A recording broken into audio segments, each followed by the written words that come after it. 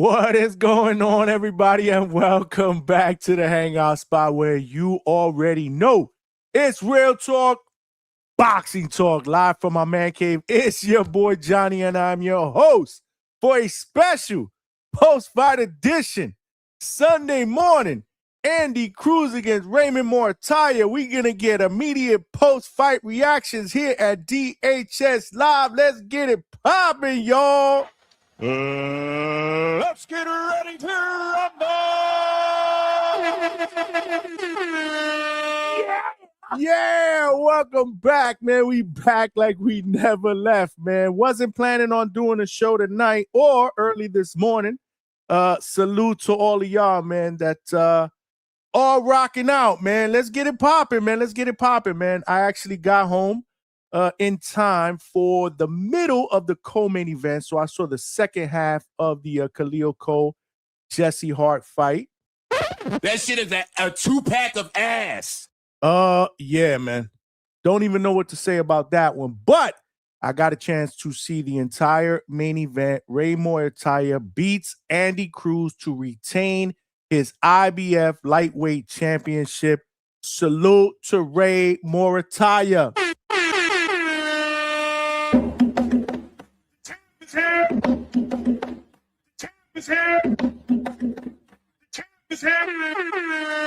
I was rooting for him, man. I was rooting for him. Didn't know he was going to be able to pull it off, man. But this was a great fight, man. And we opening up the phone lines. We need to get everybody's immediate post-fight reactions, man. Word. We need to get immediate post-fight reactions, man. Because this was a very, very good, close, entertaining fight.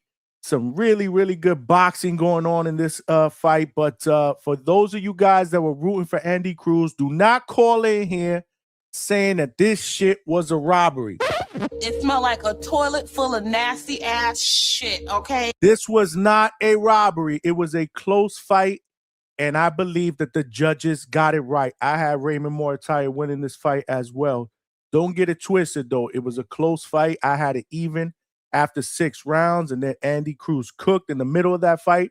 But then Ray Muratalla, man, the champion, man, he did what he needed to do in the championship rounds, man. I think he did enough to pull it out. Do I think that the scorecards were accurate? The judges' scorecards, I believe one judge had it even, and another one had it 118, 110, if I'm not mistaken, and then 116, 114. That's what I believe they had it at.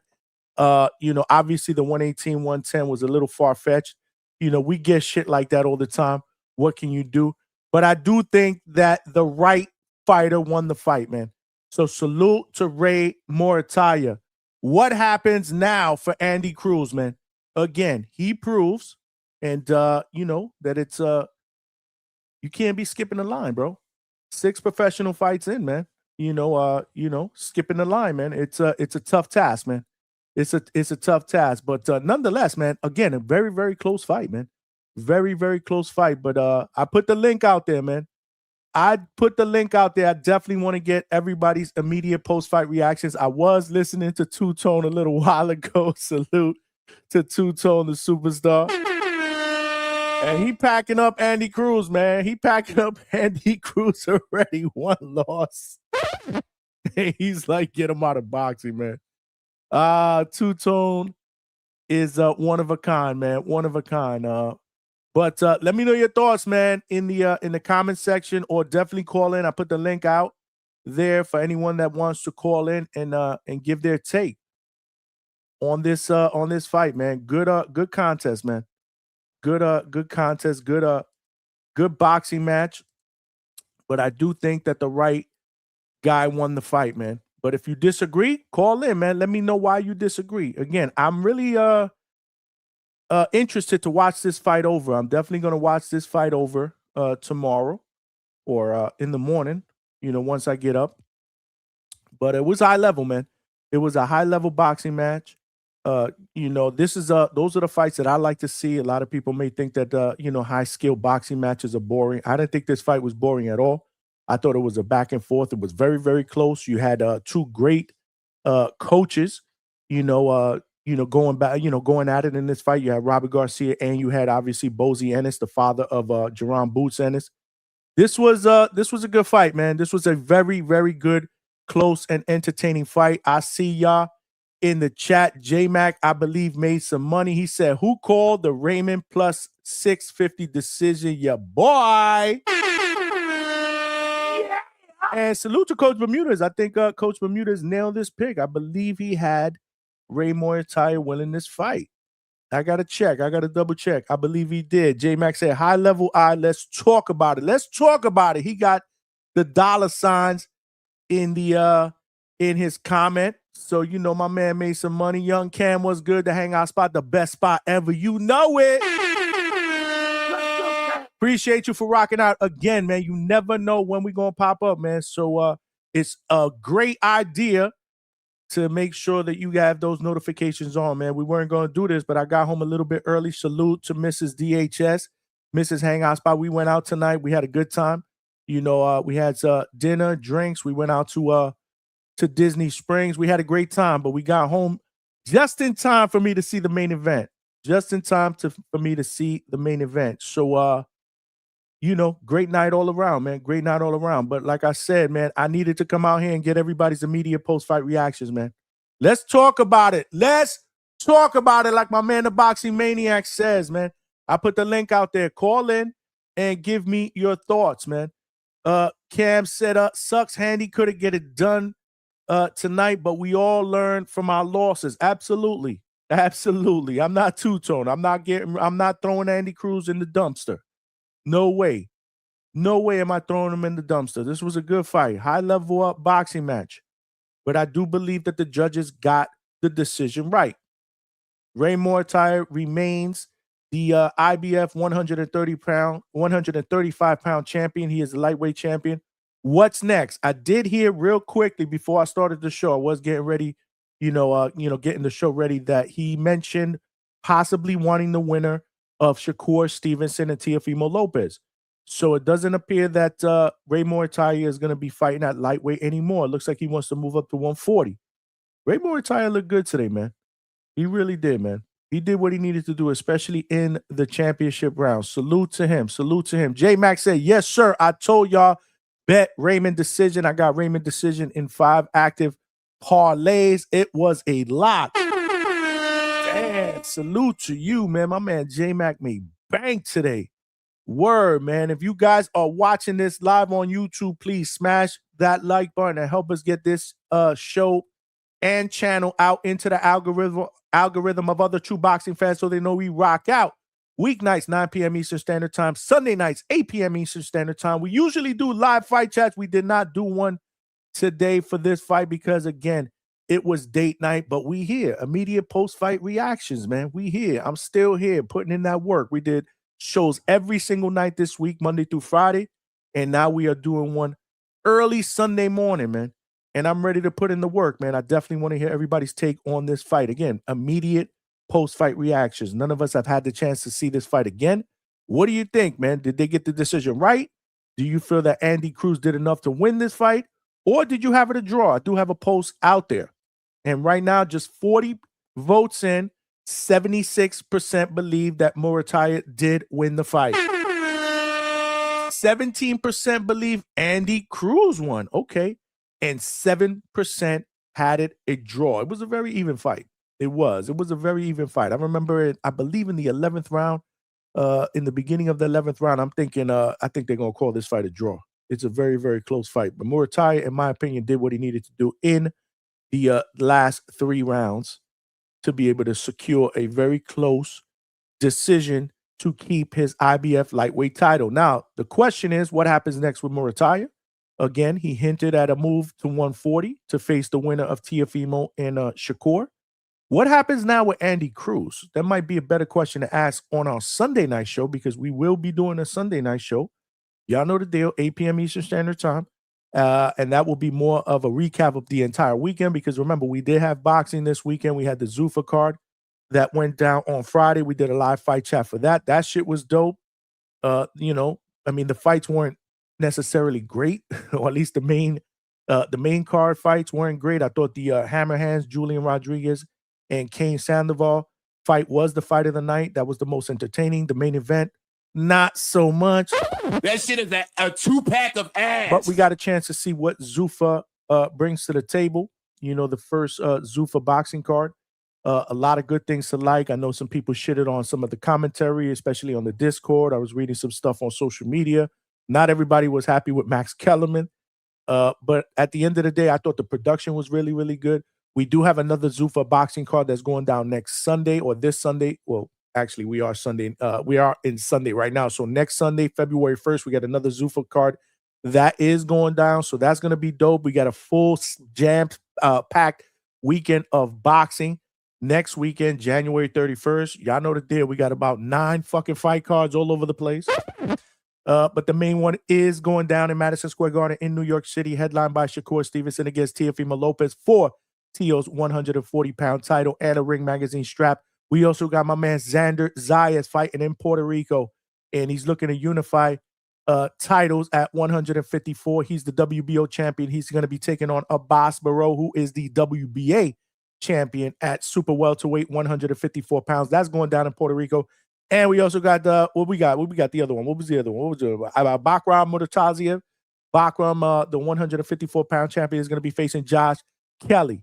So that is going down earlier in the day on Saturday, January 31st. And then we got Zufa Boxing on Sunday, February 1st. So again, great month of boxing. We will be doing a show at some point in the first week of February to recap the entire month, man, and get everybody's take, because we are not used to seeing this type of boxing in the month of January, man. This is a little bit different. This has got to be the best boxing January that I can remember, you know, in the past decade, maybe a decade and a half, if I'm not mistaken. We've gotten hella boxing. It started off really, really good. We got the Subriel Matias and Walsh fight. I'm sorry, was it Walsh or was it Smith? I forget, man. I confuse all these dudes, man. Callum Smith fight earlier in the month. Let's not forget we had the Amanda Serrano main event against Reina Telez. We did a live fight chat for that. That actually started the year off, and then we're gonna finish it off with a bang next Saturday, January 31st. Again, hella boxing going down. Zufa starts the month of February. Let's hope the month of February can at least be somewhat close to what we've seen in January. But tonight, again, let me know your thoughts on the card. I did not get a chance to obviously see all the fights. I will be doing that tomorrow. When I had a chance while we were at dinner doing some things tonight, I did get a chance to see Omari Jones, my guy from Orlando, Florida. I saw that he won by unanimous decision, but I didn't get to see some of the other fights. So let me know your thoughts on the card in totality. I know the co-main event. That shit is a 2-pack of ass. Yeah, I saw the second half of that fight. A lot of criticism for the lack of activity by Khalil Cole. You know Khalil Cole, you know he my guy, but a lot of people thought that Jesse Hart might have pulled that fight out. Let me know your thoughts on that. But more importantly, the main event, man. What did you guys think, man? Did they get it right, man? Did they get it right? I don't see any of y'all calling robbery in the chat. Thank the Lord. I don't believe that fight was a robbery, except for Alex Vega. Of course, Alex Vega gotta always be Mr. Negative and Mr. Sarcastic. I get it. That fight was not a robbery. You can't call a close fight a robbery. Could have went either way, but I do believe that they got the decision right. But I'm very interested to hear what you guys say. So, Solidus T is the first one in the building. What's good, my brother? Hey, what's going on with you, Johnny? Can you hear me? Yes, sir. What's good? No, I thought it was a great fight. Honestly, during the course of the fight, from what my eyes telling me or showing me, it looked like Cruz was landing the more cleaner shots. But I think what happened is, in the championship rounds, I think 3 things is what got Muratalla to win. He was coming forward, because people think that you are automatically winning if you come forward. People think that he was coming forward. He was having success, and then it's the championship rounds, and then it's home cooking, because he's at home. He's from where they were fighting at, or from that area.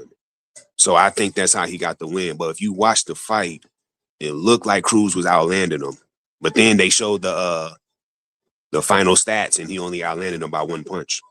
So it looks like Muratalla caught up in the championship rounds. But during the course of the fight, it looked like Cruz was outlanding him. So I feel like I personally had Cruz winning, but they obviously know something I don't know, so they picked him to win. But it was a great fight, though. Definitely a great fight.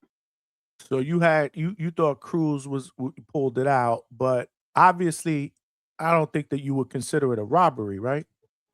Nah, I ain't gonna say it's a robbery. It's fine.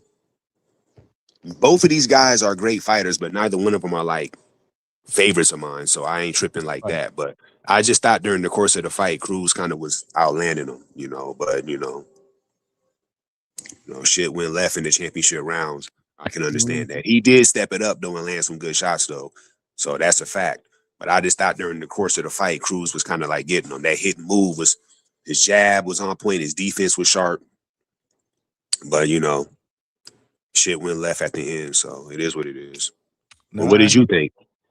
I thought they got the decision right. Like I said earlier, I had it even after 6, and then I thought Cruz won the middle rounds. I can't wait to see this fight again, though. Again, I was getting settled in, so I was out. Luckily, I got home in time to be able to catch it. And then obviously in time to get this shit going, because even though we didn't do a live fight chat, we still rocking out, man. This is what we do here at DHS, man. Need to get everybody's thoughts. But then I thought, I thought Muratalla did what he needed to do in the latter part of the fight, the championship rounds, to be able to secure. He is the champion as well. But it was close, man. It was close. Like I remember, I think I said it earlier. I remember in the 11th round, I'm like, man, I wouldn't be surprised, man. This might be a draw. This fight might be a draw, so I wouldn't have been mad. It was close. Had it. Didn't one judge have it even? Yeah, one of them had it even, yo. Yeah, one of them had it 118. What was the scorecards? If you guys remember, if you remember style of this, what was the scorecards? Because again, one had it 118, 110 for Muratalla, and the other one had it 116, 112 for Muratalla, and the other one was 114 split. See, now that's crazy. The 118, 110, like what is that judge looking at, man? That fight was super. That's why I said it could have been some home. I don't want to say they cheating. I mean, congratulations to him. He won, and I respect that. Robert Garcia is a hell of a coach, and salute. But like I said, it was kind of like some home cooking. You look at those scores and you're thinking like, that's not what my eyes saw, but it is what it is. Congrats. He the guy. So we just roll with that. Yeah, no, absolutely, man. Salute to Ray. Is this a fight? And again, I put the link out there, man. I need to get everybody's reactions, man. Call in, man. Jump on the panel for a little bit. Give us your immediate post-fight reactions to this main event. I thought it was a high-level boxing match. I enjoyed it. I really did. This is one of those fights that I believe that I need to watch again, though. To be honest with you, I need to watch it again. Because I had no plans to go live, but I'm like, man, this fight is so damn close. I guarantee you it's going to be a decision that people are going to go back and forth with. I got to go live. I got to go live and get everybody's reaction. So again, I was doing it, and I was watching it, and I was trying to get a thumbnail ready and a title. So I need to watch this again, but I did hone in on the last couple of rounds. This is why I'm telling you, I believe that Muratalla did enough to be able to pull out the decision. But I need everybody's thoughts. Is this a fight that you believe, I don't know if it will get a rematch, but do you think that it warrants a rematch, or would you like to see a rematch? Maybe that's the better way to be able to put that. I wouldn't mind it, but Muratalla is saying that he really didn't want to fight him at first. He was kind of forced into this fight. Then he said after the fight that he wants to fight the winner out of your boy and Shakur and Tio. That I did hear. Right. I was in and out of the room when he was saying that. I did hear that, which tells me his days at lightweight are over. Yeah, so that looks like, I don't know if that's going to happen, if that's going to be the next fight, but it looks like that's what he wants to do. So it's all good though. It was a great win, great fight. The year's just starting, so for now, that's the best fight of the year. And then next week we got the big fight coming up. So everything is cool. So, but shout out to you. Appreciate you letting me on. I ain't gonna be on too long, but jump off. Brother, salute to you for rocking out, man, and jumping on and showing support, man. No doubt. One of my favorite podcasts or boxing channels. Man, I appreciate you, my brother. You know the deal. You family up in here. You're welcome anytime. You know that. No doubt. Yeah, I'll be back. No doubt. All right. My man, Solidus. T, calling in, man. Call in, man. I need to get immediate post-fight reactions, man. Malcolm, what is good? What's your thoughts, man? Talk to me. Shout out to you for coming on live last minute. I'm at work. I'm kind of busy. I'm going to keep this short. I hope there's somebody else in the back room. I don't like Muratalla. Like, I really dislike him, bro. Good win. It's still fuck him. I'm not gonna lie. I'm really pissed that he won.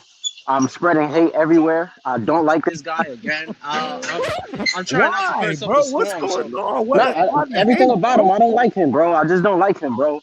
But I'll call in tomorrow when I'm more calm because I'm gonna end up crashing out. I ain't gonna lie to you. But I Crashing hope out he why? lose at Because you yeah. thought they I got hope the he lose decision at wrong? 140. Nah, I just don't like him. I never liked him. Never Damn. did.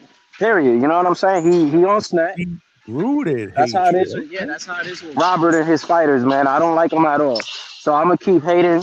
I'm gonna hate on him, and then it's also what's his name, Mexican boxer. That bum Mhm. ass nigga too. Fuck him too, man. But I'm out of here.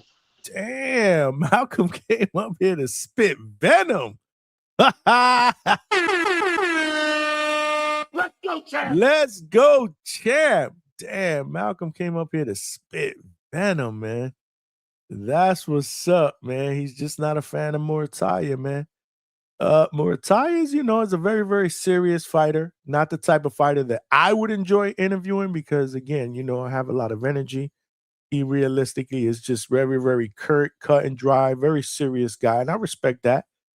But man, you got to respect, the skill, and obviously he's a champion, and this was a fight that I believe wasn't he the underdog? I believe he was the underdog going into this fight as a champion. Andy Cruz, decorated amateur, Olympic gold medalist, Cuban fighter. Only six professional. I'm sorry, what was it? Was it seven professional fights? Six professional fights? Yeah, yeah. Six wins going into this fight. He is now 6-1 with 3 wins via knockout. My question to you guys is, what do you guys think went wrong, man? Again, for those of you guys that believe that they got the decision right, because there are some people that believe that Andy Cruz won this fight. And shout out to Solidus T. I did not get to see the final punch stats. He said that it was a one punch difference in favor of Muratalla. I believe that's what he said, if I'm not mistaken.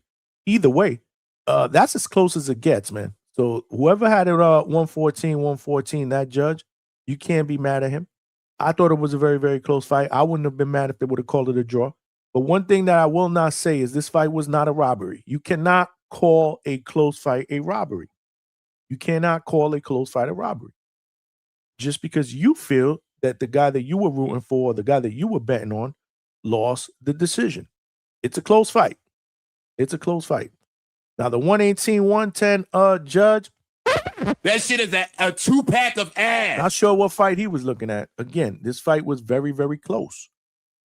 We got over 100 people up in here. We only got 33 likes. That shit is a 2-pack of ass. come on, y'all. Smash that like button, man. Y'all know the deal. We got ground rules here, man. If you're watching this live on YouTube, smash that like button, man. Help us get this show and channel out into the algorithm of other boxing fans. We are streaming live on X as well. Salute to my family on X. Make sure you guys share the show, please. We are trying to build a DHS family over there on X. Y'all family, same thing on Facebook. Salute to y'all. Share the show. Come on over here to YouTube. It takes literally less than 5 seconds to smash the like button and subscribe to the channel. There are power in numbers. We are trying to get to our next goal of 5,000 subscribers. We trying to turn this train into a locomotive, man. The only way for us to be able to do that is by subscribing, getting more passengers / DHS family members in the chat. Keep cooking. I see y'all cooking. I see the chat cooking, man. But if you we want to make sure that you get a question or comment read out on these YouTube live streets, Super Chat is the best way to go. Will come up as a star message, and I will obviously read it. And it also provides your boy with a little bit of a donation. Every penny counts. We are putting in that work, man. This was a spur of the moment show. Wasn't planning on doing this, but date night. I got home early from date night. Got a chance to watch the main event. It was a close fight. I knew there would be a lot of buzz going back and forth on who people thought would be the winner. So here we are. We're working. We're not afraid to put in that work, man. So any donations are welcome, man. Appreciate anybody that wants to provide a donation. We do have a 10 super chat goal up. It could be a super chat of any denomination. Y'all know the deal. We are the late night spot. Even if we don't plan it, sometimes we just come out of the blue and we do a show. This is what it's all about. We got over 115 people here and we still don't have 50 likes. Let's get those likes up, man. It is free. H-Town, what's your thoughts on this fight, my brother? what I thought is that we had a lot of Andy Cruz glazing. We had a lot of people. Glazing. Hold on. Where's my button on that? Where's my glazing? I got a glazing button somewhere here. Hold on. Damn, I can't find it now. What the hell did I do with that? Bro, stop glazing, bro. We had some glazers. Is that what you're saying? Oh yeah, we had a lot of Keyshawn Davis haters that were praying that Andy Cruz won.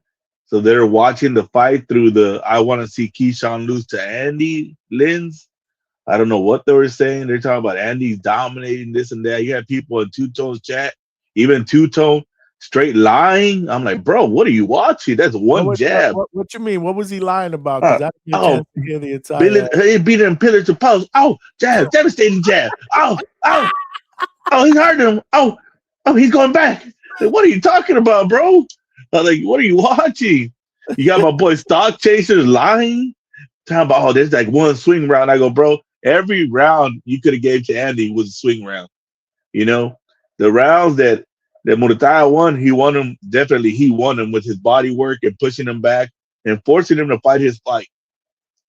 You know, hey, when your coach tells you you're down 2 rounds and you go in there and try to stun and do flashy shit and play around, bro, you deserve to lose. Where your ego's so big, your coach told you you're down 2 rounds in his hometown, you need to go win this fight. And you don't do that, Johnny, you deserve that loss. Andy Cruz is an idiot. Bozy told him you're down 2 rounds. I didn't get a chance. I did see somebody did say, yeah, actually I did hear that. I did hear that Bozy said that. Speaking of Bozy, hold on before you go. Before you continue, Chevy's Red Corner, my sister is in the building.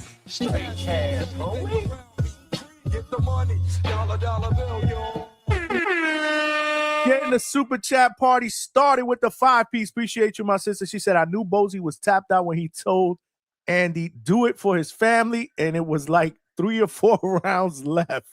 LOL. Bozy didn't know what to tell Andy.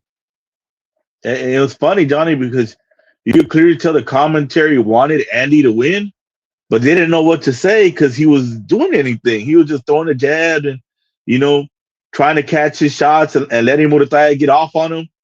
He wasn't coming back with counters. He'll come back once when he could have came back 4 or 5 times. It just, he gave that fight away. He gave that fight to Muratalla.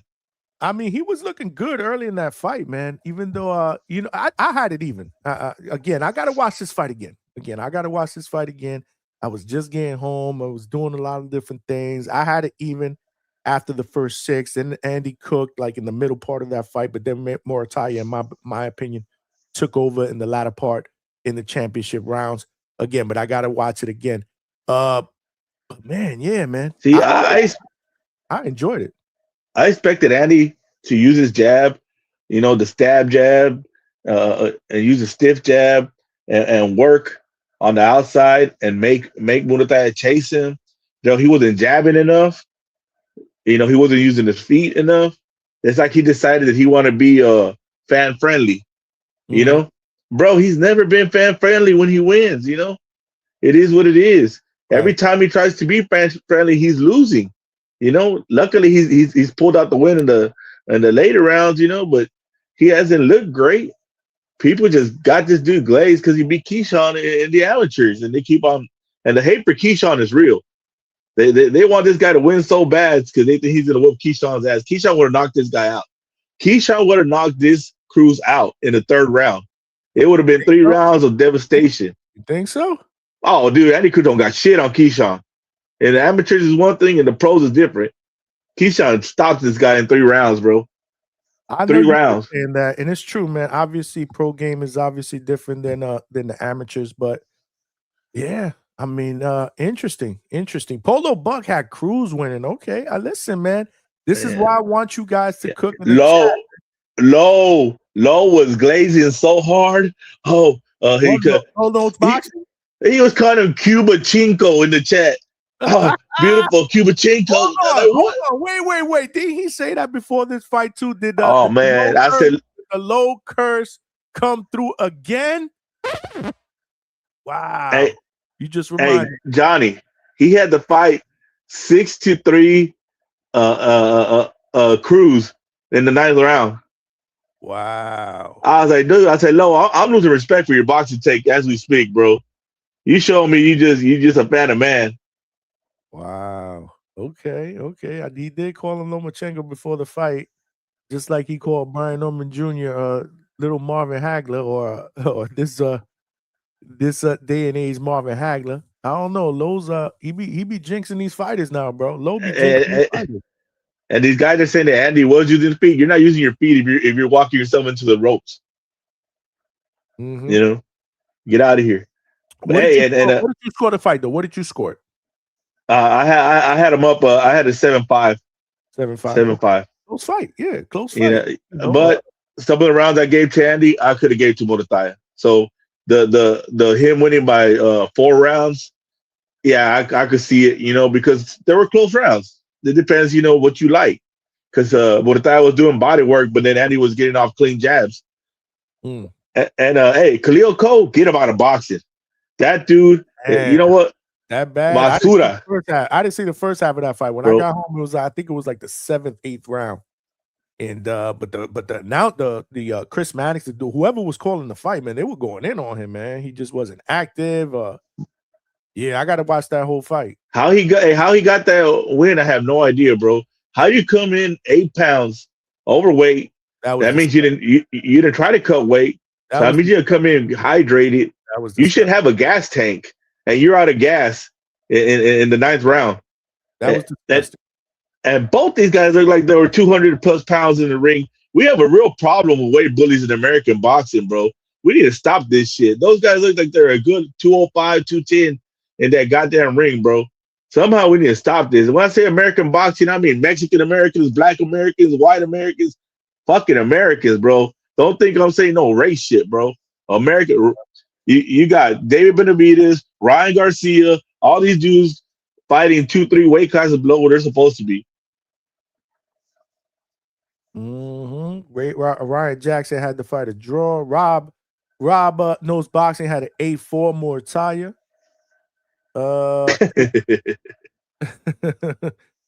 Ain't no Marvin Hagler.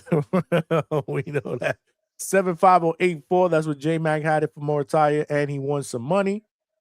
Let me see what the vote says before I get Frank's take real quick. Right now we got about 110 votes. Make sure you guys cast your votes. We got about 150 people up in here, and we only got 49 likes.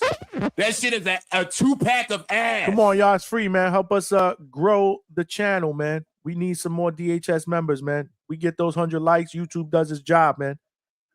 Smash the like button. We got about 110 votes right now, 111 votes right now. 72% believe Muratalla won.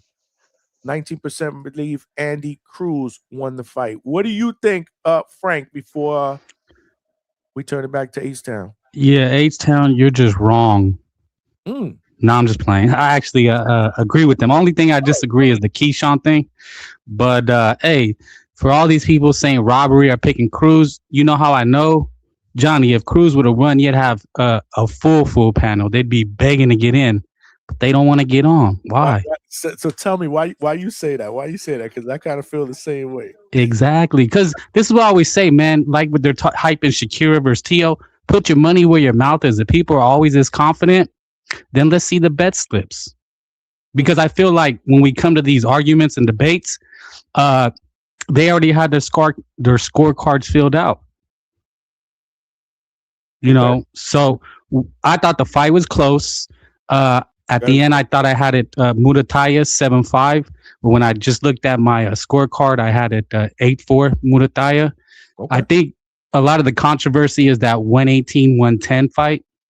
But it was a hell of a fight, man. Great fight. I got to see it again. Very high level skill fight, man. It was, and I know people. There's a big debate going on in the boxing world about the old guard and Zufa, and people are hyping Zufa. But this lets you know, man, boxing can be great when you get these type of fights. You know, this is high level. This is what we need every weekend. But the problem is, Frank, these two are not names, but they're great fighters. It's the only reason we got this fight. If one of them was a name, we wouldn't have got this fight. Yeah, I agree. I know what you mean, but I'm just saying, boxing can be great. We shit on it so much, but it can't be when we have these type of high level fights. So and we shouldn't shit on Andy Cruz. I think he could still beat a lot of guys. I think he could beat Abdullah Mason. He could beat maybe we'll never see Tank Davis again, but he's still a problem. He's still a threat. So yeah, man, I think Muratalla edged it out in the championship rounds. And as far as the pressure, that's what the announcing team kept talking about, is the pressure. And I think you have to score that. I thought Andy was on his bike a lot. And yeah, man, that matters when you're on the back foot like that. So can I ask you guys a question real quick? I know we got Hugo in here. Hugo, hold on before we turn it over, because Hugo's passionate, and I want to hear Hugo's take. But real quick, do any of you guys think that Andy fighting in his first? Well, actually, no. Has he fought a 12 rounder before? No. This is actually his first. Well, this was this second 12 rounder. He's never been 12 rounds in a fight. He's only been okay. I thought he was a 10 rounder his last fight. No, that was a 12 rounder, but he stopped Mashiro in 5, and then the rest have been 10 rounders. Do you think that played a part? In the championship rounds, the 11th and 12th round. Well, by round 6, he had his mouth open. Somebody said that. I think one of the announcers the whole time he get hit, he could potentially. He might suffer a broken jaw because he had his mouth open. I think it was Sergio Mora that said that, if I'm not mistaken. So, do you think that played a part in it? I really believe Andy needs to go down to 130.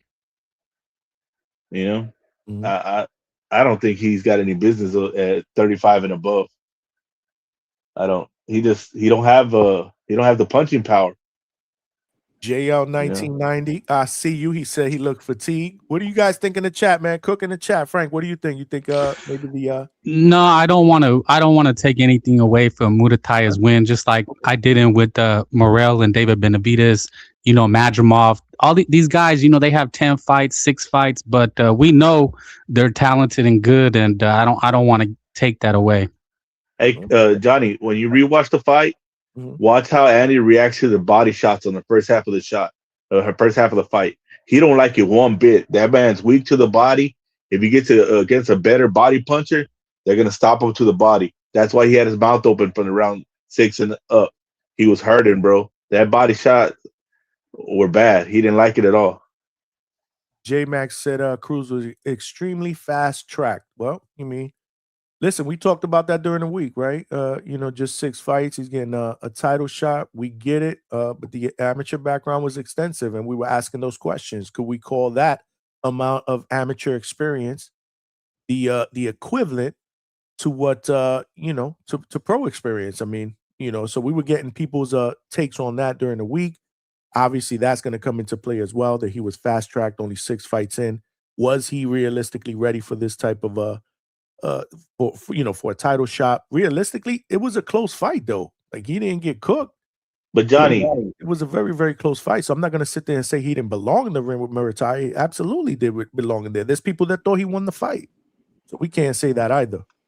Go ahead, H-Time, before we let Hugo go. Yeah, but fighters like Lomachenko and Cruz, who have a extensive amateur career, that's the same thing as these guys that turn pro and they fight their first 8 fights in Mexico or in some bar in India or something against lower competition. They're just there grooming their skills until they make the next jump. The only difference is one's doing it in the pros in some bar somewhere, and somebody else is doing it in the Olympics, actually against better competition, because these are the guys that got money and are backed, and they're in teams, and they've been prodigies since they're 5-6 years old, so they hit up every damn a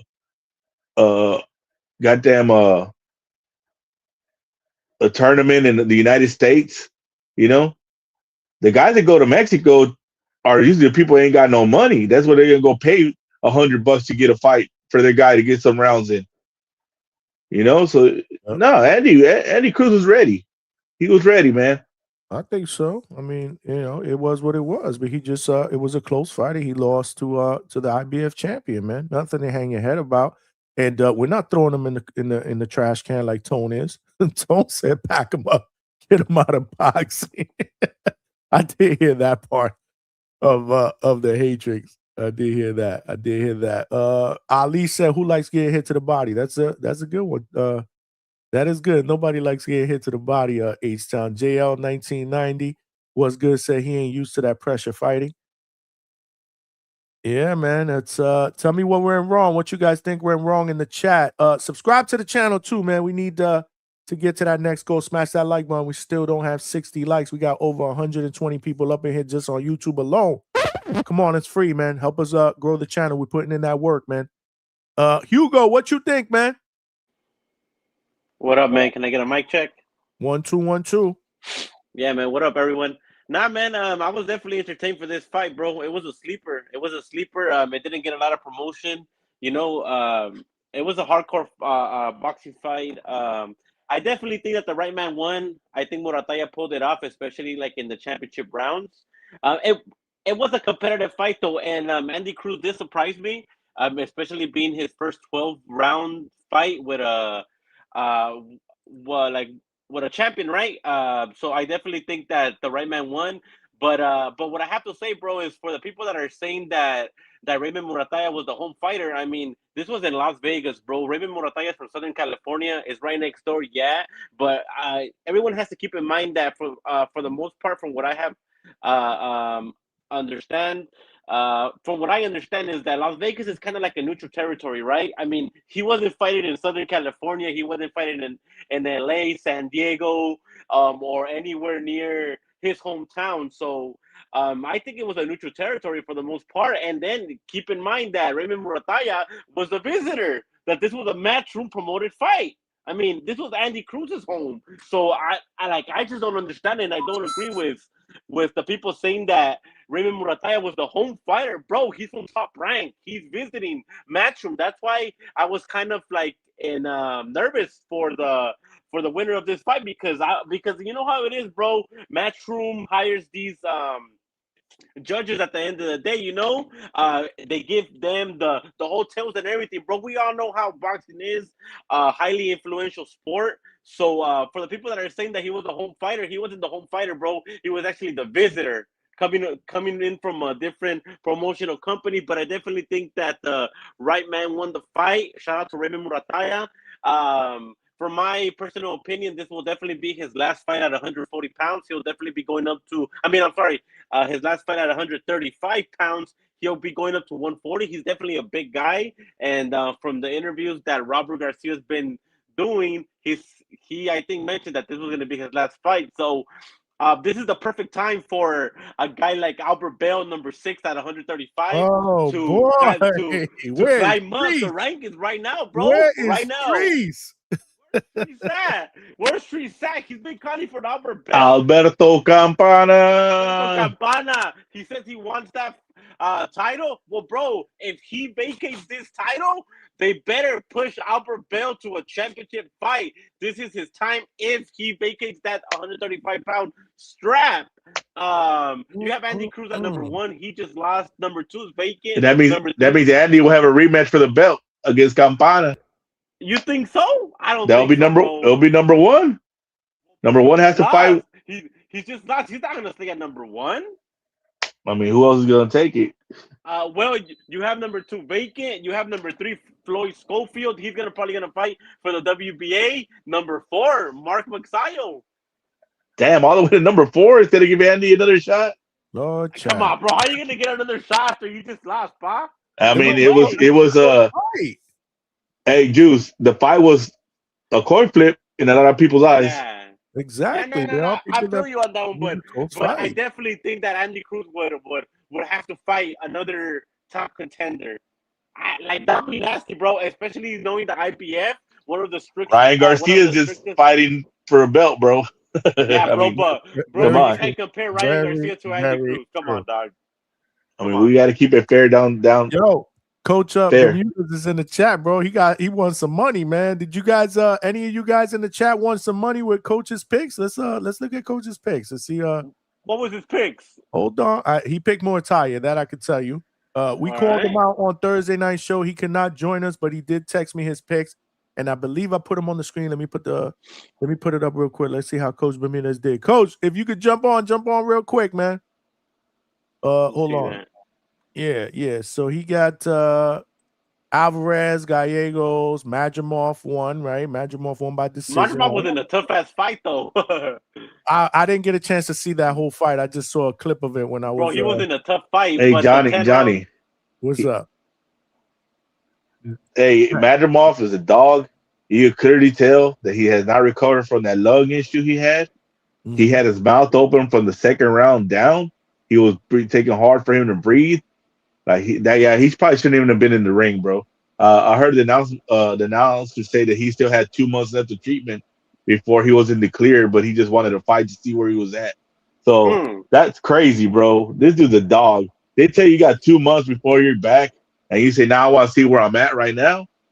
Mm-hmm. So whatever parasite he had in his lungs was something very major, because you clearly tell. And his style doesn't work unless he's got a gas tank. That's why he was getting hit so much, Hugo, because his gas tank wasn't there.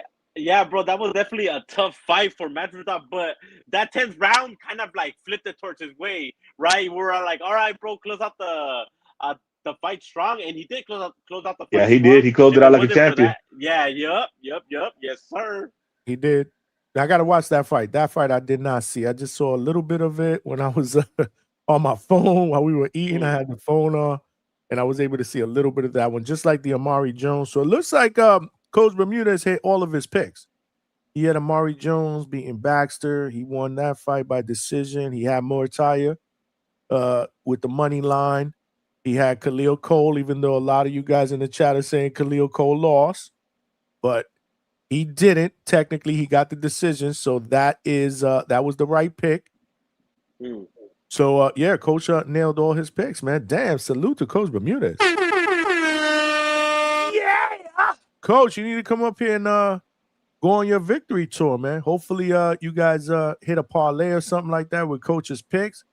Salute if y'all did. Let's Dominic said, let's see the betting slips, Coach. Let's see the betting slips, bro. He ain't bad. He ain't bad. Coach put me on the spot yesterday when I said I had a signed copy of Jim Lampley's book. He was like, really? Where? Let me see it. Yeah, so we need your betting slips. Yeah. We need Coach up here, man. We need him up here early, dog. That way we would get Vega up here. Vega said it was a robbery. It's 1:45 in the morning. It's not early. But we are doing a show tonight. So hopefully we get him up here. Vega said robbery. I think Vega's just being sarcastic. Just like Polo Buck. Polo Buck said robbery. I think you guys are being sarcastic. Realistically, does anybody consider this fight a robbery? Let's keep it real in the chat. I already know the panel. Y'all not gonna say it was a robbery. It's not a robbery. You can't consider a close fight a robbery just because your guy or the guy that you picked or the guy that you believe won didn't win on the scorecards. It was a close fight. Definitely not a robbery. I mean, it was definitely a close fight, you know. But like Muratalla ended those two last championship round strong, and that just like persuade, in my opinion, a lot of people, bro. The 1 through 10 were kind of competitive. They were going back and forth, but I definitely think that Muratalla was landing the most effective punches, right? There you go. Yep. Yeah, even though Andy Cruz, though, like he has that slick style. He has that slick style that was. That's what it is. Jabbing him. But still, Muratalla, when he would go to the body, I feel like Cruz would feel it. And I definitely do agree with H-Town. Like, dude looks like a 130-pound fighter, bro. He should definitely go down to 130. Test his luck down there, respectfully. Johnny, I think it comes down to how you score a fight. I don't think some people know how to score a fight. Very, very true. That's a good point. When I'm taking my notes, I'll notate that it could be a swing round. I actually try to notate how the judges might see it. Like Cruz, the first round I gave to Cruz because I figured, well, he's moving a lot. Muratalla's chasing him. I'll give it to Cruz because I kind of figure how people are gonna look at it. No, that's a great point. That's a great point. I think Coach Bermuda said something like along those lines as well one time when it comes to scoring a fight. Well, also to me, the commentary has a lot to do with the way people score a fight. I mean, we're scoring from home, right? Yeah, go ahead.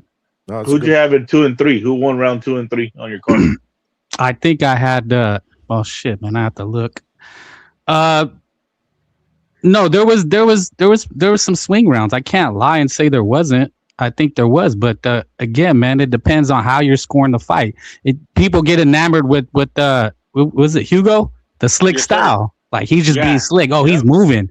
He's just moving. Oh, and it's like because Andy would throw like 3 or 4 punches that even the commentators were like, those didn't land. But people get enamored with that. He definitely had a slick style. Kind of like a black slick style fighter. You know, like he was good on his feet. He was kind of like just maneuvering good his hips, throwing that jab, dodging. But but Muratalla was definitely landing some good body shots. Yeah, no, he did. He was digging to the body. I remember when I was watching. Quick question. Those body shots were good. Those body shots were good. Quick question for Frank because you brought up commentary. So were you listening to the commentary of this fight while you were scoring it? Yes. Was it biased? Because again, I was in and out. I mean, I was in and out. Was it biased towards one fighter? I felt Mora was pretty biased. He acknowledges that towards Cruz. He was giving Cruz the movement and countering. Who's he? Which Sergio Mora. Mora? Okay. Nah, bro, Sergio Mora and that other white dude. Keep cooking. I'm gonna go to the bathroom real quick. Go ahead. Didn't they say in the end, like, I think Muratalla won the fight? Yeah, because he got the last 2 rounds. They said that the last 2 rounds. They said Andy needed to win the last 2 rounds. But go ahead. If you watch, I watched the whole fight with the commentary. The commentary was trying to be biased for Cruz, but they were catching themselves not knowing what to say because the pressure was affecting Cruz, and they didn't know what to say. Like they were trying to say, "Well, look at his movement," and they'll be looking at that jab, but then he'll come back with 2 body shots, and they'll be like, "Oh yeah, those look like they hurt him," but man, look at that jab. But they were trying to be biased, but hey, Muratalla didn't give him the opportunity. Muratalla did not give him the opportunity, bro. Yeah, bro, and then that's why I'm saying it makes no sense when they said Muratalla's the house fighter, bro. This is Cruz's promotional company. Like he's a matchroom fighter, bro. Like Eddie Hearn is in his corner. Point because I did. Like, that's a good point because I do remember him saying that he's got home court advantage or whatever, Well, that was Ennis trainer. That was Bozy. He was trying to get Andy to react. He tells him, you got to do it for your family. When you start talking about you got to do it for your kids and this and that, you're down, brother. And then you had the whole first row full of the Cuban fighters. You had David Morrell. You had Yo-Yo. You had everyone there, brother. So all the cheers of the first row were like Andy, and Muratalla still won, bro. He won. Trust. Yeah, it was funny whenever Andy landed a jab and you look at them, they were acting like Andy was beating the shit out of them. I was like, oh, come on, guys. Of course. Yeah, bro, man, shout out to Muratalla, though. Shout out to Muratalla. Yeah, man. Shout out to Muratalla. Malcolm, I know you're working, so you probably want to get your point across real quick. Go ahead. Malcolm, you got to unmute, brother. Malcolm? That's it, man. I'm making mad noise. Let me double back. I apologize for the hate. I cooled down a little bit. I got my pick wrong. I don't like being wrong. I'm going to be straight up. I hate it. I'll give him credit. He got his win. I'm not going to say robbery. Again, I only heard the live fight chat commentary, so I'm going to give it a watch. But salute to him, So if y'all don't talk shit that I was wrong, Mr. High Level, I didn't look high level today, man. So I'm going to take this one to the chin. You know what I'm saying? It is what it is. It's boxing. It happens, man. What you mean? None of us are fucking perfect, bro. Though, Malcolm, you gotta watch that fight, though. You gotta watch that fight. It's a good fight, bro. It's definitely a good fight. Back and forth. Yeah, man. It's definitely a good fight to watch. It was the battle of the braids, man. And Muratalla won the battle of the braids, Nah, bro. bro. Listen, I'm gonna tell you, like, I don't think I'm a narcissist or egotistical, but Oh, you're anytime not? I'm wrong, You just nah, hey, anytime I'm wrong, I hold feel on. like I don't know what I'm talking about. You just hate being wrong. That's all. There's nothing wrong. Hey, listen, man. You know, to each his own. But at the end of the day, none of us are perfect, bro. None of us are perfect. So it happens, man. This is what it's all about, man. You know me. I don't want to be the smartest guy in the room. I don't give a shit, bro. I could be wrong all the time. I'm a fan of boxing. At the end of the day, though, win or lose, whether I picked one guy that lost or whatever, we won tonight, right? It was a good main event. I thought it was a really good scrap. Not for sure. It was a good scrap, and Yeah. Andy Cruz surprised me. Like this was his, like I mentioned, like this was his first 12-round fight versus a champion, and he took him the distance in a close fight. Because don't think that Andy Cruz got mollywopped. He didn't. Like it was a close competitive fight. Hell However, Yeah, he didn't win. He didn't win, bro. Yeah. And that's I a mean- clear not win. Go ahead, Frank. How about this? What about Andy Cruz versus Sam Noakes? Andy Cruz versus William Zepeda. I mean, we need these. This is boxing at its best, man. Bro. Man, I dude, I don't think We're not Andy's throwing big him in enough, the bro. We're not throwing he him. looks I small, know bro. He Zufa looks throw him in the small. curb. You don't think he could whip Sam Noakes? I think he'd come back and whip that guy. Dude, Yo, Sam Noakes bro, is a Sam problem. Noakes Y'all underestimate that guy. So I would Yeah. take Andy Cruz in that fight. Against Of Sam course, Noakes? because nobody knows Sam Noakes. Yeah, no, I would Nah, take bro. Andy Cruz. I don't think, but here's the deal. I don't think Andy Cruz, just because he lost a close fight to Muratalla, should be thrown in the trash can, bro. Nah. But There's to high throw level him, skill but to there, throw him man. I back would out there definitely. in a I tough agree with fight Frank. like that. I would take Andy Cruz over Sam Noakes. Absolutely. After I wonder the what tune-up Coach fight, Bermudez. after a tune-up fight You want to tune up against who? against maybe like hold on, let me pull up Sam the Noakes is rankings coming here. off a loss. He's coming off a loss as well. Yeah, bro, but that's a tough fight, and even he was in a close fight This is versus boxing, Abdullah bro. Mason. This is boxing. Like- You're talking about two guys that just lost title fights. So Man, why not two man, guys fuck that just this. lost, who Let's lost do the after battle the of- title, battled each other to try to get up there to maybe possibly get another title shot after that. Fuck that Man, tune-up. fuck shit. this. Let's do the battle of the that. Cubans. Andy Cruz versus No Baby. Damn, get that no baby up there. Get that No Baby, bro. What y'all think in the chat, man? Is that a good fight? Is it not a good fight, man? I agree. I think Sam Noakes and Andy Cruz would be a really good fight. Again, two guys that just lost. Well, even so- William Zepeda's coming off a loss. I mean, I doubt it would happen, but I'm just saying, you know, I like Andy that Cruz William is Zepeda fight. still a viable fighter that even the champions I wouldn't want to give a shot to. I'd make him earn it. Absolutely. But Frank, Yeah. even you said Cepeda, but Cepeda, he comes with the same aggression with more volume. How's Andy gonna do if he just showed us he had a problem with that? Listen, know? I'm not telling you I would pick Andy Cruz over Zepeda though. I haven't Nah, said Zepeda that. a I haven't problem. even thought about that. Well, no, I'm just highlighting that Andy is still a tough out, and even the champions right now, that's not a guy I would want to give an after seeing what how he handled against Muratalla. And What is about- Muratalla the best? I thought this should have been a ring title. I don't know. Well, I guess because Andy hadn't done anything, but is Andy the best 135 now? Nah, bro. I mean, Shakur's I'm still sorry, there. Muratalla. Shakur- You mean Well, I don't Nah, consider. nah. Well, no, I don't consider Shakur there. If he wins, he's not. I don't think he goes hold back. up. Don't forget, you still got my son's a special fighter. His frontal lobe is not developed yet, but he's special.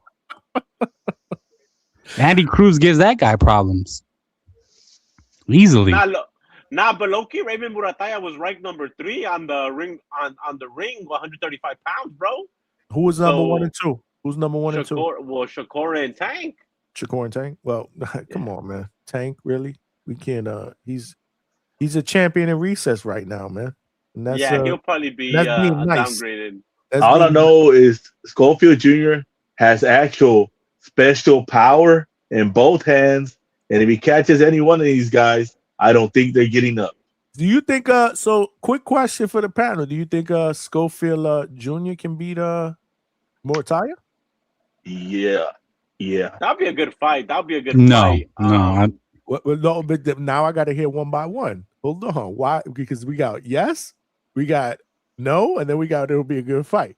Why yes, H down, and then we go to Frank, and then we go to Moratalla's there to be hit, and he's going to exchange, and that's exactly what Junior wants, and the guy's got special power. Even if he don't knock you out in the first round, you're gonna take them punches for 12 rounds, and the kid's not gonna gas out. Has Schofield been 12 rounds? Hold on. I think it's been 10, I believe. I think he's been 10-2 versus René, right? Yeah. 12 rounds. Has he been 12 rounds? We know the IBF champion, but I don't think he makes it to the 12th round. Johnny and has won championship rounds against a tough opponent. Johnny Schofield knocked him out in 6.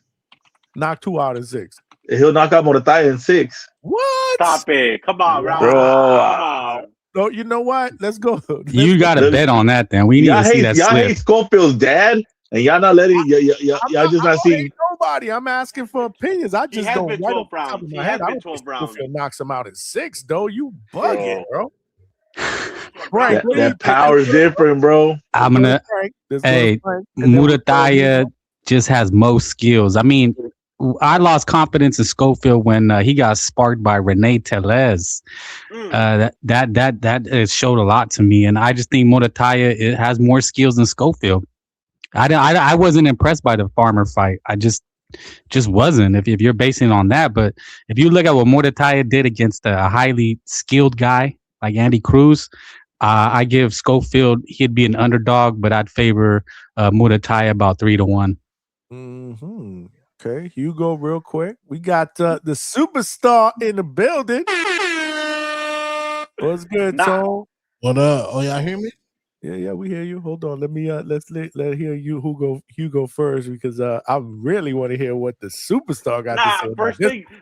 First thing that I've always wanted to say to Two-Tone, bro, is that Loki, I think he's half Mexican, bro. Loki, I feel like he got that Mexican blood from South Phoenix. You feel me? And Loki Two-Tone is always invited to the carne asada. Two-Tone is always invited to the carne asada, brother. Let's go. Let's do it. Let's do it. Let's do it. That's what's up, man.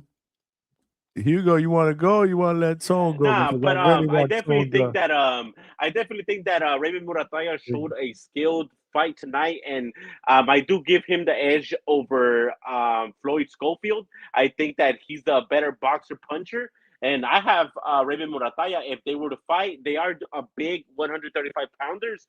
I don't know how Floyd Schofield makes that weight.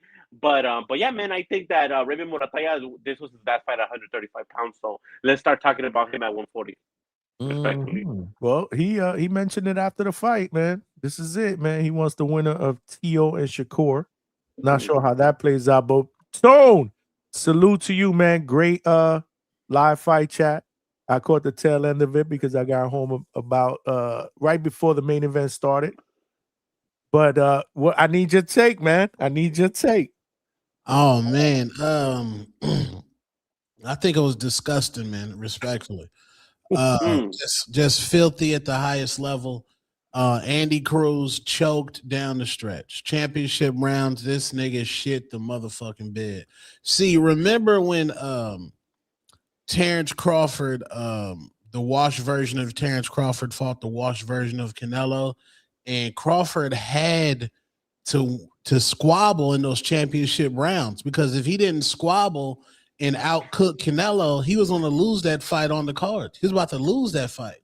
And Andy Cruz, it comes down to you have to take it from the champion.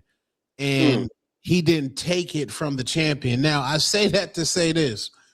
Next week, y'all going to be up here after hours. No, Johnny going to be in New York, but he might go live from his hotel room. I'm not sure yet because there's a blizzard going on. There's a bunch of shit, so I may be here. I'm not sure yet. Yeah, so next week, January 31st in Madison Square Garden, this fight's going to go ahead and look the same. But the difference is niggas gonna give Shakur the win over TL. And niggas will be like, just disgusted. Like TL's gonna fight the same way, and then Shakur gonna fight the same way as Andy Cruz, a little bit more running, but they're gonna give the fight to Shakur. That shit crazy. Watch next week, gang. It's nasty, man. Andy Cruz, get him out of boxing. Like there's no more. He said, "Get him out of you really packing Andy Cruz up after this one defeat, bro? What else can he do? Like, what else could he do? We only wanted Andy Cruz for the Keyshawn Davis storyline. That's it. Hey, Tone. Tell him when your trainer tells you you're down 2 rounds and do it for your family, and you go over there try to showboat and don't do shit, get him out of box. Yeah, and then I didn't even know Bozy had stage 2 big disease in the corner. What do you mean, bro? He's been in bigger stages. No, stage 2 big. I heard he didn't know what to tell Andy, bro. He was telling him do it for his family, bro. Nah, bro, he had a bill Keep in hanging mind on that there's a language barrier right there. Well, He had He a did- Bill Haney moment. He had a current Brian Norman Hey. moment. Bootsy, as he said, do it for your familia. Bro, you don't. I need you to really elaborate on this Bozy thing, Tone. What do you mean? Bro, Bozy resorted, and I hope this does not rub off on the Omaha Nightmare. Please don't let it rub off on Jerron Boots Ennis, the Omaha Nightmare, man, because we can't have that. That's the next face of boxing. Bozy went back to triple up the jab, get him out of there. Triple up the jab, get him out. Just no focus. Want to be at the Pepper Mill in Vegas. Want to be somewhere at the Nest spot where he has the brunch on Tuesdays with those nasty tacos they be eating over there. That's where that nigga want to be, gang. This nigga's disgusting, man. Pack Bozy up too, gang. All these get him out. Hey, did you guys see Cesar Seda in the back room or no? Of Andy Cruz? You are terrible. They didn't even let that dude on in the corner. He thought he was gonna be in the corner, but they're like, hell nah. Nah, man. Johnny, you already know. If Caesar's on your team, you're gonna lose. Caesar walked in with the team, you're gonna lose. Oh shit! Caesar was with Andy Cruz. Yeah, he walked in with him. Yeah, he What? did. I missed that part. He did. Oh man, this is not. When they didn't good. let him in the corner, like you know how last week or the week before with Gabriel Matias He was with fighting? Matias. He was like in the corner holding up the belt, right? This time they didn't let him because like the corner was already packed. I'm sure it was because of that, right? Oh, Because so we talking about the Cesar curse? The curse of Urbano boxing. Damn. We need fucking answers. Where's Cesar? Nah, man. in the back room with Andy Cruz telling him it's okay, Papi. But he okay, probably Papi. gonna put out a 15-second short. Andy Cruz talking about his defeat. He's right now, but you know they don't want Caribbean Americans to win. You know they don't like the Caribbean fighters. Cesar need to get packed up. No more. He gonna be Cesar gonna be in the crevices of a round 1 panel. you know, Johnny is they don't like certain fighters from the islands, Tony. Lord have mercy, bro. Yeah. And next week, more than likely, he'll be in the Xander Zayas corner next week. More than likely. He's gonna be in the Xander corner, Johnny. Yes, sir. No, he isn't. He is. Cesar is back again. Yes, sir. Es la voz del boxeo. Urbano. Hey, hold your passion, Johnny. This can't be. Oh man, where Coach Bermudez at, man? Where is Coach Bermudez? They better start canceling media, whatever they're called, because he's gonna be in the back room with Xander next week. Johnny, he gonna be next to Rohan, gang. You gotta call Coach, man. Man.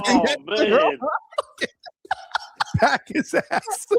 Coach, don't let him near Rohan. Don't let him near Rohan.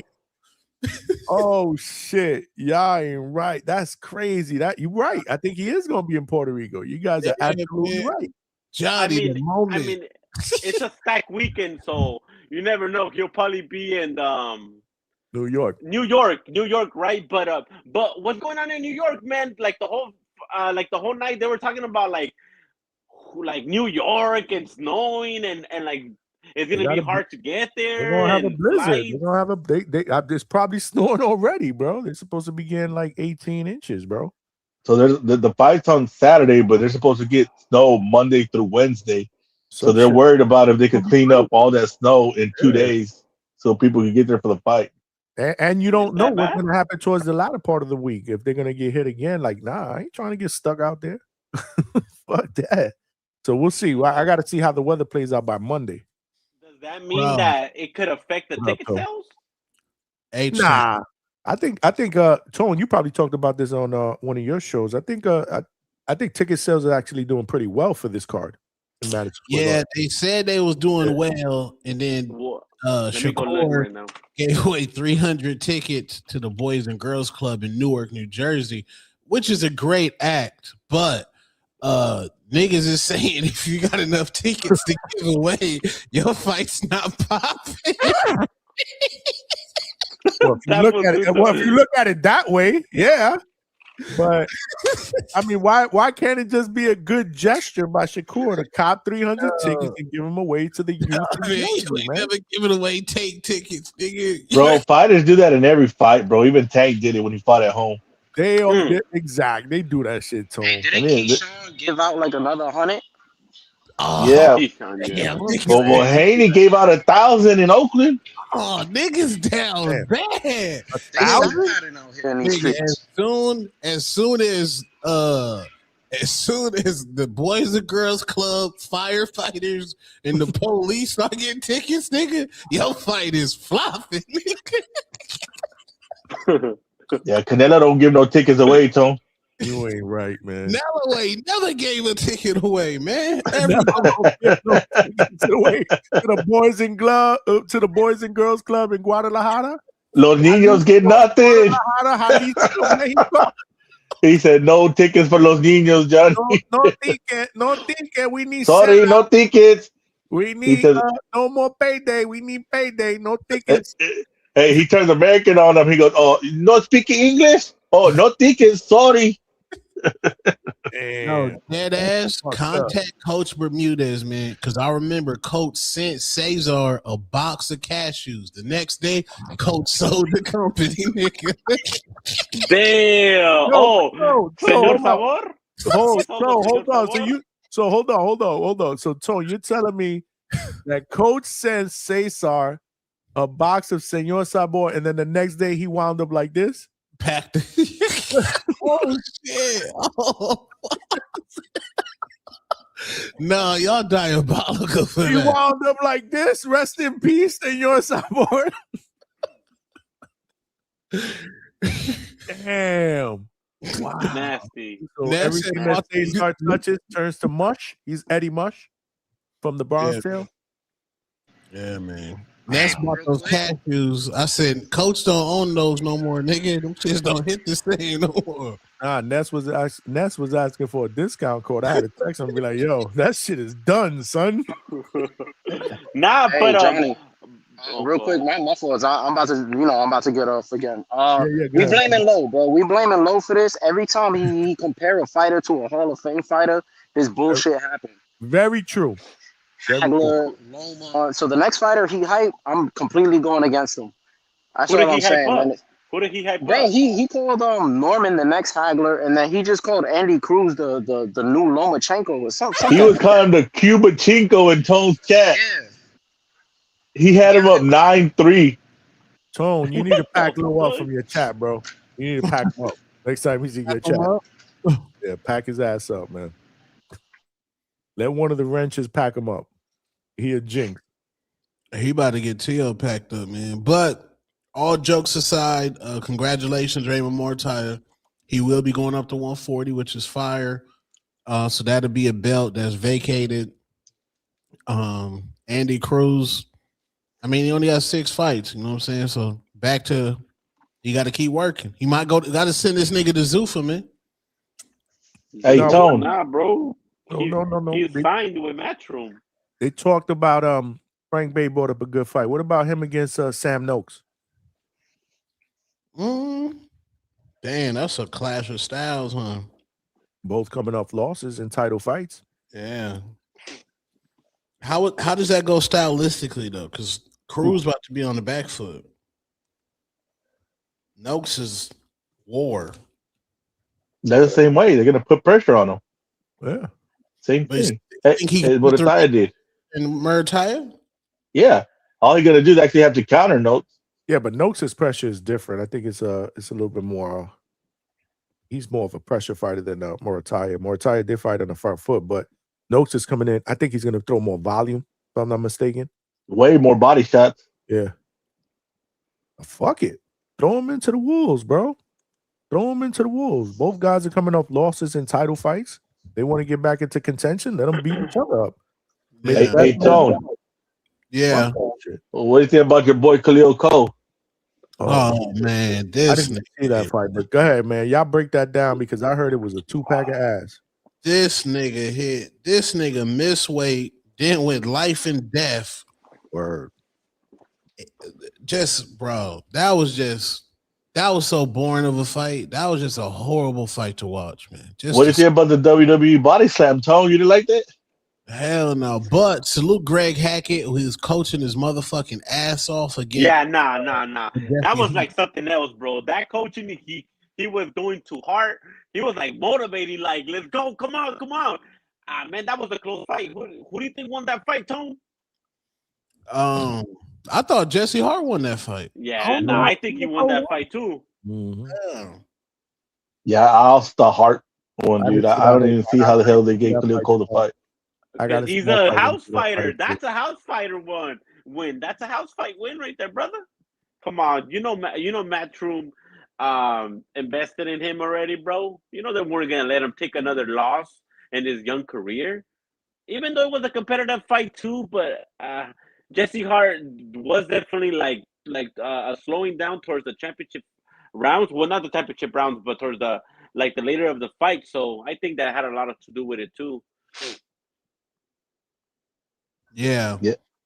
Round 7, 8, and 9, Jesse Hart had 0 legs, and Khalil Cole still couldn't do shit. Exactly. And then the nigga Bud Crawford's best win, but Dreamoff went life and death with a bum. Yeah, I told him, but you could tell that man really was sick because by round 2 he was breathing out his mouth. Who's sick? Wait, who's sick? He had some kind of lung disease, bro. He had pneumonia for a year. He couldn't get rid of it. I know you're not about to say but Dreamoff. Yeah. But bro, hey, when have you seen him with no gas tank? Bro, that is true. But I'm like, damn, so this nigga was sick against Crawford, sick against Virgil. Damn. Actually, Tone, they said that the doctor told him he still had 2 months of treatment before he'd be clear, but he wanted to see where he was at. Damn. Yeah, it's over for Madrid. But I think they're gonna feed Madrid off the boots. What y'all think? Yeah, that's gonna happen because his style don't work without a gas tank, and Boots is fast enough to corner him and take advantage. Yeah, that's a cool little fight.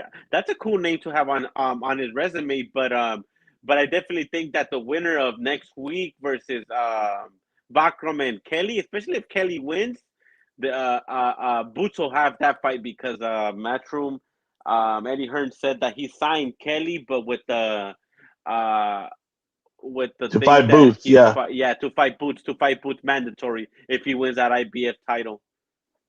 But then I don't know if Boots will fight him though because remember how Boots was struggling to make that 10-pound rehydration thing for 147. I mean, this is 154, so he'll probably be feeling a little bit better to fight for that title with the 10-pound rehydration clause. So it's gonna be a little interesting next week on fights, man.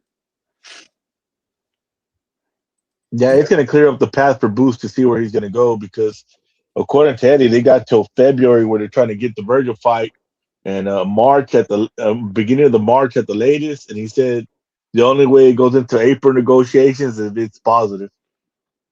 Word. So they got 2 months of negotiations still. So I heard the fucking ball. I heard Turkey is gonna get them $6 million apiece, and That's when Boots was trying to get the tune-ups. I don't think Boots want to go to Saudi though. But now Eddie Hearn and Golden Boy is going to fund the fight. So, like, I don't know how much. Say Turkey. When Turkey out the game, we go back to nasty regular boxing. Yeah, and I mean, and if Virgil wants $7 million, there is no way that Boots is going to take less than Virgil. Yeah, 7 million. Even like I got Virgil in that fight, man. But 7 million is pretty nasty to ask for. With just you coming in with a cool resume, no world titles, and you wanted to demand 7 million, bro. Like Turkey would probably give it to you, but Golden Boy Matchroom, they ain't giving you 7 million. Dog, stop it. And let's keep it real with Virgil. People think I'm gonna protect him because he's Chicano or Mexican. No, bro. This guy has failed to make a bunch of fights because of him getting sick and not being able to make the weight. He's left fights and dropped out of fights because not making the weight. Yeah, no, bro, you can't be asking for 7 million, bro. If you made every fight you were scheduled for and you've been working diligently, then yes. But nah, bro, you couldn't make the weight. You didn't make the fight. How the hell you said 7 million? 3 million, man. Maybe we would have said 4 million. They would have gave it to you. Backtrack there a little bit though, H-Town, because what if he's not asking for 7 million, but his Oscar's ass asking for 7 million? What if he's only asking to make the fight happen and to get a decent amount of money? But what if Oscar's like the one putting it in our ears to making it seem like Virgil is asking for the 7 million? Hey, Virgil has social media, Hugo, just like all these fighters. That's how Ryan came out and said, "Hey, bro, I want this much, and this is what I want for the fight, and we can make it. I don't care what Oscar says." He could do that. He hasn't done that, so it's clearly that he wants more money. But the promoter is coming out on Virgil's behalf and saying, like, stop fucking up the fight with your stupid ass wants, wants for the fight. Like, bro, stop it. Like, we want to make the fight happen, but Oscar's the one, like, making this, like, ridiculous request, bro. So, like, I think that Virgil wants to fight, and I don't think he's asking for 7 million. I think it's Oscar's asking for 7 million so he could take his cut, a bigger cut. I don't think so because, like I said, Virgil could say straight up, "I don't want 7 million. I was good with the 3." He's not going to hurt his own position, though. Exactly, bro. He's not going to be like, and "No, guys, I don't want 7 million. Yeah, I don't want more money. Like, give me the least amount." But exactly. Both of y'all just made my point. But nobody would do that. If he just wanted the fight, he would have took the fight. He would have took the 3 million. No. What we're saying is nobody would take less money if they had to. Nobody would say, "No, I'll take 2 million just to do it." Nobody's ever going to ruin their own position. I mean, he's not exactly, bro. That's not the same because you have 3 million that's set there, and they're saying we can have a fight. Well, if you're still negotiating for more money, then you don't want the fight, Frank. If you're negotiating for more money, you don't want the fight. Well, I don't think that's true if he already said yes twice to the 6 million. I mean, that's what I think Tone just said. They were offered 6 million. That's fact. That's legit. It's true. Everybody knows it. And he said yes. So, in negotiations, what I heard is the first one to talk loses. So I would just stay silent like he's doing. And you want the most you can get. If people are saying it's a mega fight, it's a super fight, then you hold your position. It's not a mega fight. It's not a super fight, bro. Well, then we're kind of being contradictory then. But I mean, you have to understand. You don't think that shit sells out T-Mobile pay-per-view? Maybe like 150 with a cool little undercard. And I've like as a boxing supporter, I definitely want to see that fight like right now, bro. Like, we all do, Tom. But see, when you make questions like, does it sell out to mobile? It all depends on how much they pay the fighters because that's going to dictate how much they're going to charge for the tickets.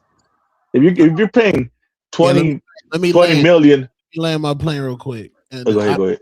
I feel what you're saying, and I'm like you a boxing fan, Johnny a boxing fan, but we in this shit. You know what I'm saying? Like we in this shit. But to those casual people out there, they John Boots Ennis, his star power is not up there yet, and Virgil's star power is not up there yet. So sadly, it does. It still need to build. I'm thinking both of them get in title fights, then you could market the unification. I agree 100%. In fact, I have a hotter take. Yeah, and I think a bigger fight is Xander Zayas and Virgil Ortiz. Now that's a better fight because of the belts, but that's not bigger than Boots and Virgil Ortiz. Bro, no, as far as letting Jaron Ennis go get a belt, let Virgil go get a belt, and meet up. For us, it's all right. Since we're making fights that we want to see, okay, then we'll have that fight. Then we'll have Boots fight Pandora on the undercard. Then they could meet in the ring at the end for the super fight. It, bro, let's stop this list that we want to do because this shit never works out, bro. This shit never works out because A loses to C. But that's what a sport is. But this shit never works out, bro. But Hugo, we want. I'm sorry to interrupt, but we want Yankees, Dodgers every year. I mean, that's what the NFL wants Chiefs and Patriots every year. Sometimes we don't get it. We get smaller markets, but that's a sport. Let them duke it out in the tournament. We've seen tournaments in boxing before. Yeah. So then, go ahead. Was Ryan and Tank for a belt? Yeah, the WBA. Yeah, for Tank's belt. Reggie? Nah, bro. The That's at 136. That fight was at 136. Yeah, it was not for a belt. There was no belt in that fight. Bro, Tank's belt was on the line for that fight. No, it wasn't, dog. No, it wasn't. They're on a catch weight. I'm gonna Google it right now. 136 cash weight, and he had a rehydration clause. Yeah. Nasty. Terrified of Ryan. That's disgusting, bro. Hey, Tone.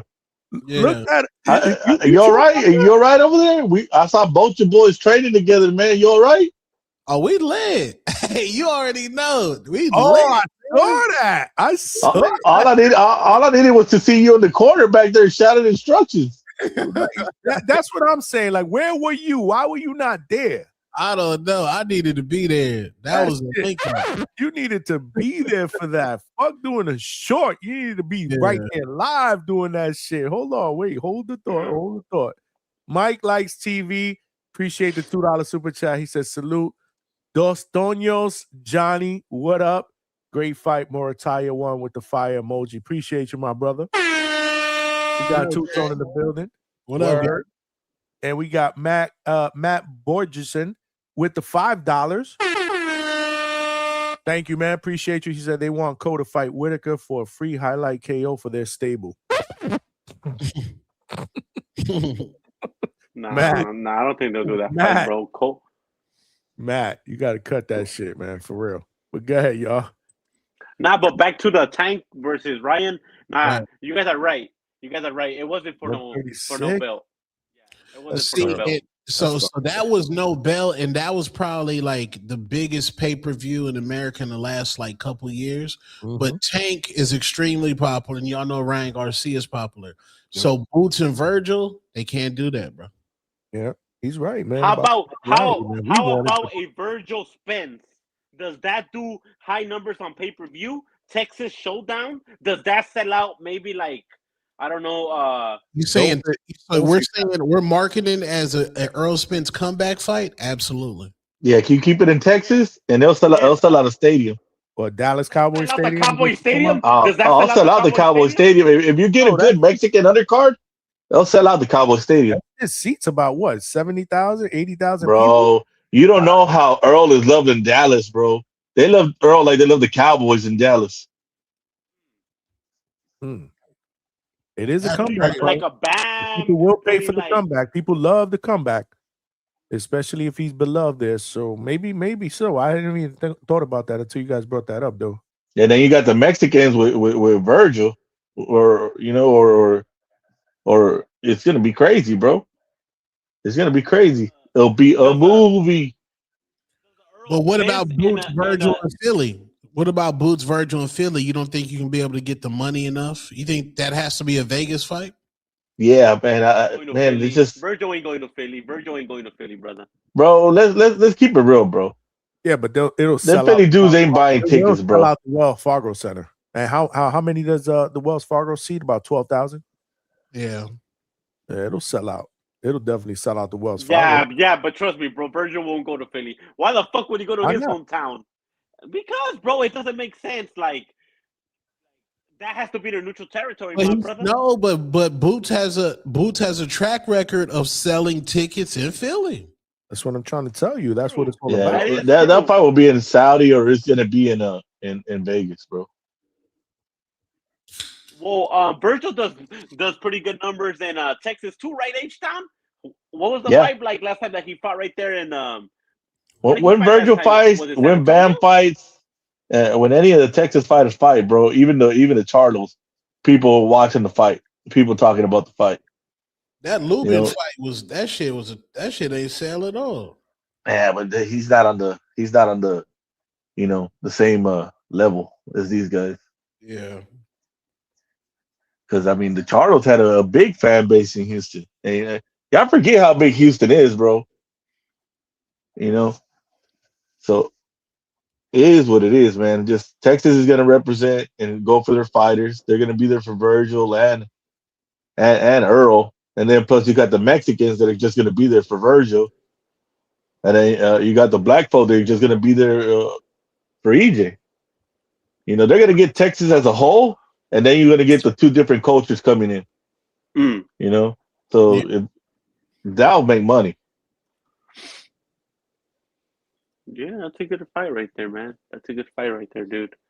People forget how big AJ was as a fan base. That's the reason he was able to stay safe so many years. Yeah. Real quick, man. Oh, go ahead. Hey, nope. Stay on the topic because I was gonna go off topic. Go ahead, Tone. Oh, I was on pivot too. I just wanted to see what y'all thought of the Zufanators. Damn, bro. Tone. I was swear gonna- to God, that's where I was gonna pivot I was to. gonna go there too. I was gonna ask you. I was gonna fucking ask you, Tone. H-Town was on the panel when we did the live. Hugo, you didn't call, so you guys. But Tone, what do you think about this? The Zufa, man, the first Zufa boxing event, man. What's your thoughts, man? Okay, so I saw they all had on Zufa shorts, Zufa gloves, Zufa robes.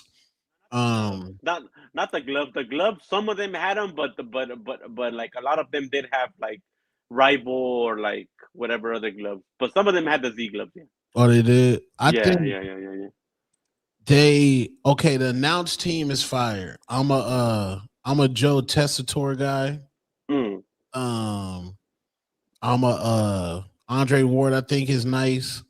And, Max Kellerman, you know Max Kellerman is a fucking legend, bro. So I just think they got to get some names, man. They got to get names.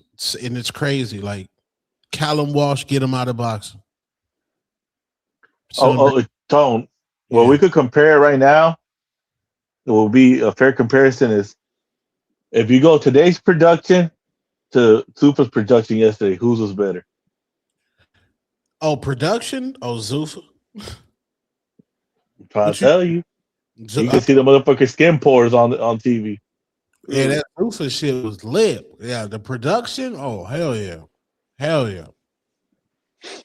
Nah, I definitely enjoyed that card, man. It was definitely worth my $8.99 because I had the UFC fight today too, like on the split, like on the other TV. So I definitely think it was a cool little event. You know, shout out to Misael Rodriguez Chino, co-main event, stopped the other dude. Shout out to Hammerhands though, bro, beating my dude Kane Sandoval because man, that was a good scrap. Hammerhands, they sleeping on him, bro. They sleeping on him. I don't know where he's been, bro, but he definitely put a good performance yesterday. I definitely do think that he does beat Griffin in the rematch. I don't know what you guys think about that. Well, he was just trying to go for the straight knockout. Yo, man, he clowned. Right. Hey, I'm not gonna lie, Hammerhand's clown Avy is bad. He said, I knocked you out and you want to go make a rap video afterwards. Yeah. That was nasty, dude. That was crazy, bro. He said you need to stick to your craft. Yeah. Dang. He's the face of Zufa now. Yeah, Hammerhand. See, I mean, anybody who brings knockouts and excitement have the chance to be the face of an organization or or a promotion company. That's what people don't understand. They think because you say the slick fighters, they went off of points, that they're not stars, that you're hating or you're racist. But nobody wants to see that shit every fucking fight for 12 rounds, Tone. You don't want to see that knockout shit. That's the Yeah. reason. Hey, this shit was terrible. Yeah. That's the reason UFC got popular to begin with, because boxing was giving us nothing but fucking 12-round fights, and these guys are doing head kicks, looking like they just killed a man, and everybody like, oh, I like that shit. Right. Yeah, like the Zay Quinn fight, that was kind of like boring. Who was after that? Was that Madrimo? I forgot who was after that fight. No, after him, it was the goddamn my boy too. He could have got him out in the first round, but he was impatient and he didn't set up his punches, and it ended up going 10. God, man, I can't remember the kid's name, but he's a pretty Omari good. Jones. Omari Jones, yeah. Yo, I'm back. Can y'all hear me? Now, Yeah. What the fuck just happened? Yeah, I don't know, man. I had a Nest moment, man. My Wi-Fi went out. I don't know what the hell happened. Damn, the dog. Damn dog. No, Damn that dog. never happens, bro. That never happens. That shit just booted me the fuck out. That shit packed me up. Yeah. I'm like, what the fuck just happened? Yeah, but I believe if Omari would have been a little bit more patient in that first round, he could have got him out of there. Yeah, I was wondering. I was like, okay, Amari hurt him. Did he lose confidence when he couldn't stop him? Because then he started looking discombobulated. He let the guy settle in, and once he settled in, the guys, he got in there. He started putting his work in, but Omari should have got that guy out of there, man. I think if he would have like calmed down the first round and put his punches together, he would have knocked him out. Yeah, I definitely think that Omari had the opportunity to get him out of there, but he was too overexcited. He was head hunting. So that just goes to show you, bro, that when these dudes starts like wanting the knockout, like a lot, that they just don't get it, brother. They just don't get it because I don't know what the hell goes on in there. I mean, that's where experience comes in. Yeah, he's there's something there, but he needs work. He definitely needs work. I was actually watching that fight on my phone when we were out, and I'm like, what the hell's going on, man? Like, why is he not pushing the pace here? Like, right. Especially I think he dropped the dude with a jab in the first round. Wasn't it? What was it? Jab. That was a nasty jab. That jab was nasty. He had a good jab in the beginning of the fight. It's almost like he was. I don't know. I gotta rewatch that again. Again, I was watching that shit on the phone, on the fly. But he's still young. What is it? 5 fights? Yep. Yeah. 4. Yeah, he needs work. 4 or 5 fights. Yeah. He needs. He definitely needs work. My bad, yo. Again, I got booted out here. I don't know what the hell's going on with the Wi-Fi. Luckily, y'all held it down. The Zufa is I don't know, for some reason it just doesn't give me vibes that Dana cares about this. What do you mean? Like, it's like whenever he gets interviewed about Zufa, it seems like he would rather be somewhere else. Well, bro, Dana White is gonna always focus on his baby, on his well-oiled machine, the money maker. Let him finish though. Like, I need for him to elaborate on that though, Juice. Like yesterday, they interviewed him and they was like, "Yo, like, who are you impressed with?" And the brother couldn't name a fighter. He couldn't say, because it wasn't impressive. But Dana, Dana don't hold back on the UFC. He don't hold back. He'll let you know some shit was a 2-pack of ass. But I'm he used to hold back in the beginning, Tone, but now that it's established, he can talk what he wants to talk. Oh, okay. I'm saying this is is in its infancy stages, right? You got to be careful. Maybe that's right now. Just throwing that out there. Right now, I see Zufa as a race car being driven by a regular driver. Wait until a race car driver gets in there, like they get actual names. Like, dude, it's gonna be crazy because their production level is 10 times better than all these guys. Oh, the zone it looked good. The zone looks like shit, dude. It looked good. The production was good. People were shitting on Max Kellerman though. I ain't gonna lie. We were doing a lot. You know what? We were crapping on Max Kellerman, but other than that, people for the most part, again, good vibes, except the fights, other than Julian Rodriguez and Cain Saldivar, the fights didn't really deliver on the main card. That's what it was. But it's They're shitting on Max because Max is doing his job. He's promoting Zufa. no, That's like if you're on they say he was glazing. No, I mean that's your job to glaze. I mean, he's been glazing though. He's been glazing since Zufa was announced, since the Canelo Crawford press conference. He started glazing then. Canelo put him in his place though. Hey, but you got to remember. Give Bam an offer. Hold on. Leonard Sterling with the 5-pounder. Thank you, my brother. Appreciate the donation. He said Hearn confirmed Zufa gave Bam an offer. Matchroom had matching rights. They matched it to keep Bam. Obatiah showed they will go after world champions. Damn, So Bam Bam's Rodriguez not and going to Zufa. Zufa. Bam Rodriguez and Zufa would be nasty. Like I don't think Bam has signed yet. I think they just matched the offer. You still got to agree to it. damn, so Zufa is sending good offers then. Like if you have to match that offer, like damn, bro, that means that they're sending good offers towards these big names, right? And then the other thing that's interesting about Zufa is that they said that they were only going to have 8 weight classes. So I think it's going to be like the UFC, right? That they're not going to have those in between weight classes. So that's real interesting, in my opinion. But real question. Big Money, what's up, Big Money? Peace. What's going on? What up, y'all? What up, Tone? What up, H-Town? What up, Juice? What up? What's good, fam? But I got a quick question for Tone. So, again, I got cut off, so I didn't hear the whole, when what you said about Zufa. But do you, barring the lack of entertainment in the main event and whatnot, do you think that this first show, because I told my people going into this show, that there's going to be some bumps in the road, right? This is the first ever Zufa card. Again, this is something that that I believe is there's going to be building blocks. Do you think that there's something there that they can build on that eventually you see being successful in the sport of boxing? Yes, absolutely, 100%. And I think the only thing that they're missing right now, well, 2 things. One, they're missing names. They're missing at least about 4 boxing stars, not even superstars, just boxing stars.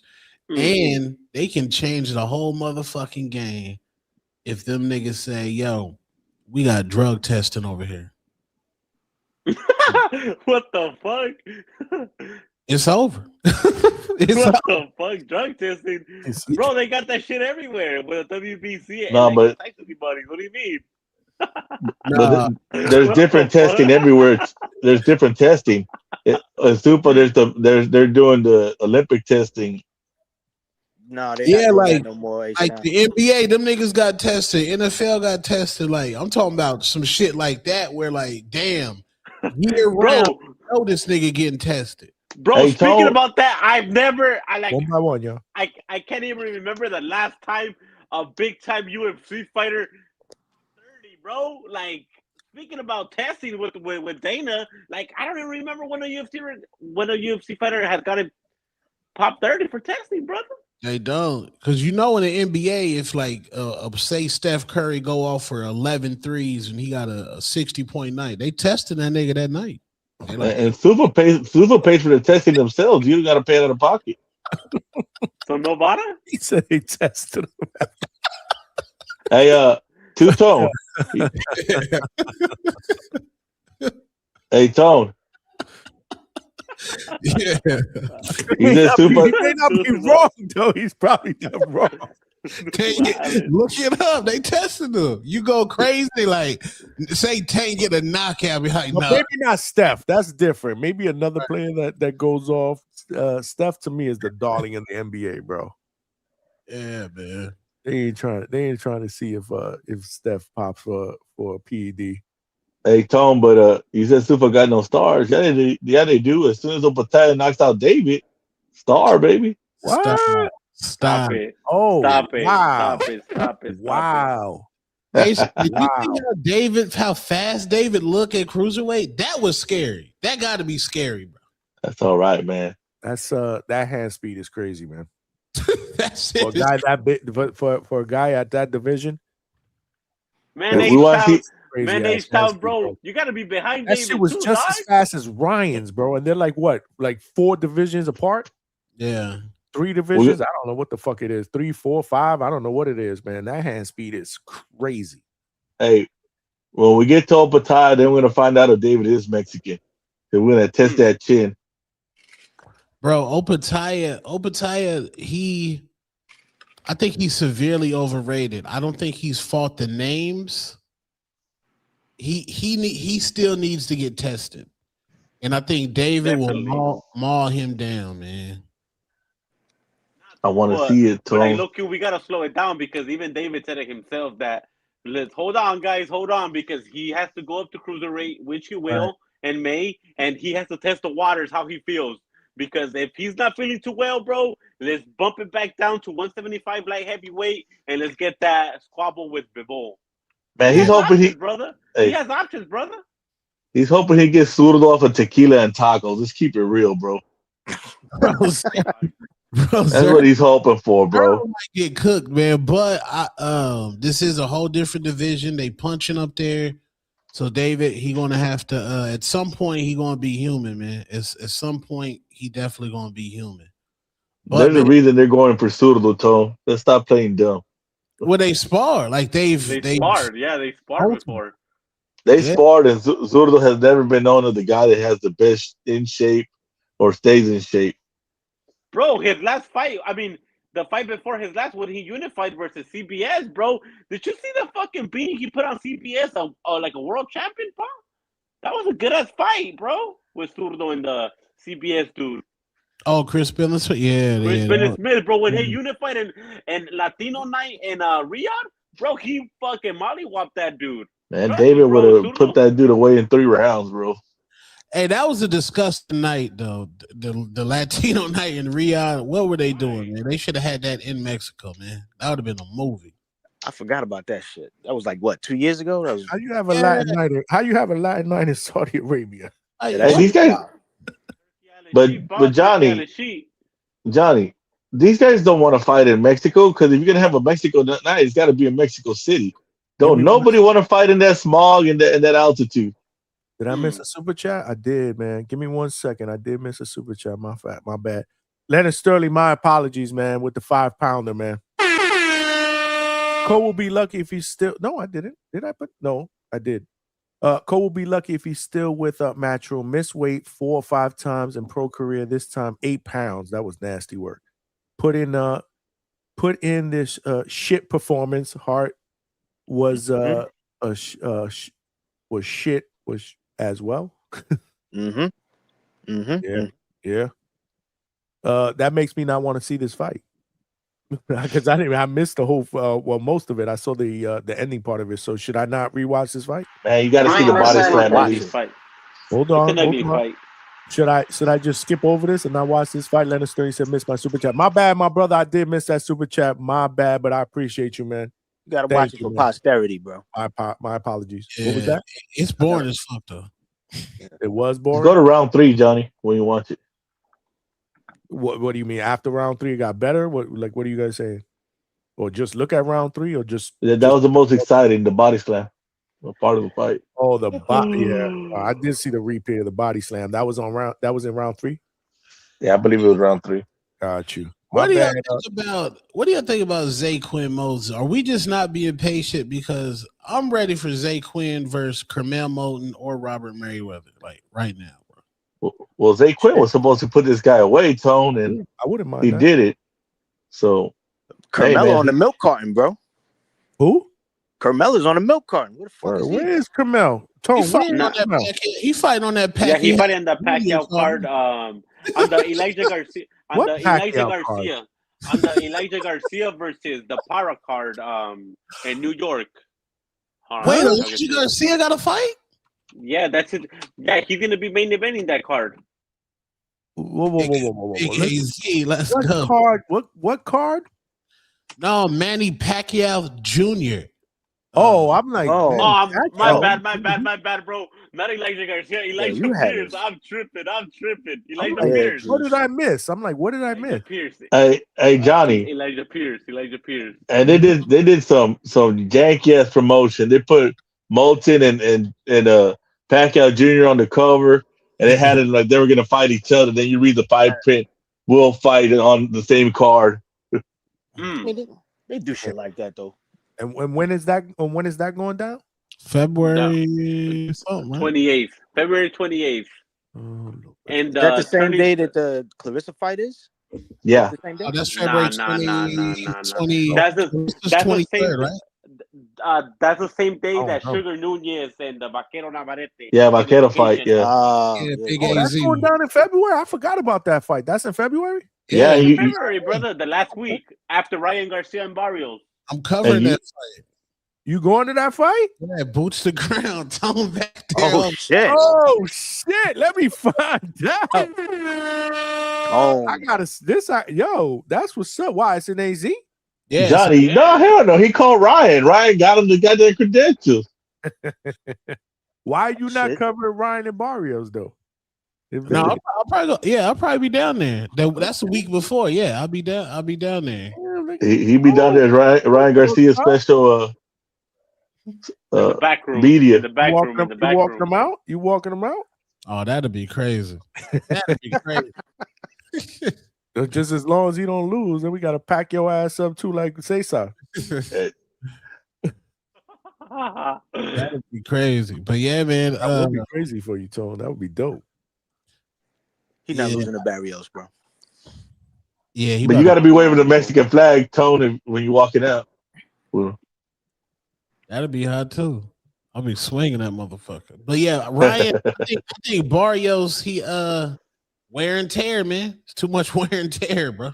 I didn't realize that when they faced off, Barrios is taller. Like he's bigger than Ryan. bro, he had that the boots Balenciaga on. platform shoes on, bro. He had the boots Yeah. on, bro. Is that He what had it the was? boots I on. didn't know. Yeah, is that what Yeah, it was? them Mary J. Blige boots, bro. Oh shit! Because I'm like, I'm not used. Usually Ryan is usually the bigger guy. Yeah. You know, with Ryan's 5'11" and Barrios is 6'1", dog. He was like 6'6" in that goddamn. Yeah, he was the big. I was like, damn, he was actually bigger than Ryan. Let me find out. But intriguing fight, very intriguing fight. That's what's up. I'm glad. That's good. Tony's getting that work, and that's what's up, man. That's what's up. Yeah. Do that shit, I got man. an interpreter, so it's gonna be lit, man. You got an interpreter? Yeah, I got an interpreter. Damn, that's what I need when I go see my car. My Spanish is ass. Hey, Tom, what's her name, dog? I know it got to be a girl, dog. About to say. I know you. About to say. I just want to see what she look like. Yeah. No, she got them yams. Yeah. I got rooming together, you dirty mother. Sharing is caring. I need a translator. Yeah, Hey, Johnny, watch it. This AZ translate. This AZ translate. Yeah. Big money. Let me be careful what I ask for, right? So Tom was like, yeah, we only got one Airbnb. Fact. That's gonna be a fire weekend, man. That's gonna be a lit weekend. I can't wait for We that. got Nah, that's a cool little card right there because you got Abel Ramos coming back versus Tamir Smalls. That's a cool fight. And the Vargas brothers gonna be down here. So that's who I really want to talk to. Hopefully they ain't fighting each other, dog. What's up with that though? wow. They not Fighting gonna each tell you other what and happened, shit. bro. Not what really happened. We slowed Word. it down on that Hatrix. It looked like some yams, man. I kind of see some yams in the fray. I mean, you had that rumor, right? Yeah, bro. I think it was because of the yam. Yeah. Did you put out a short on that fight, Tone? No. I'm surprised you did it. No. Hey, Like put out supposedly one of the brothers be smashing all the other brothers' girls. Remember, that's not it. I asked Fernando. I said, "Bro, who get the baddest bitches?" And he You was did like, ask him that. I saw that. Oh shit! Oh shit! And what did he say? Hold on. I don't Oh, remember what he said though. I remember that was on the Boxing Boys. Yeah, He does. Yeah, he said he does. So I'm like, yeah, y'all beefing over tits. He's the OG. Yeah, supposedly he be putting in work, and he don't got no loyalty because he said none of us is married.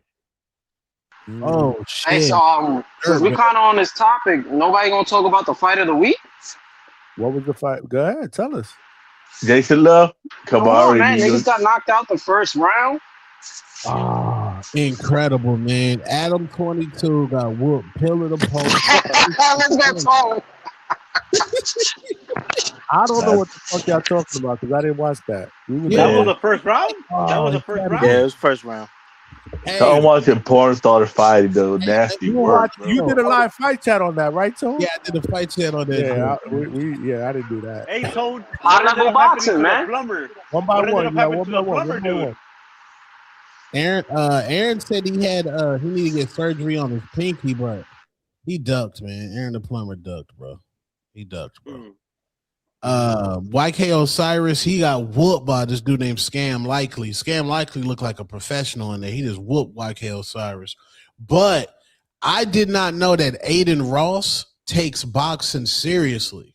He was yelling at his production, yo, get this angle. And he allows content creators to stream his fights on your channel. He wants you to while they're live. Really? So like he's about to be a problem in boxing because he takes it serious and he got the money to do it. I'm saying don't be T.O. was there for like 5 minutes and then chat starts saying he was unfocused and he left. And Aiden Ross is Jewish, so you know what that means. Shakur was at this fight too. Was Zay Quinn was short, right?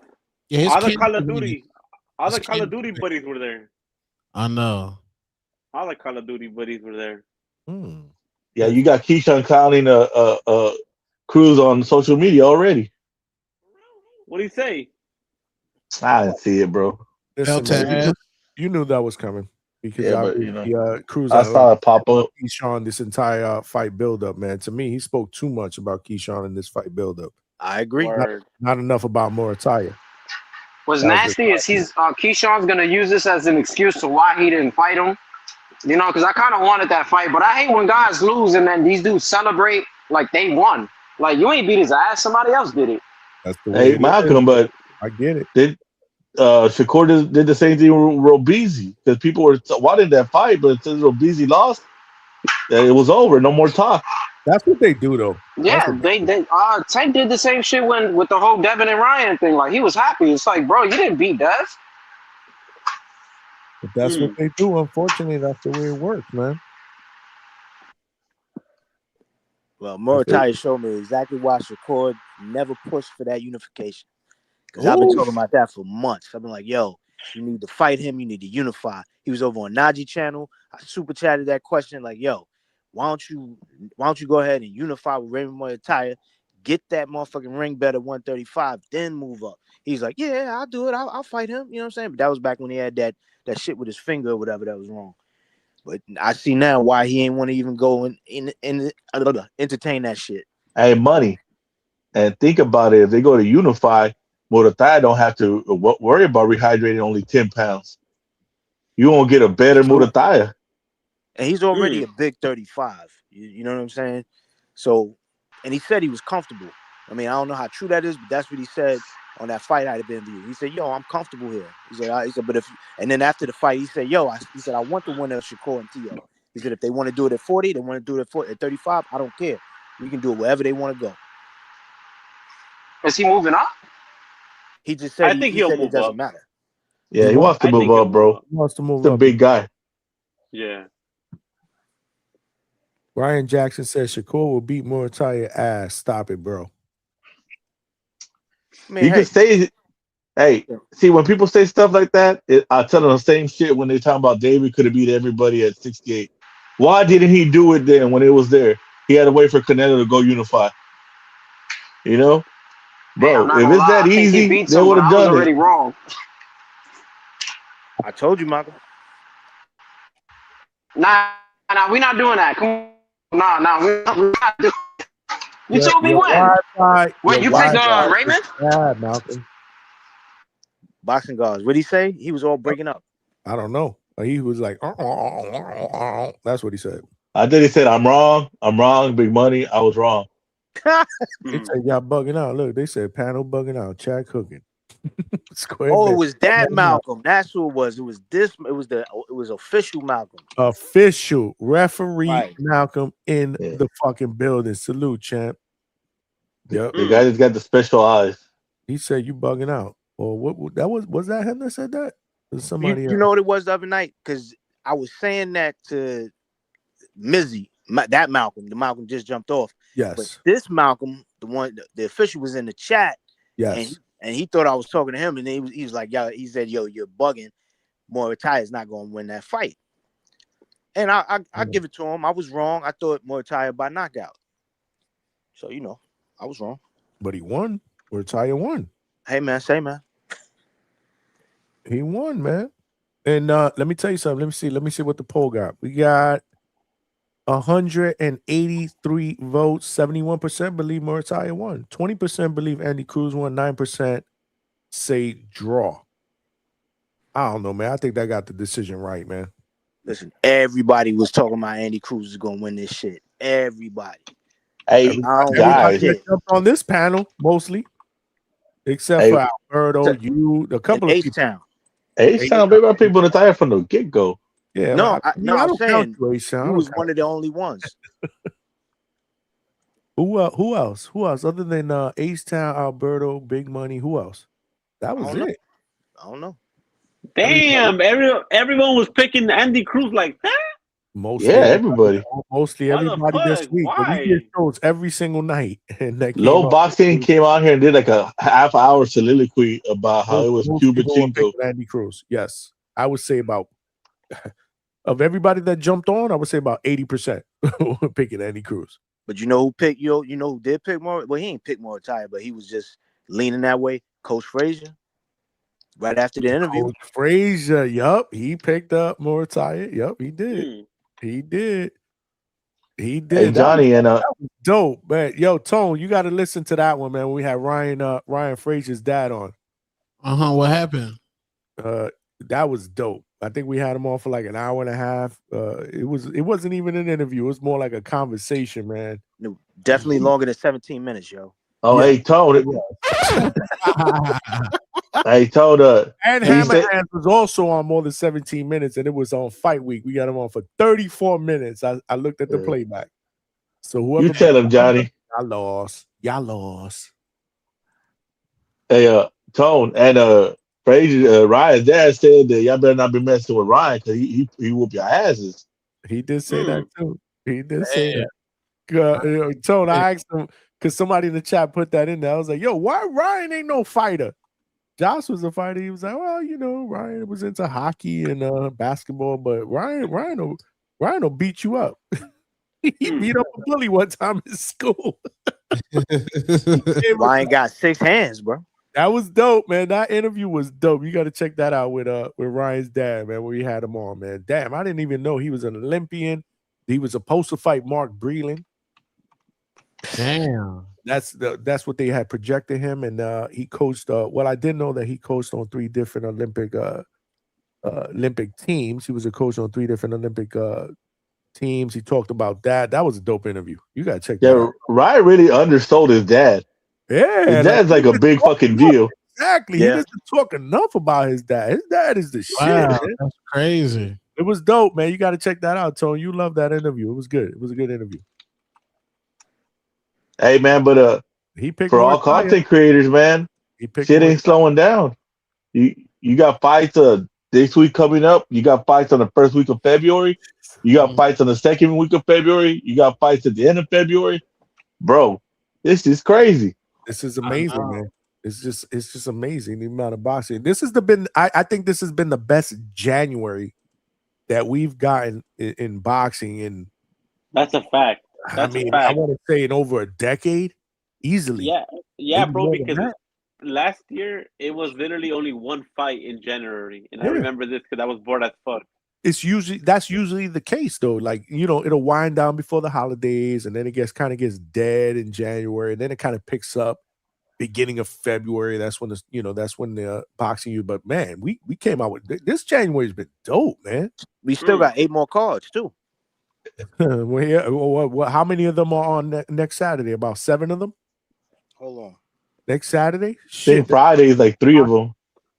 you got Pro Box Friday is on only Friday. one Pro Box. You got Pro Box on Friday. Doesn't 2 on the matter. 30th and the rest on the 31st. So yeah, And how many on the 31st? Like fucking 5 cards.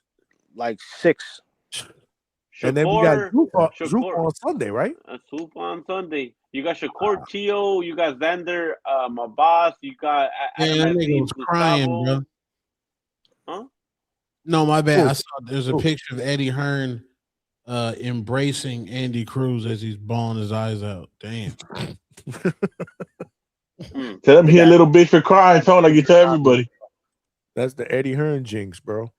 Hey, and then like February, dude's gonna be the best February. You're gonna have the ball fight, then you got a freaking the Ryan, you got the Sugar fight, the Sugar and Cowboy fight. You got the Clarissa fight. Man, that's like 5 fights, I think. 5 cards. And the Clarissa fight is on a Sunday, if I'm not mistaken, right? I can't wait for that fight. I can't wait. I know you can't wait for that.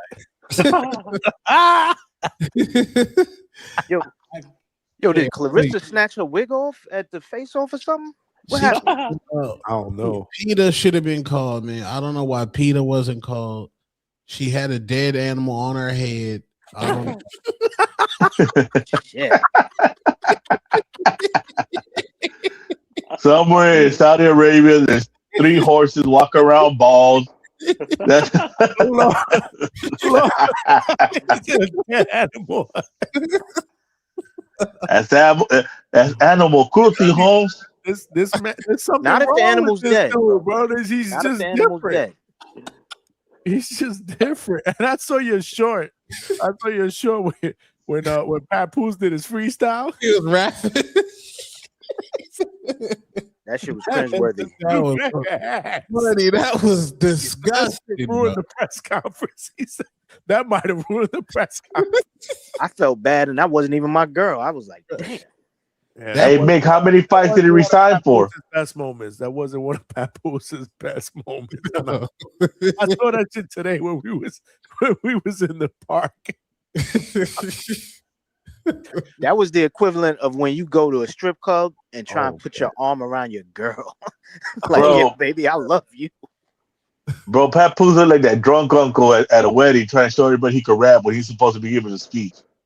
Yeah, like that's when I knew that he didn't love her. Why you say that? Why you say that? Bro, that shit was embarrassing. You love your woman, you wouldn't start rapping like that. Like, just like you didn't love, like you don't love your queen, gang. That's crazy. Wow. What was that part? Did y'all see that part?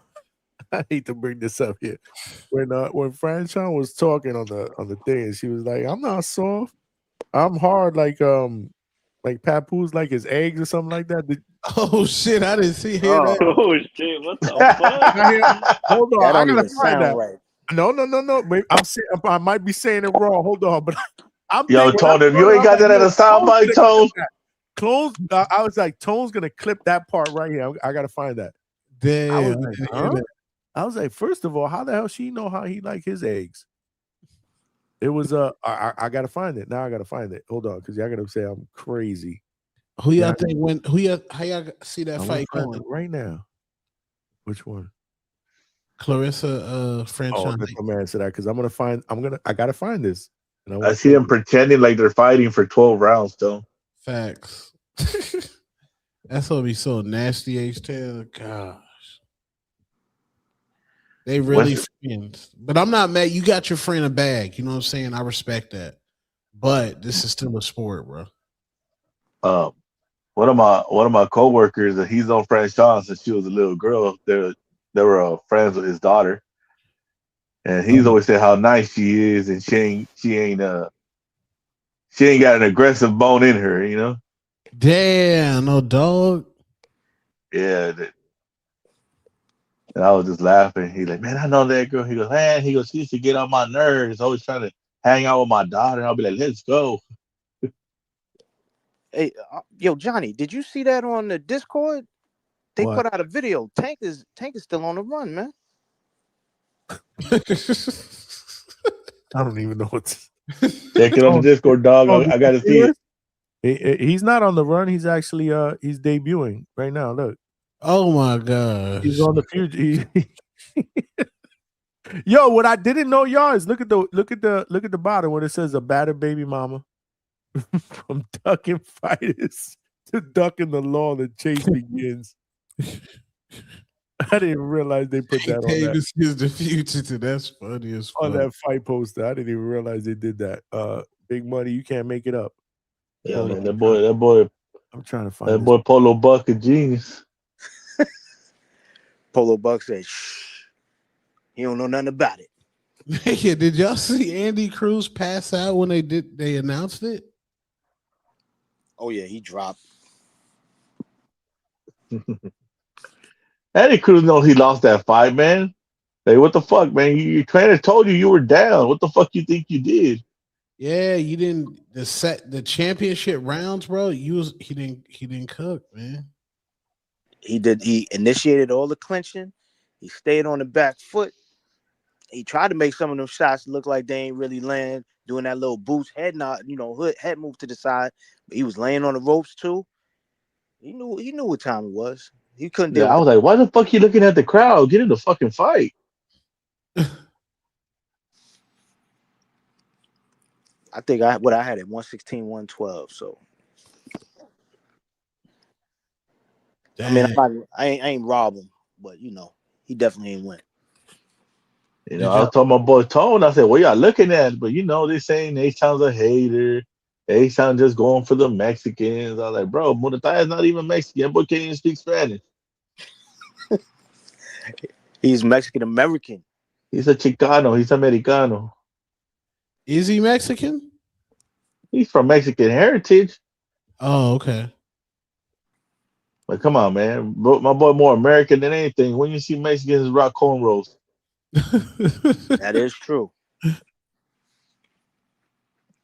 I mean, there's nothing wrong with that, bro. But I mean, come on, bro. Like, I hate when people just try to make it seem like you straight up, like, no, he ain't no paisa. He's American. Well, Don't know them paisas. Don't know the paisa when he sees one. Facts. Hell yeah. Motherfucker got a Tommy Hilfiger shirt on. So some jeans with some fucking cement stains on that bitch. And he got his wife with him, and his wife got a BBL. Yep. She got the fake ass lips too. Yeah. BBL, fun bags. Yeah. Yep. And he wearing he got that goddamn Tommy Hilfiger tucked in with that belt on. That's true. Or Burberry. Yeah, bro. With the hat. Yeah. If it ain't a cowboy hat, it's a fucking baseball cap tacoed out. What's the goddamn rhinestones in the fucking hat? That's some what's his name? Shit. With the it's fighting next month. I mean, next month. Damn, what the fuck? Hold on. I found it. Yeah. Navarrete. The vaquero. I found it. I found what I was talking about. I found it. Hold on. I don't know how the hell y'all. Tone, you didn't see this part? Paisa, güey. ¿Por qué quieres que lo diga así, güey? ¿Dónde está Dos Toños? Is he here? Dos Tonos. You hear me? Yeah, I can hear you. Hey, Dos Toños is two Anthonys, bro. This is Dos Tonos. Fight Hype. This is Fight Hype. Hold on. Salute to Fight Hype. Can y'all see my screen? Yep. Yeah. Hold on. Listen to this. No. Put your belt there. You think I'm gonna win? Come take my belt and keep yours. I'm soft. Look. Put your belts up and then come take mine. You gonna keep all of them, right? I'm like how Papoose like his eggs hard. Okay, that straight. Did you hear that? Yeah, damn. I'm like Papoose like his eggs hard. Bars. How the hell did you miss that though? I didn't even watch that press conference. Hold on, I want to hear what she said after. She said, "I'm glad you know how you like his eggs, baby mama." That's what she said. What? That's all nastiness right there. Did on you the not camera. hear it? You need me to put it again? Bro, they're gonna be pitted pat, acting like they're fighting for 12 rounds, Johnny. That ain't When gonna I be a saw fight. that, when I heard that, I'm like, oh Lord, Tony's gonna clip that shit. That is definitely That shit's crazy. yeah. She said, I'm soft. I'm soft. Hold on. That shit was crazy, bro. I don't understand that whole shit about we should just fight thought for it was- your belts. I just thought it was weird that she said it like that. Y'all are soft and did not want to fight me. Y'all tried to steal me out. But do you listen to my heart? And that's the way. No. Shit.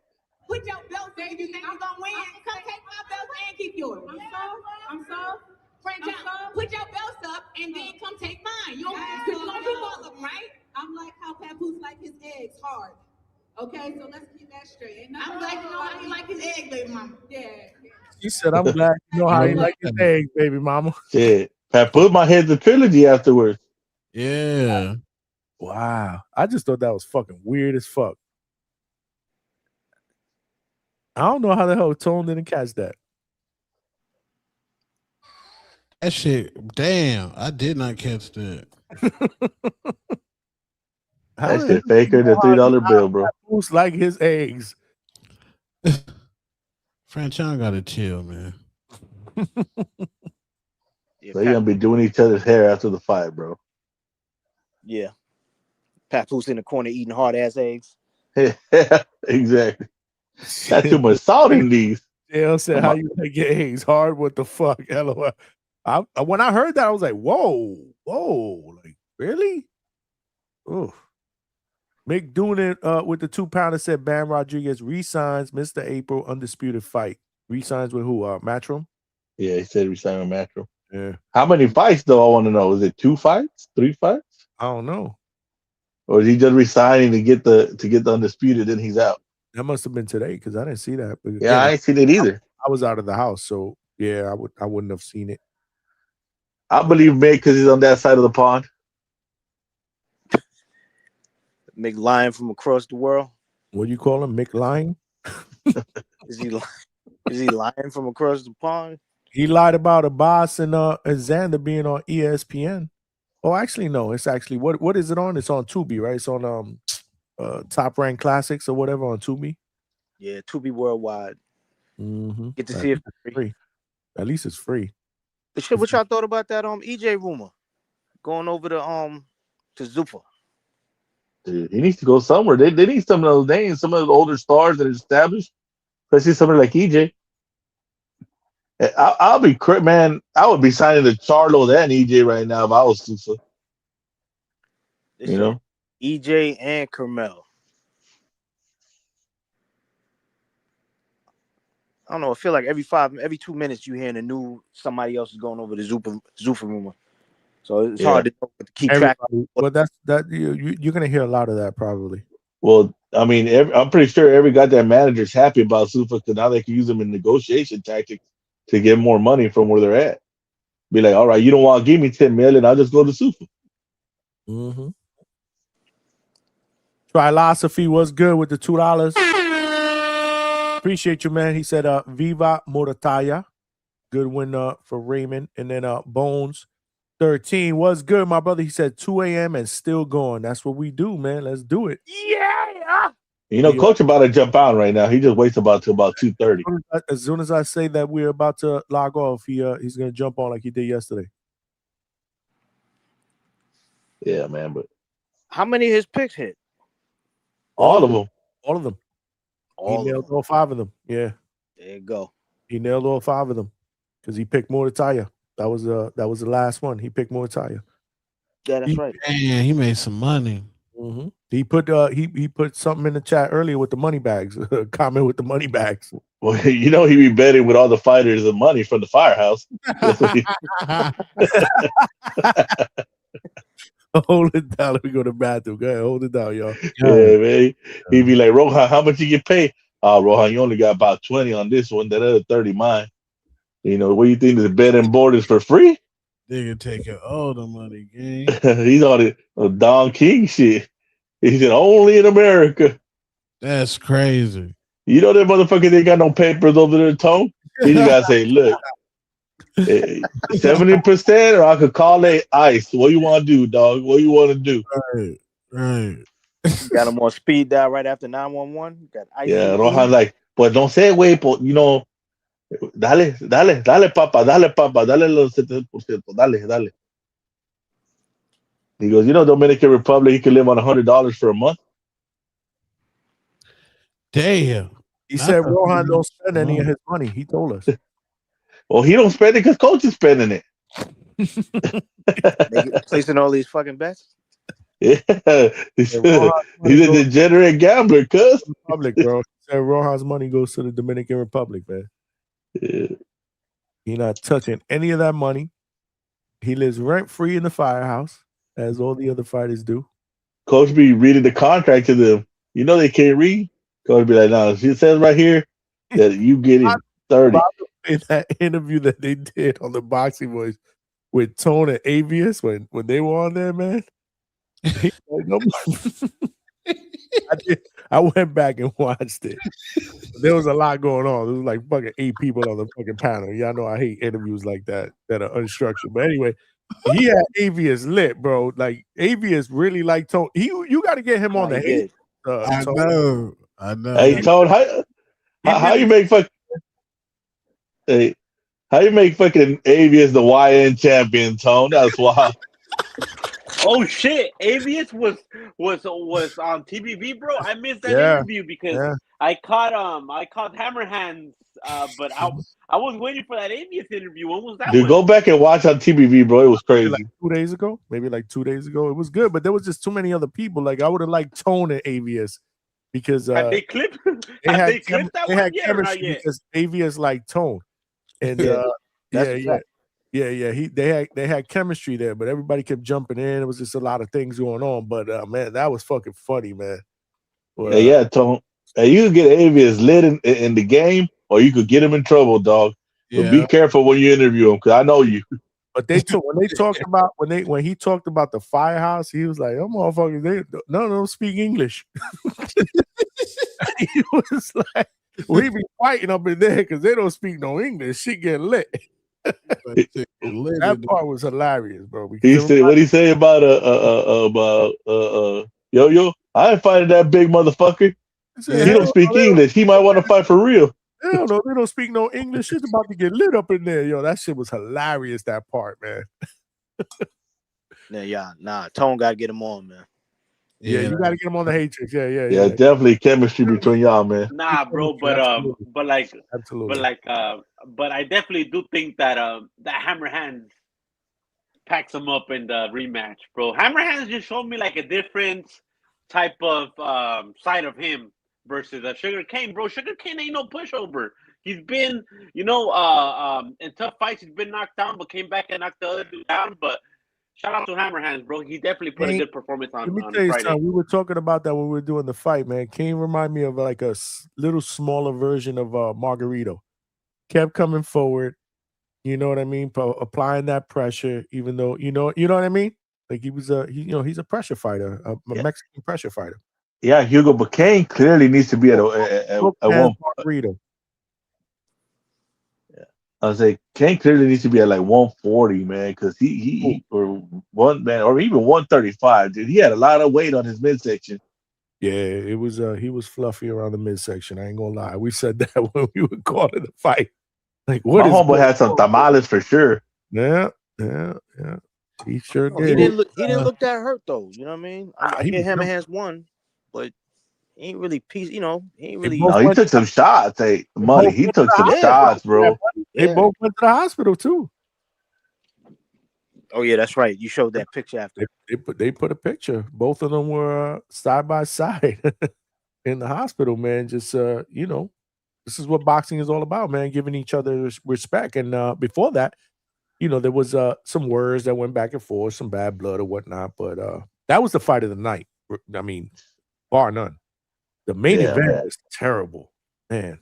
Oh, I didn't. But man, Bro, why you keep saying that? It wasn't terrible, bro. I It was a didn't cool like fight. it, bro. I didn't like it. You thought What? you really thought that fight was entertaining? I didn't think that fight was It wasn't entertaining at all. entertaining, but it wasn't like a shit fight like the Khalil Cole and the Jesse Hart. Now that's a fucking fight that's like, whoa. Remember, I didn't see that fight yet. I still have to see that fight. But yet it was more entertaining. Which one was more entertaining? When you see a dude get scoop slammed in a boxing, that's there you go. He just need to drop the rock elbow on him. And I would have been like, damn. No, that main event wasn't it for me, man. But Callum Walsh, do y'all think Callum Walsh regressed? I don't know what Callum Walsh is doing, bro. Has he ever been at that level? Well, you got because I'm like, he got the opportunity to co-main a Terrence Bud Crawford Saul Canelo Alvarez fight, and he shit the bed as a co-main. Then they give you another shot as the man on Zufa. They're giving you the keys right now, and you shit the bed again. Now he was doing just fine when it was low level pressure inside the Hulu room, but I don't know. He might have regressed. Tone, they're hoping this guy's Conor McGregor in boxing, and he's not it, bro.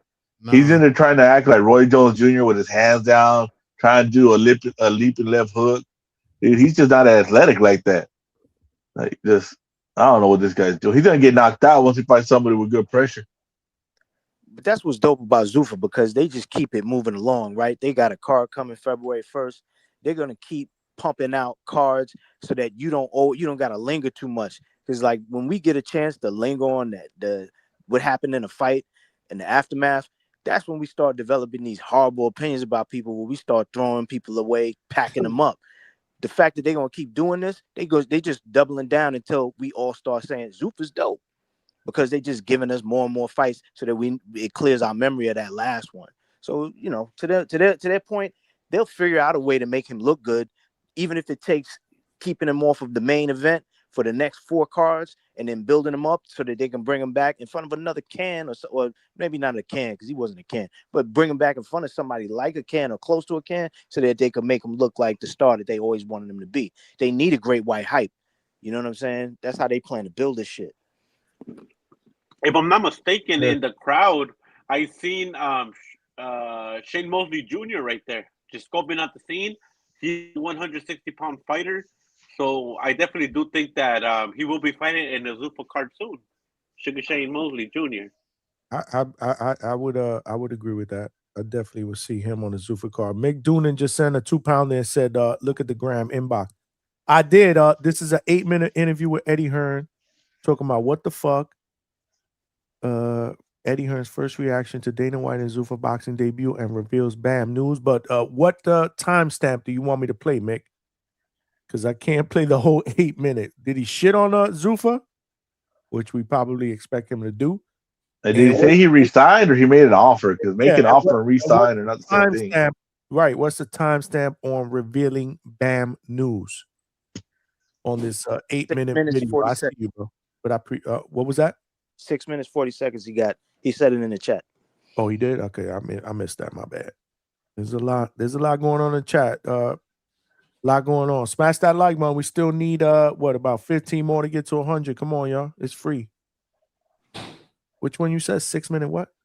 40 seconds. Hey, Tone, who you got next for Bumgardner, Tone? Hold on. Okay.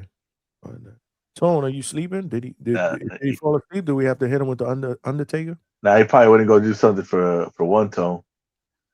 Tone, are you there? I think I heard one Tone earlier come ask us on the heat. We have to retire Tone? He fell asleep, bro. Nah, he stepped away. He was talking to one Tone, Johnny. Oh, he was? Yeah. How the hell you know? I heard him before he muted the mic. He was talking to That's H-Town with them daddy daycare ears and shit. I'm like, how the fuck you know his camera's off? I'm telling you, because I heard him before he muted the mic. He was talking to you. Got you. Let me see if I can find this timestamp. He's talking about BAM. Hold on. Smash that like button. Y'all can keep talking until I find this shit. Yeah, he probably wanted them Robux. He ain't playing. He probably want what? I said one time probably wanted them Robux. He said, I need 40, man. Drop that I mean, money. I don't see anyone else that Bam could have signed with that could have put him in another title contender. Hold on, we're trying to find this here. Hold on. Okay, yeah. Let me just cue it up here. What the hell? What are you talking about? Cruz's family. Nobody's talking about Cruz's family. Who is this? IFL TV? Mick Doonan?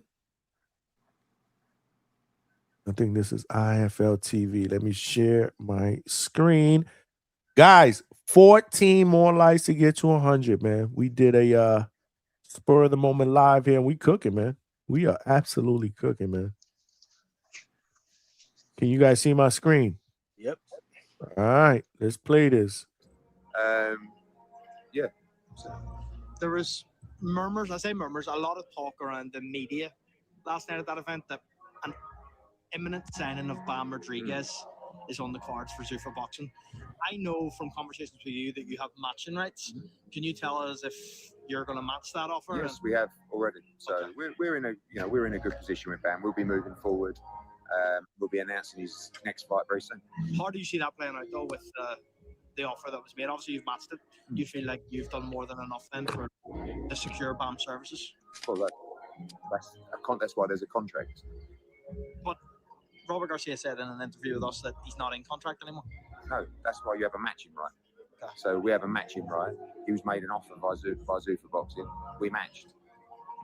That's it. There's nothing else. Game over. So does that mean that you take over? We move forward. Eddie live. Hold on. Okay, great. Before I let you go. So game over. That's what he said. That's it. They got a matching right. Game over. Yeah, but that doesn't mean they can't come back and get another. What does that mean? What does another that number mean, like from Zufa. right?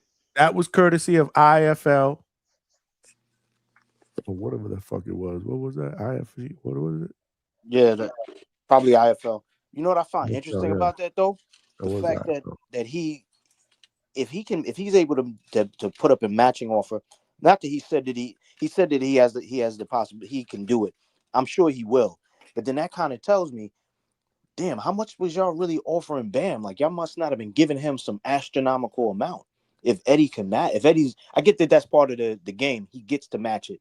But if he does match it, then it makes me think maybe they weren't offering him that much money. It's not, at least not some astronomical amount. You know what I'm saying? So now I'm wondering, how are they valuing these top level fighters when they're offering them contracts to come over to Zufa? You know what I'm saying? Like, Dude, how does it look? you got to remember, Devin was making $2 to $3 million before Ryan. You know, and the only time he made more money than that is when he went to Australia, and that's because the money was brought in by the Australian people, not his fans. You know what I mean? So that's how much he was making, and he was already a unified champ, you know, and all this. So they're not making that much money, man. Not like we think. Oh no, I know most champs, 150,000 is like the baseline. Like if they might get more than that, but to your point, yeah, it's like only 1% of the boxers that really are making 1 million or more. You know what I'm saying? But I'm just curious to wonder what they offered Jesse. You know what I'm saying? Like, damn, what did they offer him? That's McDoonan. That's a lie. You don't automatically re-sign if it's off if they match the offer, because they could still go get more offers from other people. You go back to Zufa and get another offer. You don't just automatically re-sign. Julio Alvarez wants me to read your shit, but which one, man? Is mad shit. Like I said, I cannot keep up with all these chats, man. He's probably talking shit about Matchroom or me. About Zufa or me. No, he's not talking about you.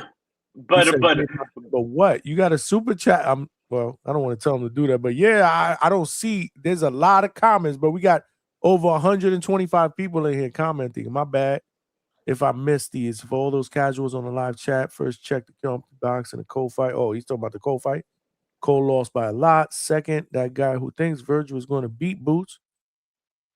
Well, you better get your brain checked.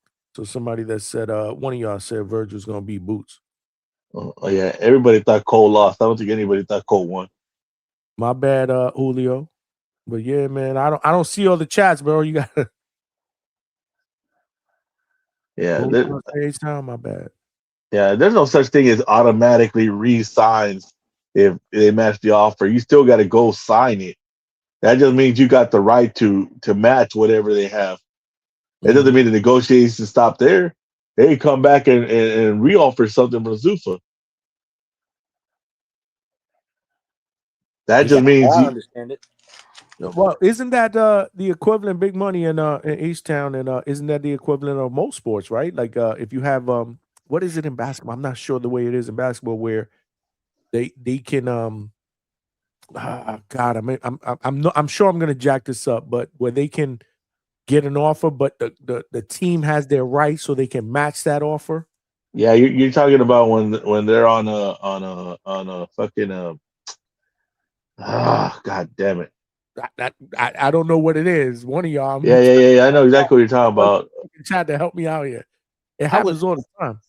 Indeed, I don't know the term, like the name where you just say it and we know that that's what it is, but it makes sense because you should be able to have the opportunity to negotiate, especially if this is a, you know what I'm saying, the investment that you've already put into this guy, you should be There able it to is. negotiate. Rod, restricted, is that what it is? Restricted free agents? That's exactly what it is. I believe in Yeah, that. if you are a restricted free agent, then that's a different thing. But if you're a free agent, it's not the same thing as a restricted. That's what I'm trying to free tell you. What restricted is they can give you an offer, but I believe the team that you are under contract with can match that. Yeah, Yeah, I just think learned that's something. what it's called. I never heard no boxing contract be a restricted free agent. You know? Well, that's another thing too. I guess maybe that's you know. Yeah, I figured it would be different in changing the boxing. You know what I'm contract. saying? Not a team sport, and they're already independent. Well, you know, contracts, but even contracts with players in team sports are individual contracts. Indeed, I just was figured that something like that, because of the nature of it being so many different players, whereas boxing is just me and you. You know what I mean? Me as the fighter and you as the promoter. So I just didn't think it fell under that same umbrella, although it probably does. Like I said, I learned something today if that's what it is. Yeah, no, absolutely. Same here. Rod said the same thing. Eddie said they have matching rights. So again, that's got to be verbiage that's in the contracts. Yeah, that just stops him from moving along at freedom, but that doesn't mean he's stuck with them. You know. But you know how he was quick to say, no, you know, matching rights. Like they're not gonna want to lose. You gotta know they're not gonna want to lose any fighters to Zufa Boxing. McJones, how many times have we heard fighters say they announce a fight and the fighter goes, I don't know nothing about that fight. I didn't agree to that fight. I need Mick to explain himself, and he just got up here. What up, Mick? Aye, so basically, like it's the same as the NFL, where you get a restricted free agent, and you can whatever team. Hold on. So it's restricted. Yeah, so he's a free agent, right? But then it has matching rights. So once he matches, all the offers by a certain deadline, all he has to do is match it, and then it's an automatic re-sign. It actually says in that video they're announcing his next fight soon. So it's Willie Boulder, but Willie Boulder Garcia for undisputed in April. Yeah, I don't know, Rob. I didn't hear the last part of that because you muffled out. So yeah, like during that video, like probably just at the end of it where you cut, it says that he is announcing Bam's next fight soon. It'll be in April for undisputed for Willie Baldo Garcia.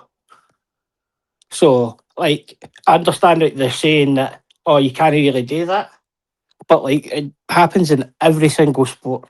You either get to match your offer or you get like in the NFL you'll get like a third round a compensatory pick or something like that, where you either match it or you didn't. But as soon as it automatically matches it, that's it. They'll have a certain deadline by. It was done. That's what I'm trying to tell you. Like Yeah. He met. Okay. Yeah. So as we've seen, he's got a matching right, and then the guy called him, asked him, how do you enforce that? And he says, well, we've got a contract. There's a contract that says that enforces it. So it's but he's getting whoa. That doesn't work because if then he was never out of contract. That's what you're saying. No, he has a contract. Well, in order for you to be in the contract, you have to sign the contract. So if he's a free agent, so part of his last contract was when his deal runs out, Eddie Hearn will get either first offer or he can match any offer that's put to him. As soon as he Yeah, matches that, he resigns. that's pretty crazy. I never heard any boxer capping their money. Well, it's not really capping their money No, because when you say that you cap your money, that means as soon as somebody makes your offer, as much as you could go. no, because when you think of it like that he could have easily like accepted Eddie's So low offer. okay, so what if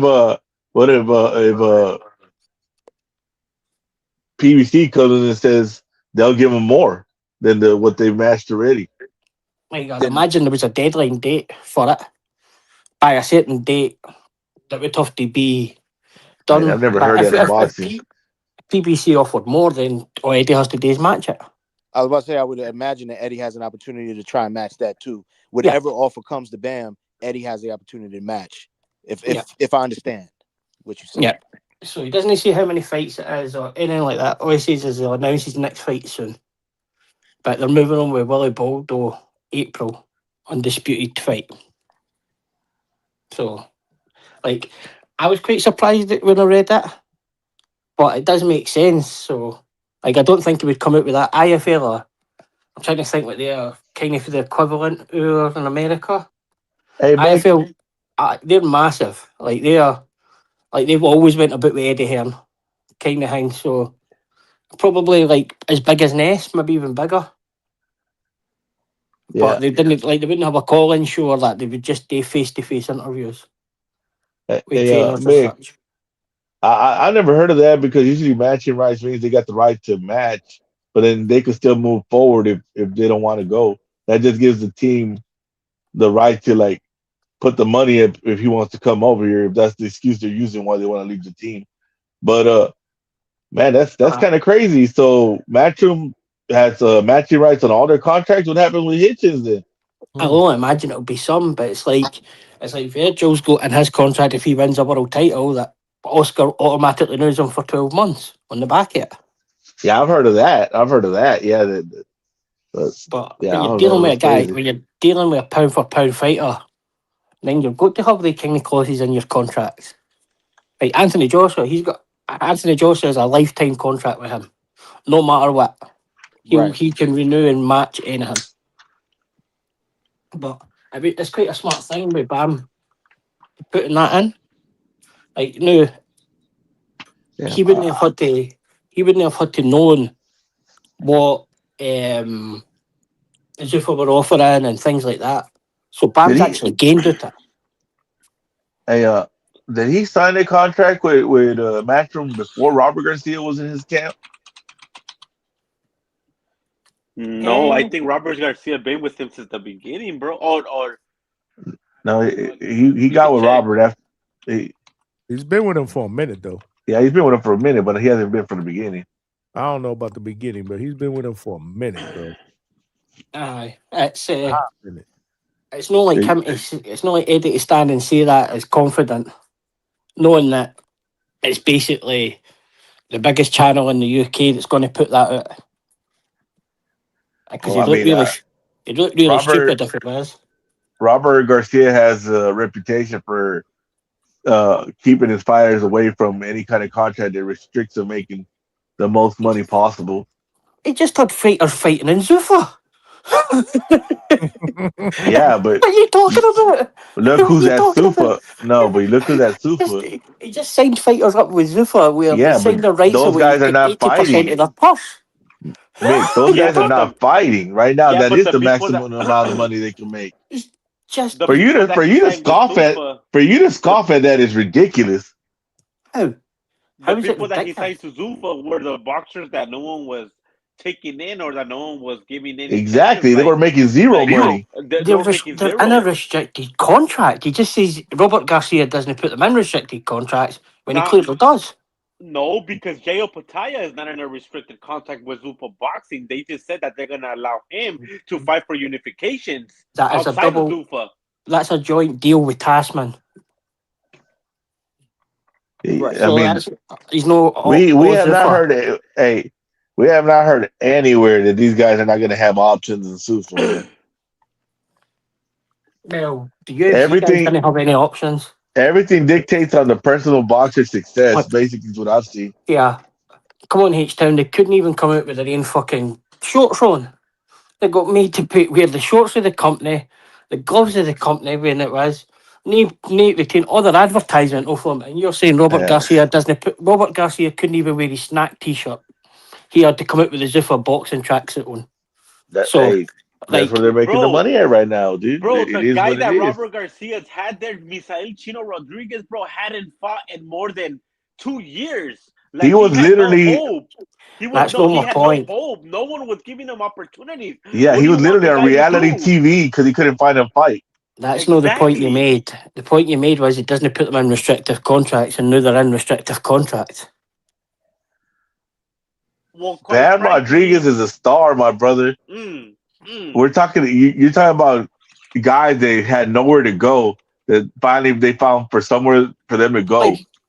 Like I didn't hate Rayo. Like there's fighters there, Boachuk. Like there's good fighters there, but like they're in this now they're in a restricted contract. Where Robert Garcia has no say. He has no say. Rayo got thrown under the bus, got obligated to fight Gary Anton Russell that just came off of defeat. Like there was no reason why he got thrown in that fight. Plus, he was off the ring for a whole year because PBC didn't find him a fight. What do you want the dude to do? He had a fight because he had no other opportunity, brother. But Bam Rodriguez is different. Yeah, I don't think you're looking at this with clear eyes, Doom. I think you just hate Zufa. No, I didn't hate. No. What you're saying you're not very objective right now, my brother. No, what you're saying is Robert Garcia would never put them in restricted contracts. Well, they've just lost every bit of sponsorship they've ever had. We're talking about Bam Rodriguez, a superstar, a guy that should have all his options open. You're talking about lesser fighters that have no other avenues. Yeah, so one of like a really, really elite fighter, not very many of them. That's why he has a matching contract. That's why, because he is that bigger fighter. So, like, what we're talking about here, that's why he's got a matching contract on it.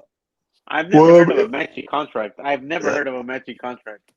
Well, then, like I said, anytime I heard about a match in a contract, that just means that the guy, promoter, has the right to match whatever offer and then let the fighter decide if he wants to stay or go.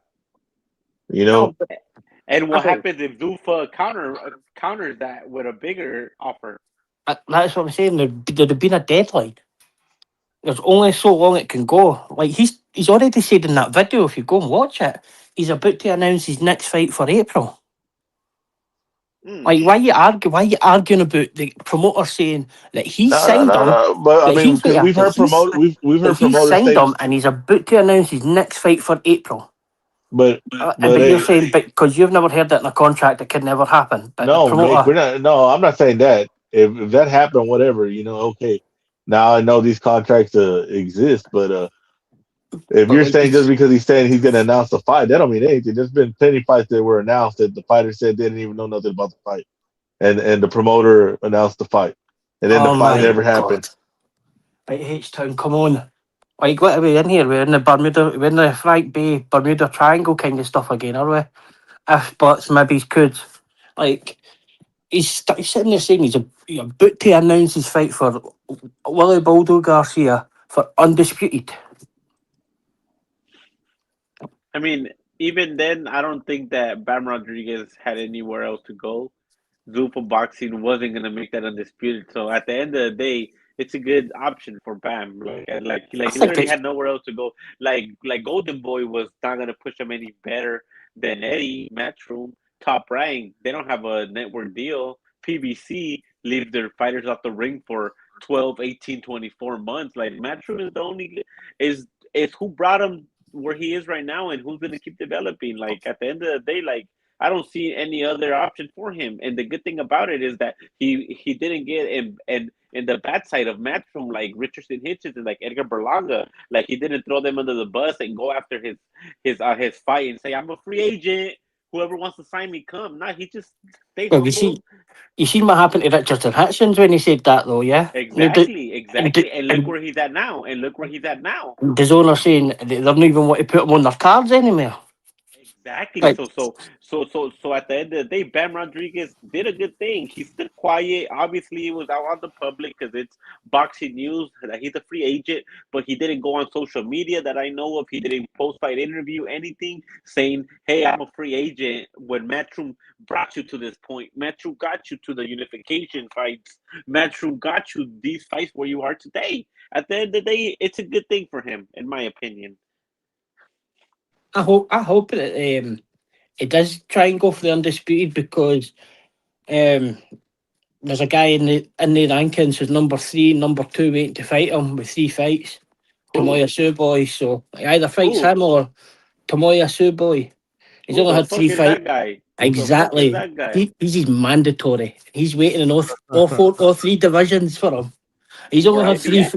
He's only had 3 fights as well, and he's ready for him. He is the Japanese Lomachenko. But Bam will win that fight. I'm telling you. Is that what we're doing today? We're just calling everybody Lomachenko? He beat Carlos Kudras in his 3rd fight. That's probably Bam's best win. What are you talking about? He beat 45-4-1.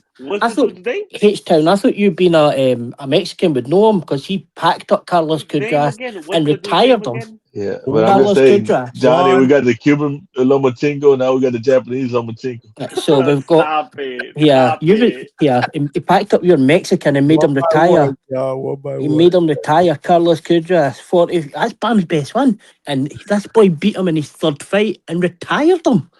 Fucking retired him. Who's Bam's best win in your opinion? Carlos Kudras. Gallo Estrada's not his best win. I think it was Gallo. I think it was Gallo. Gallo Estrada. To me, Gallo's his best win. Stop it. Gallo Estrada, bro. And the way he did it too. That was like got knocked down by him and things like that. That was impressive, man. Kudras is probably, well, if he's not his best one, he's his 2nd best one. But he fought him after about 20 odd fights. This guy stopped him in his 3rd, made him quit, made him retire. As my old friend would say, he beat the fucking burrito at him. He beat the burrito at him, and he's ready for H-Town. So Bam can either. We're gonna beat the sushi out of that fucker. We beat the sushi and we beat the ramen out of that motherfucker. Yeah, maybe you will. Yeah, maybe you will. Racist over here? But the whole we're all good. Well, no, yeah, but one thing is, you might have to fight him, because if you try and go up and fight the monster, it'll not be a re-signing clause you'll need. Stop it. Bam Rodriguez is going for undisputed versus the IBF. Wilbadro, whatever his name is. Wilbadro Castillo and Wilbadro Garcia. He's going to be undisputed. After that, we're going up to 118 and beating the brakes out of Inuge's brother. Like, why would you not why not try and defend it? Why you doing a Bud Crawford on us? Just win and run. You know what to defend against. You know what to defend against, boy. Bam is eyeing a fight anyway at the end of 2026, bro. Look, do they not want to fight Boy? Is that why they want to go up and fight anyways, wee brother? Yeah, bro. We want Takuma first. Gotta get the little brother to set up the story, and then go after the big dog. Yeah, in 2 years' time, man, they'll be saying they want to fight anyways, dad, before the fight anyway. like, oh, come on, like, do you know what I mean? Robert Garcia will be running about with that daft stoolie head for NXT. Well, look, if Naoya Inuge's dad got a belt, fuck it, we'll fight him too. Hey, Johnny, we just aging in the way out, bro, with respect. We're doing it respectfully. Yeah, but you can't age him out. Bam's doing it respectfully. We're gonna take his little brother out. We're gonna take his little brother out, and then end it probably December. If he's not busy. H-Town, why do you have to go to 118 first? Because Bam's already fought at 126. He's fought in a higher weight class than anyway. So why do you need that tune-up step? Why not just go right to 122? Why not just go and take on the monster? You don't have to question the process. The process is the process. You know what I'm saying, Johnny? We gotta stay faithful to the process. There's a road we're working. Bam's not ducking. We're gonna go ahead and we're gonna go undisputed. Then we're gonna go ahead and take out Little in the way. I have Bam as probably my number 3. Sign me the fuck up. I probably have Bam as my number 3 pound for pound fighter. He's an excellent fighter, but he's behind Naoya anyway and Tomoya Suboy. So who is this guy? Tayono Tomoya Suboy, Tsuboi. Go and look, it's like all Bam's mandatories. Subai, yeah. But he doesn't take chin-up fights. Let me tell you something. I love this talk about the lower weight class fighters, man. I love this shit. Keep it cooking. Honestly, Mick. The rankings. I don't see him in the rankings. We don't show them enough love. Keep it cooking. Yeah. He's in all the rankings. 2 with the WBC, 3 with the WBO, 4 with the ring. 3 fights and he's rated 4 with the ring. Let me see right here. Like, come on. Tamoya Tsubi, he got 3 fucking fights? Exactly. That's what he's talking about? What the fuck? Exactly. Bro, stop it. Bro, go and look who fought in his 3 fights. Go and look who fought in his 3 fights. Bro, he's still got to fight Kafu. He's still got to fight Puma. Kafu. He's still got to... Yeah, he got to fight these dudes. He's already beat the guys ahead of him. Which is Cafu, which is David Jimenez, and which is Fernando Martinez, my brother. Kudras was ahead of them, yeah. Call out there. So Kudras was ahead of them. This dude's talking about a dude that got 3 fights. And he's trying to fight Jesse already. Yep, he's ready. Respectfully, I don't want to see Inoue versus Bam, bro. Those are my guys. Oh my God, bro. Lewis Neady's too big a weight now, isn't he? We Call of Duty buddies on that one, bro. Versus Lewis Natty. What do y'all think? Lewis Neady's too big. Ooh, that's a scary fight. Is he not like at 130 again? That would be a good fight right there, low key. I never thought about that one. A lot. But yeah, you got like Lewis Neady's at 130 though, Johnny. No, he's not at 130. He moved up once anyway and knocked him out. 126 or 130. He's good to be. He's known anyway his weight class after he beat the brakes off him. He's still in the rankings at 126. No, I don't think so. At 126, so that's even a weight up. That's 3 weights away for Bam. La Pantera. El Pantera is at 126. He's at 126. Oh, shit. He's at 126. Anyway, tucked him away and sent him up to 126. The last fight was at 126, yeah. But he just ran away a good fight. What was the Inoue fight at 122? 122, yeah. I said to my original picks where I didn't want to see Bud fight Canelo. I want to see Canelo fight Bivol or Benavidez. I want to see Bud fight Charlo or Boots or Virgil. Same way I feel about Bam and Inoue. That would be a great fight. Like, do you know what? As I was saying the other day, like maybe Inoue will go to 126 and try and unify, because like the only last 2 fighters in the last 30 years to do that are Manuel Marquez and Prince Nassim. Nobody's ever unified after Marquez in 2003 at 126. So that could be a goal for somebody. I feel Espinoza could do that. But you think Bam beats MJ? Yes, I think so. Yes. I think so. Yes. Okay. I know. Bam for Cardenas. Yeah. Cardenas is an underrated fighter. Nico, what up, Nico? Nico been cooking in the fucking chat. Nico the ball. Appreciate He's an underrated fighter. Bam versus Cardenas. What you think? Depends what weight, because Cardenas moved up as well, didn't he? Ramon Cardenas, his last fight was at 126, no? Or was it at 122 still? No, I think it was at 126. Man, these guys be moving up and down, bro. Malcolm, you break my heart with this. I'm one of the boxing fans that hate on the little guys. Unfortunately, why? We gotta reverse that. Because you my guy, bro. We can't. That's some of the most exciting fights are in the smaller weights. Give it absolutely, man. We gotta change my man Malcolm. Oh, definitely. Like there's so much technical fights that people sleep on them. Hey, what the hell happened to the Maloney brothers, man? Are they just not fighting anymore? They just haven't been active. No, one of them's a mandatory for Willie Baldo Garcia. Yeah, but So Eddie Hearn, they just haven't been active though, right, Mick?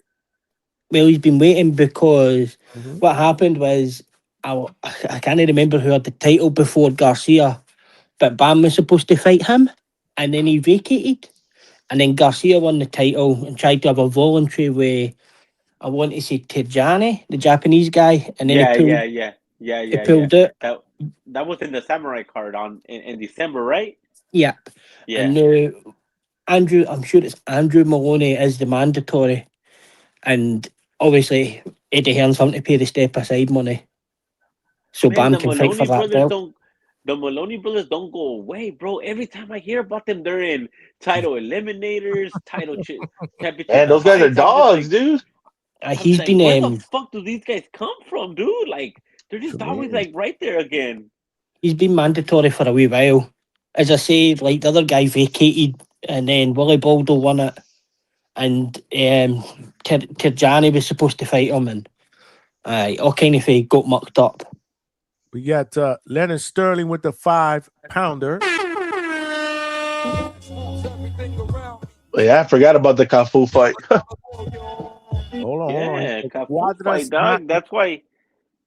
Hold on, let me read this super chat, y'all. Quadras not in Bam's top 5. I think Estrada, Rat King, Edwards, Cafu, and Puma are better wins. Being with Matchroom is the best for Bam gets hometown fight. That's Leonard Sterling, our guy, all the way from the UK, man. I must say, only Estrada would be the challenger to Kudras. Yeah. Like Kudras is like a multiple weight world champion, 44-5-1, retired, good Mexican fighter. What about Sonny Edwards, bro? He beat the brakes off Sonny Edwards. He Retired retired, dude, bro. also. Sonny Edwards is like Galia Fai beat the brakes off of Sonny Edwards, but nobody even knows who Galia Fai is. You talking about Sonny Edwards in a fight? Sonny Edwards is he's doing really well as a manager. He's managing loads of fighters now, yeah. Yeah. I'm talking about that Bam Rodriguez put the beating on Sonny Edwards. Oh, too, and yeah, he was man, a that- champion. Oh, Yeah. Yeah, that was a hell of a win at the time. That was a hell of a win at that time. That was a great They're no better than Kudras, though. But you know how people fight build up too. I love that fight build up, man. Because Yeah, Sonny Edwards that build up was a good build up right I there. loved it, man. Absolutely. Yeah. You know, Bam don't talk no shit. That's Sonny's doing really well for himself, managing fighters. He like with Dalton Smith, he manages Dalton Smith and Malcolm works is corners and things. Malcolm So loves lower weight classes, so he back up in here. can't get Hey, spectacular. That's what like Chocolate Tito was a spectacular fighter. all of them took that Tito, all of them, man. Absolutely. No need Bam for should have all got of that them. on his resume also, bro. I don't know why he wanted to be his Call of Duty buddy, bro. That would have been a good name on his resume also. Gallo beat Chocolatito, right? If I'm not mistaken, yeah, but I could double check that one. I think he did, and then Bam fucking beat Gallo. Beat bro. Gallo, yeah. That's That was gotta a good be- ass win right there. That's what I'm trying to tell you. I'm doubling back on what we were talking about earlier with Bam's best win. I think it was But that's the thing, man. Show. Technically, you could say it was so wrong was his best one So Run Side was a good one. Yes. because he beat Chocolate Tito when Chocolate Tito was a man. And when He beat him Chocolate twice. was considered pound for pound, like one of the best pound for pound fighters, right? Yeah. Yeah. And also you're right. another Matchroom- veteran good win You're right. that gets underrated is that Pedro Guevara win too. He was a veteran too in the game. Somebody put that in the chat. Matchroom has done good with Bam, JL, but JL 1990 put that Pedro Guevara. Pedro Guevara, yeah. And then you're right, Johnny. You're right. Yes, Gallo did beat Chocolatito. Yeah, he did. He absolutely did, bro. He beat him Yep. twice.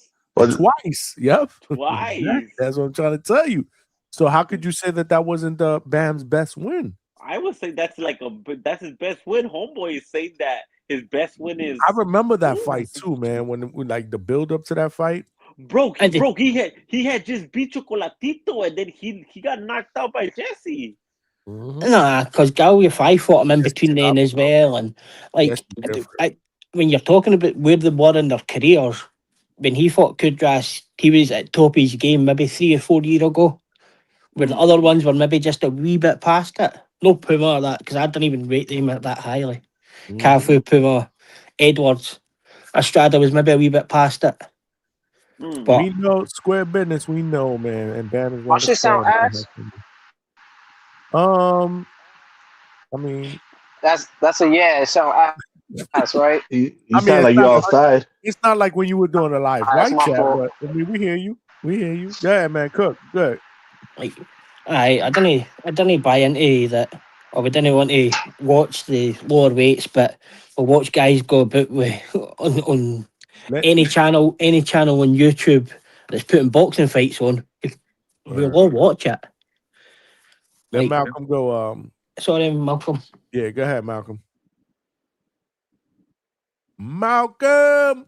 Nah, y'all go keep on, cause I'll speak once my shit get better, cause service sound crazy. I don't know if it's gonna get better. We can hear you. You can speak now.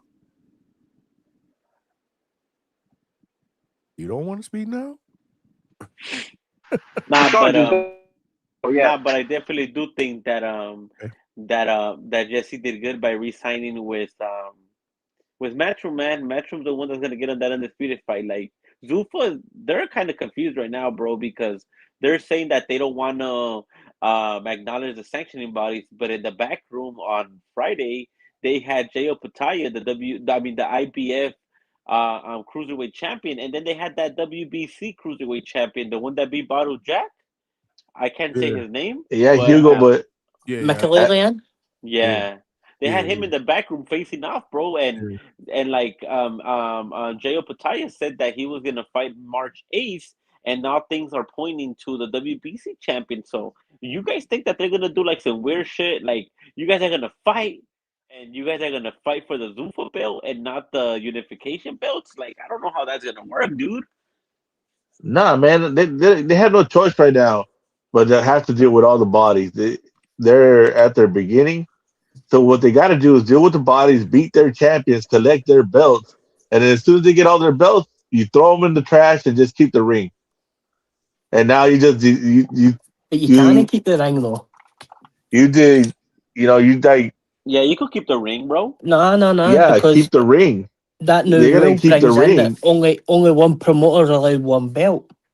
They're gonna Each keep the weight. ring. Watch. That would give Turkey, Al Sheikh, and Dana White 2 belts within the one organisation at the same weights, and they're No, it's both co-promoters. They're both co-owners and co-promoters.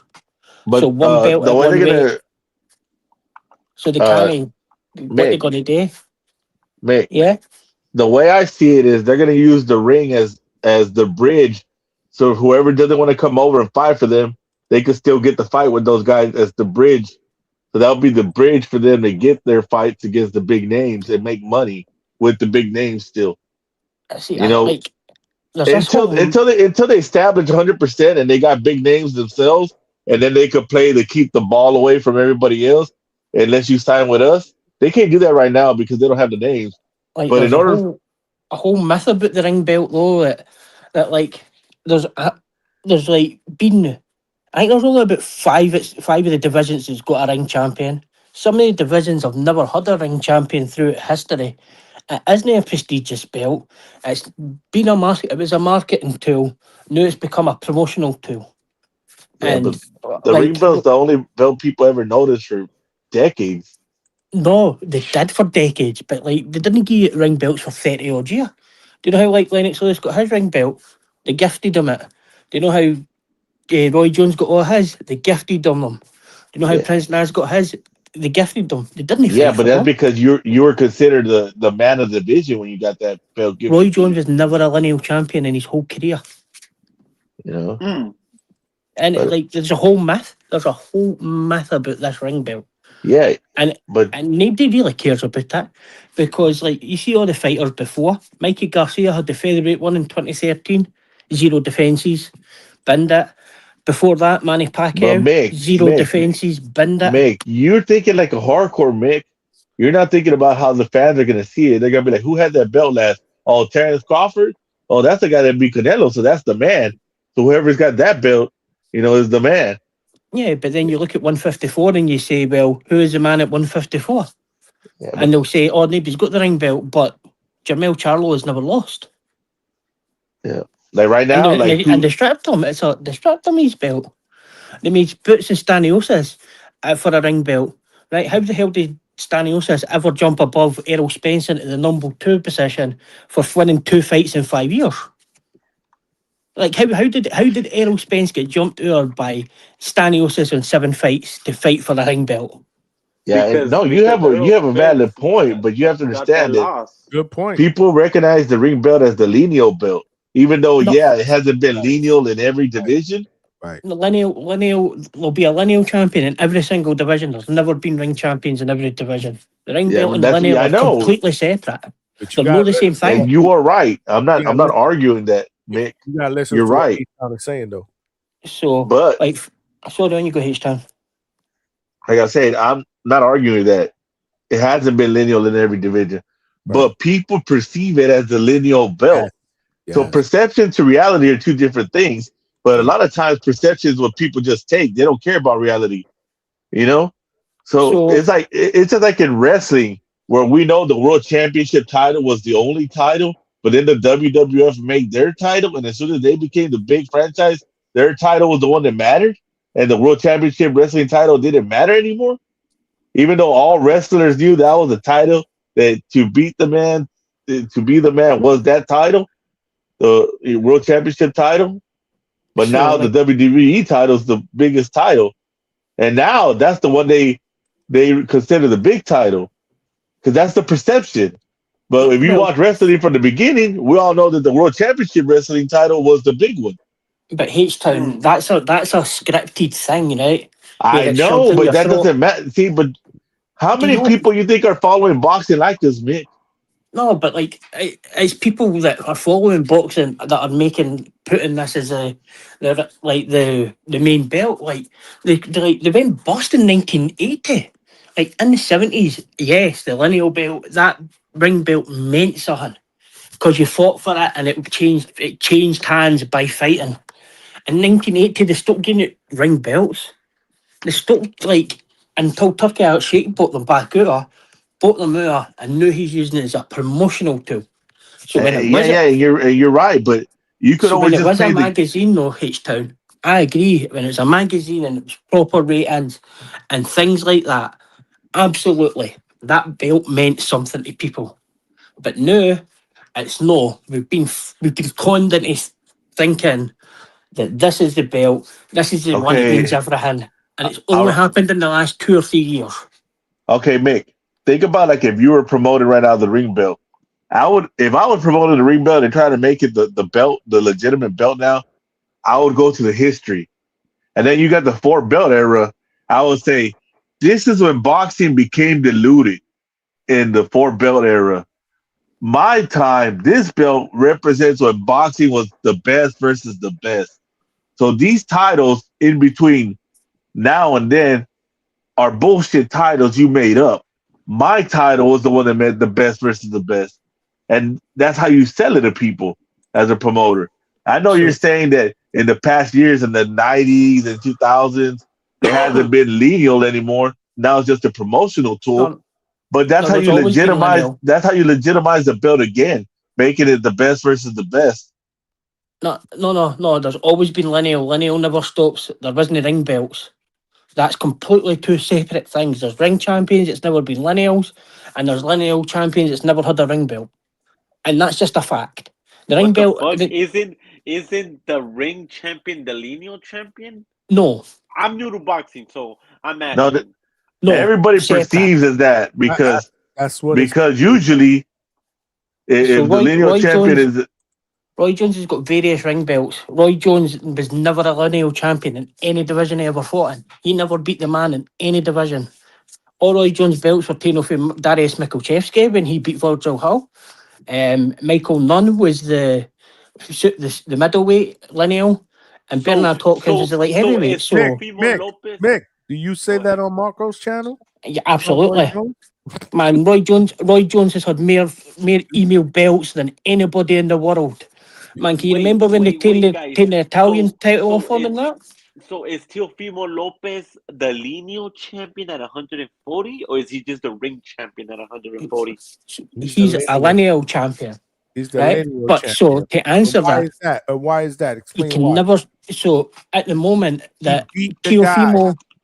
Teofimo can be stripped of the ring belt, but he can never be stripped of the lineal. What? If, That so the doesn't ring make belt But has sense. that's the conditions to but it. see, But Mick, again, see, we're why is he arguing two different lineal? things, Mick. What's that? One at a time, No. guys. One at a time. I want to learn, but I'm So confused. How can you not be the lineal but be the ring, and how can you be the ring and not the lineal? Like, I don't get that. That's a good question, Juice. so because, like, for example, at the moment the ring rate for example, Virgil Ortiz is 1 and Sebastian Vendora is 2 Okay. for their ring rankings, right? But the Okay. lineal champion is Jermel Charlo. If Sebastian How? Vendora and Virgil How? If he's Ortiz, inactive, bro, he's gone out of the he's division. never Like, been beaten at the bro, but he's weight. no longer here. You He's can't. no longer here to be But see, that's beaten. when But lineal that's a goes vacant lineage. when the That's guy a lineage. You stops. can't vacate a lineage. No, but the new lineage That's why starts. people Mick, if the shit lineage on does lineal. not fight, then you started the new lineage. Because No, then you you can can't. say How do you start a new lineage? That's why people one shit on lineage. 1 versus 2 starts a new lineage. No, but who decides 1 versus 2? Ring Magazine doesn't decide that because it was always decided by Boxing News, TRRB, and it was an average taken for lineal. Right? So Jermel Charlo at the moment is the lineal champion at 154. No. Technically, No, you're he right. should You are be correct. No, Jermil technically is the lineal champion 144 because he's not been because beat. he's not retired. He's not He's not, retired. No, you're correct. You're and he correct. only had Could I, one could I fight up in chime the in weight real quick division. to correct this? Let Malcolm chime in. There you go. He And got my fault. Yeah, lineal and ring is tied in together. The number 1 has to beat the number 2. Jermel Charlo, we could say technically he's the man of the division, but the lineal spot is vacant. Whoever's lineal holds that strap, holds the ring No. magazine. Bro, but how is this? If you look at the ring the man in rankings the right division? now, He it hasn't says lost. lineal at 154 is vacant. No, that's in the ring belt's vacant. Well, Yeah, so there's no lineal champ. But if So, Fundora but and Malcolm, Virgil if you fight, listen to me, would how they? can Roy Jones have ring belts when he was never the lineal? He never beat the man. He was never a lineal champion. They're not tied into each other. They're separate. They're completely separate. Bro, we're talking about today's boxing. Like, Roy Jones Even is like today. old as Let fuck. Malcolm No, finish his point, Mal. no. But Mick has a valid point. But the difference is he's arguing legitimate man of the division Right. and perceived man of the division. Right. And Right now, the ring belt is perceived as you're the man of the division. Correct. Square business has it. Correct. The ring is vacant. Jermel is the lineal. Bro, Absolutely. Jermel's in rehab, been inactive. So what? The whole division stays stuck with no lineal champion just because this dude doesn't want to fight. Like, Well, that's Virgil when you and- start a new Well, lineage. that's what the lineal is, yeah. Yeah, but no, That's why it's lineal. Mick. You're right in a sense, but if he, like, God forbids, let's say a lineal champion dies, the division's not dead. Then you go 1 versus 2 to start a new lineage. That's But why the you ring go didn't 1 versus decide 2. That's why you go 1 versus 2, Mick. That's No, technically you never beat the lineal champ, but that So- lineage died. So You know? H-Town, so see if you look at it, the ring belt actually has stipulations to it. If you go down and read them on the ring hingy, it'll tell you need to fight a certain guy within 18 months. You must fight a top 5 contender. You must do all that kind of stuff, right? So you can be stripped of a ring belt, but you can never be stripped of the lineage. That's a fact. No, you can't you're strip the lineal right. champion. No, I'm not arguing that. See, you're not paying attention. Like, yes, you're correct. But because that lineage ends doesn't mean that you cannot start a new lineage. See, JL. Of course you can. A lineal belt in professional boxing represents the man who beat the man. A championship title passed on from one fighter to the next by defeating the previous champion in the ring. Correct. What about if Correct. the lineal moves up? JL, appreciate you. What about if the lineal champion moves up, like Boots Ennis, Yeah, no, the that's lineal right, belt at dude. 147? So, I technically, gotta let Malcolm go too, man, because he There you go, y'all Malcolm. cut him off. Malcolm, go ahead. Malcolm. Bro, from what I know, a ring belt never been emailed to anyone, right? So you have to fight for the ring No, belt. hey, So Lies. Lennox Juice, Lewis but got an we're email. Juice. Mick Lennox is Lewis having got a an different email. discussion. Mick is talking about literal beat the man, and if the man you never beat him, then That's you what can't be lineal. That's what the lineal Is you like the champion current heavyweight is. lineal champion? Yes. Yes, but Johnny, if somebody leaves the division or retires, then that means you start a new lineage. That means you Only after if they retire, yes. Then you start a new lineage. But if they move up and then move back down, for example, I'll give you an example of that. Ricky Hatton moved up and down and held a ring belt, but Manny Pacquiao beat Ricky Hatton. bro, And let's after talk they moved about to today's 147. boxing. But this Yeah, is but- but you're not on about today's boxing because there's no been ring champions in between the times. This is a new thing that's been posted by Turkey Al Sheikh. That's new. It was a point where it was. I think, but the ring's been found. I've been watching boxing since the late '80s, and it was always the lineal champ was the championship, no matter what belt was around. Whoever So beat the man to beat the man. Roy Jones, as I say, Roy Jones has got various ring belts. Roy Jones was never a lineal champion in any division because what they done was the sanctioning body stripped a guy called Darius Mikulczewski, who beat Virgil Hall for the undisputed title. And then Darius Mikulczewski never lost for about 10 years. They lost to Zoltán Zerda, a Hungarian. So that's what it means. Like, the lineal and the ring are two different things, completely separate. The ring doesn't decide who's a lineal. It's decided by TRRB, I got you. the ring, and Boxing News, and it's an average. So, like, as I say, like, Boots will claim he's a lineal 147 champion. That was Stanios' first fight for an actual world title. He was 6-1. And how did he get above Errol Spence? Because people were fooled. People were fooled because Turkey Al Sheikh put a belt in front of them. There's no way Stanios was a number 2 ranked fighter. Mick, we're How having can two different Virgil arguments, Ortiz- like I said it before. Right, You're so, correct. I'm not saying you're not correct. But at a But point, the ring was completely separate. It was done by journalists who had no connection to any fighters but now they're done by Mike Kopp and Jordan. They kind of guys who rate their own fighters. Like, how can Sebastian Fundora be ranked number 2 when he's only unified champion in that thingy? Terence Crawford still got the ring belt at 168, and he's retired. Like, the Ring Magazine's something completely separate, and people are sold a lie on the back of this is what makes you the man. But now we've got ring cards, and that Turkey Al Sheikh and Seller are taking 20% out the fighters' purses, off the show, off of everything. Turkey, they gave it, the Ring Magazine's a 0% sanctioning fee. Well, Turkey's now got it, and now he's taking 20%. He's taking it as a promoter, as a manager, but the others only take 3. So, like, okay, Mick, like I said, you're correct. If you're gonna go by, we're gonna go strictly. You have to beat the man. To beat the man, if you didn't beat him, then the lineage is over. Okay, we get that. That doesn't mean the division ended and you can't start a new lineage. So, like, you another way to have to kind of look at that understand. is, You have to understand. Yes, the guy technically is still alive, but he's not boxing anymore, or he's not in the but then that division breaks the anymore. lineage, Joe. That breaks the lineage when he retires. Yeah, and the lineage has been broken because he moved up, So, and is not coming back down. Then what? There's got to be a new start a new H-Town, lineage. this is really simple now. Is Devin Haney the lineal champion and at 147?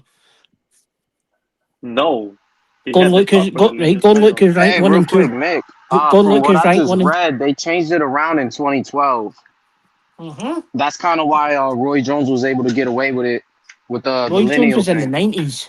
Roy Jones was But in I'm the saying 90s it when that got happened. strict. It got more strict. Like you had to be like the top 2 around 2012. I kind of Googled it right now. It tells you on the Ring Magazine website, 1 versus 2 or 1 versus 3, 1 versus 4. You must defend your title in 18 months against somebody ranked between 1 and 5. Like, and that it's on the Ring website. The rules are there for it. Like, and that's the exact thing is, so at 147 rated now is Brian Norman at 2 and Devin Haney at 1. So why is Devin Haney no the lineal champion and the ring belt holder? Now he should be the lineal champion. He should be the lineal Devin's not champion. lineal. No, because when Devin Haney fought Brian So Norman, there was no way he could be 1 in 147 because that was his first fight at 147. So how can you rank No. him number one? So if they had a rematch, how would that be for the lineal and the ring belt? How is that possible? How? Because they would now say the rematch was a lineal championship fight between 1 and 2, even though it's clearly they're no 1 and 2. They're rated 1 and 2 now by the rank. So, like, a division will always have a lineal, or they continue it, but every division's never had a ring champion.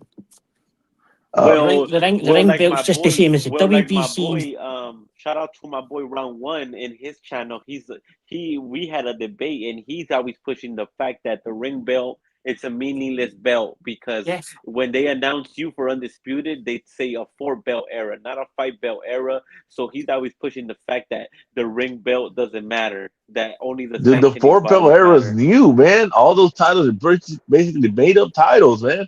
2000, the 4-belt era's about 2004. Yeah, like 2003, I think, The or 3-belt 2. era was before then. They're not in a Yeah. 5-belt era. And before that, it was a 2-belt era. Now and then we have a 10-belt era, man. We're trying And to. the ring belt's never been a belt. He said a 10-belt era. And they're like, And the ring and all the eras, the 1-belt era, the 2-belt era, the 3-belt era, the 4-belt era, it's never included the Ring magazine belt. Yeah, that's why shout out to Round One, man. He might be onto something because he's always the telling thing me is, that the ring belt doesn't matter. but Juice, right now in today's boxing, the lineal belt, that means the lineal champion holds the ring belt. That's what it is sold as. Bro, That's what you believe. I've never heard no one being introduced in a fight like the lineal champion. It's always like the Ring magazine champion or the What lineal did Tyson champion. Fury said? The only champion that matters is the lineal champion. Everyone else is a fake champion. Exactly. So that's why the ring belt means nothing. That's why it means nothing, because they're separate. They're separate things. One's a magazine and one's a history of boxing. No, you're right, but right now it's being pushed as the lineal belt. It's another sanctioning body. That's what it is. With it being a sanctioning body, it's a rich Saudi Arabian telling people, look, this is new. We'll No, merge Square these two Business. things. I know what he's saying, but I'm telling you right now they're pushing it as the lineal belt. That's how they're trying to. That's how Zufa and them are going to try to legitimize their championships by saying we beat the lineal belt. Whoever has the ring belt when they fight them. But that's what we're talking about. If they push that, that's great. They can push that as much as they want. But as boxing fans, we need to push back and say, no, it's no. They're no the same thing. You're no separate. You're simply no. That's what I'm saying. We're having two different arguments. No, because you just turn around and say you're no as unbiased as you used to be. You've got your own fighters in there, and then that's as simple as that. Like in the 60s when there was 20 journalists doing the rankings and an average was taken, yes, the belt meant something then because you were rated properly. No, man, they just put anybody that's in there. Jerry Zhang's rated 5 in the heavyweights. Virgil Ortiz is rated 1 in 154. He's never been a world champion. Sebastian Fundora is a ununified champion. Is number 2. Number 3 is Madrimov. Like, what are we talking about? The ring rankings are absolute nonsense now. Boxing rankings are absolute nonsense, period. So, you can say that, but the 4 belts will always be part of the 4-belt era. The other one will be pushed by Saudi Arabia to tell you, if you want to believe it or not, this is the belt. I mean, I remember at one point the IBO belt meant something. Man, James Toney used to defend the WBU belt. Miko the boss said, according to ChatGPT, lineal champion equals highest prestige, and in parentheses, history and boxing truth. Ring belt equals best physical representation of that lineage when aligned correctly. And that's what I'm saying. but it's not aligned correctly now. It was at a point where Good it was shit, like Nico. 20, Appreciate that. where it was 20 Right, journalists. Nah, C-Pod, like, even if you become an undisputed champion, doesn't mean you're the lineal champion. Malcolm said, lineal just means I was the champion. I didn't lose my belt in the ring. Absolutely. Absolutely. Jamel Charlo. Like, man, there's I know you're right in that sense. You're right in that Let's sense. do But it I'm with just y'all. telling you right now. With y'all.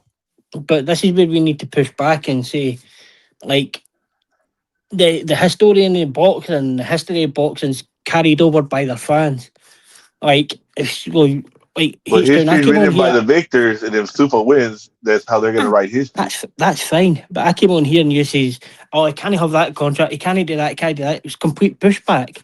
But you're happily to accept a foreign entity pushing a belt in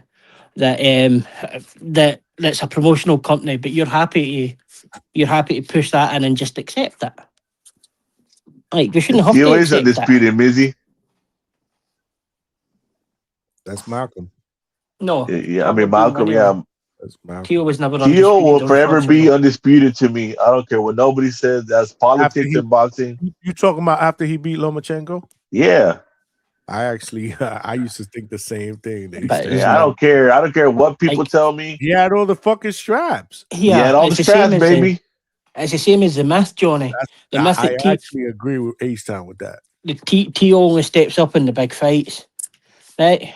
His big fight against Lomachenko. Tio beat the man. Wait, let us down. Lomachenko was locked in a room for 2 weeks in a bubble with no fans, and then had to go out and fight him. Then he had to fight. They say Josh Taylor he got for that fight. He scraped over the line against a short fighter. But the only real big fight he had in front of fans was when he was a champion. Was George Kambosos. And look what happened then. I agree. Look, and Malcolm agrees with that too. He was, but the other Malcolm says no, he didn't. Why do you say that? Lomachenko had all the fucking straps. Lomachenko was never a lineal champion. Because Malcolm is a hater, bro. So like, Loma Tio has been robbed in history of boxing of being the youngest 2-time undisputed champion. Well, technically no, H-Town, because Jack Catterall should have been the undisputed lineal champion because he beat Taylor. He didn't fucking win. What are you talking about? But we're talking about who. I hate Jack Catterall, but like he beat George. Who won? Yeah, we're talking about who won. We're talking about who won. But then we talk about who had the belt, Devin Haney. No. Like, if we wanted just to talk facts. Cut this shit. Devin Haney had the belt. Man, it's like the snack. It's like the snack guys. Yeah. Bud Crawford. Cut this shit, bro. When Lomachenko. Yeah, I love when people play the politics how they feel like it, Johnny. Bud Crawford was the ultimate Superman. And playing his side of it. Yeah, can I just finish this with Johnny before he comes in? Bud Crawford was the ultimate Superman on snack, but now Shakur's on snack. He's pillow fisted. Like these dudes are crazy, man. Like we've got Bud was Superman, Iron Man, Thanos, God Almighty, done everything with snack, and now Shakur's on it, and it doesn't do nothing. Hey, Mick, it's very funny how all of a sudden he's out the business when Conte's gone, and now he can't fight in the bigger weights. You ain't anyway, right, then you go, Malcolm. Meg, you ain't right.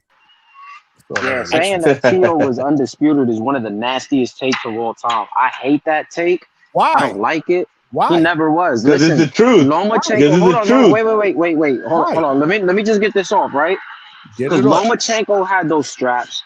What ended up happening, he was supposed to fight. If I'm right, he was supposed to fight Devin Haney. He didn't fight him though. No, but listen, yo, bro, let me cook. Hold on, bro. He got stripped. He got stripped of the WBC, and then he was given the franchise belt. He had the franchise belt and fought Tio, and Tio beats him. He never had the world title, which Devin had. You need 4 world titles. You being Captain Literal right now. Hey, he was, but you know what? Hey, we say Google's a thing. Do y'all Google? Does it say he was undisputed? Yeah. Loma always says that he was never an undisputed champion. So why how you could being Tio be? Captain Literal? You know Because I hate that narrative. That's one of the nastiest narratives. Is George Cambosos is he an undisputed champion? Because he Fuck beat no. Tio. Good question. George Cambosos was he an undisputed champion? Because he beat No, Tio. he wasn't. Great. Did he have 4 world title belts? No. So Tio wasn't a world. He wasn't he was unified, but he wasn't undisputed. Can I ask you a question though? What's up? Yeah. Did Tio not beat the best fighter that night, pound for pound, in the world of boxing? He did. Did that guy have 4 world titles? Did he have Man, the you talking about WBC World Championship? No, this he dude didn't. wants me to acknowledge an unproven Devin Yes, Haney at the exactly. time and act like he was somebody in boxing, bro. If Teal was a darker hue, you'd feel different. Can I also ask you one more question, Malcolm? Oh, we doing this? We can go there. What's up? Yeah, we doing this because we all know everybody hates Teal because of the way he talks. Hold on. Bro, that's where it comes from, bro. Can I ask you a question and you answer me honestly? What's up? Did you think Tio was gonna beat Lomachenko that night? Nah, nobody did. Okay. That's all I want to ask. Those 2 questions. That's all. Yeah, I mean, that's like me saying, but this is what I'm trying to say. This is like me saying that Devin is technically the man at the division just because he beat Brian Norman, who was ranked number 1. But he's still not the lineal champ of that fucking whatever. But of yeah, that weight class. but yet the thing is, bro, calling him the man in that division. But Tio was never undisputed. He does that, and I get it, because at 140, when he beat Josh Taylor literally had all those belts get stripped because he was trying to get a rematch. But when you look at the history books, beat him for those belts.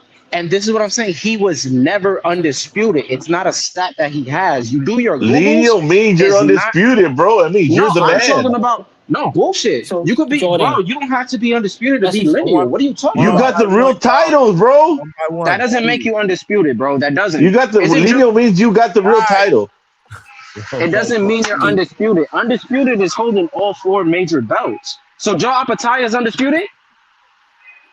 Exactly. He's the man. But he's if not he gets the undisputed. lineal, he's the man. He's not undisputed, though. That's what I'm trying to say. All the other belts are fake unless you got the lineal. So, like, Johnny, another thing is, so, like, Devin Haney and Brian Norman, if they had a rematch, how would that be for the lineal belt? Because they're ranked 1 and 2. One's just fucking lost to the other man. And, like, he's fucking, the only guy he's ever beats Jin Sasaki. Like, how can they now say, oh, that's a 1 and 2 of the division? And that would be a lineal title fight if they rematched. Like, that's just nonsense, because Ring Magazine are not any, they're more biased now than anything. And it's ought to put that belt on the fucking line, because it's no longer a magazine where people like us would buy it and read it and do that shit. It's now a vehicle for making money off a boxing fans and things like that to make Saudi Arabia money. That's what you know it what, is now. Johnny. Only in boxing today that we don't want to acknowledge the man beating the man means you're the man and you're the best in the division. Everybody wants to work at how their favorite boxer is the man, even though they never fought nobody. That's the bullshit about boxing. You just did. You just done the same thing to say Tio was undisputed. If you're You just done the same champ, thing. if the man is in the division and you beat the man, then you're the man. If he moved up, or retired, then okay, then you start a new lineage. But Tio was the best at that time. He beat the man that beat the man. Listen, I don't care about anybody else's belt. It's the same thing. Listen, nobody's just. I'm disagreeing, and I'm telling you, he's just not undisputed. I never said he wasn't the man, but that whole undisputed take, he never undisputed. And when he goes to the Hall of Fame, and I'm saying he's Hall of Fame level, they're not gonna say former undisputed. I'd say 2-time lineal, and that's enough to get him there. Yeah, and that's fine, but he was never undisputed. That's this weird shit that people have, and like I said, bro, he beat the guy that had all 4 belts. Did he hold? He never lost the belts.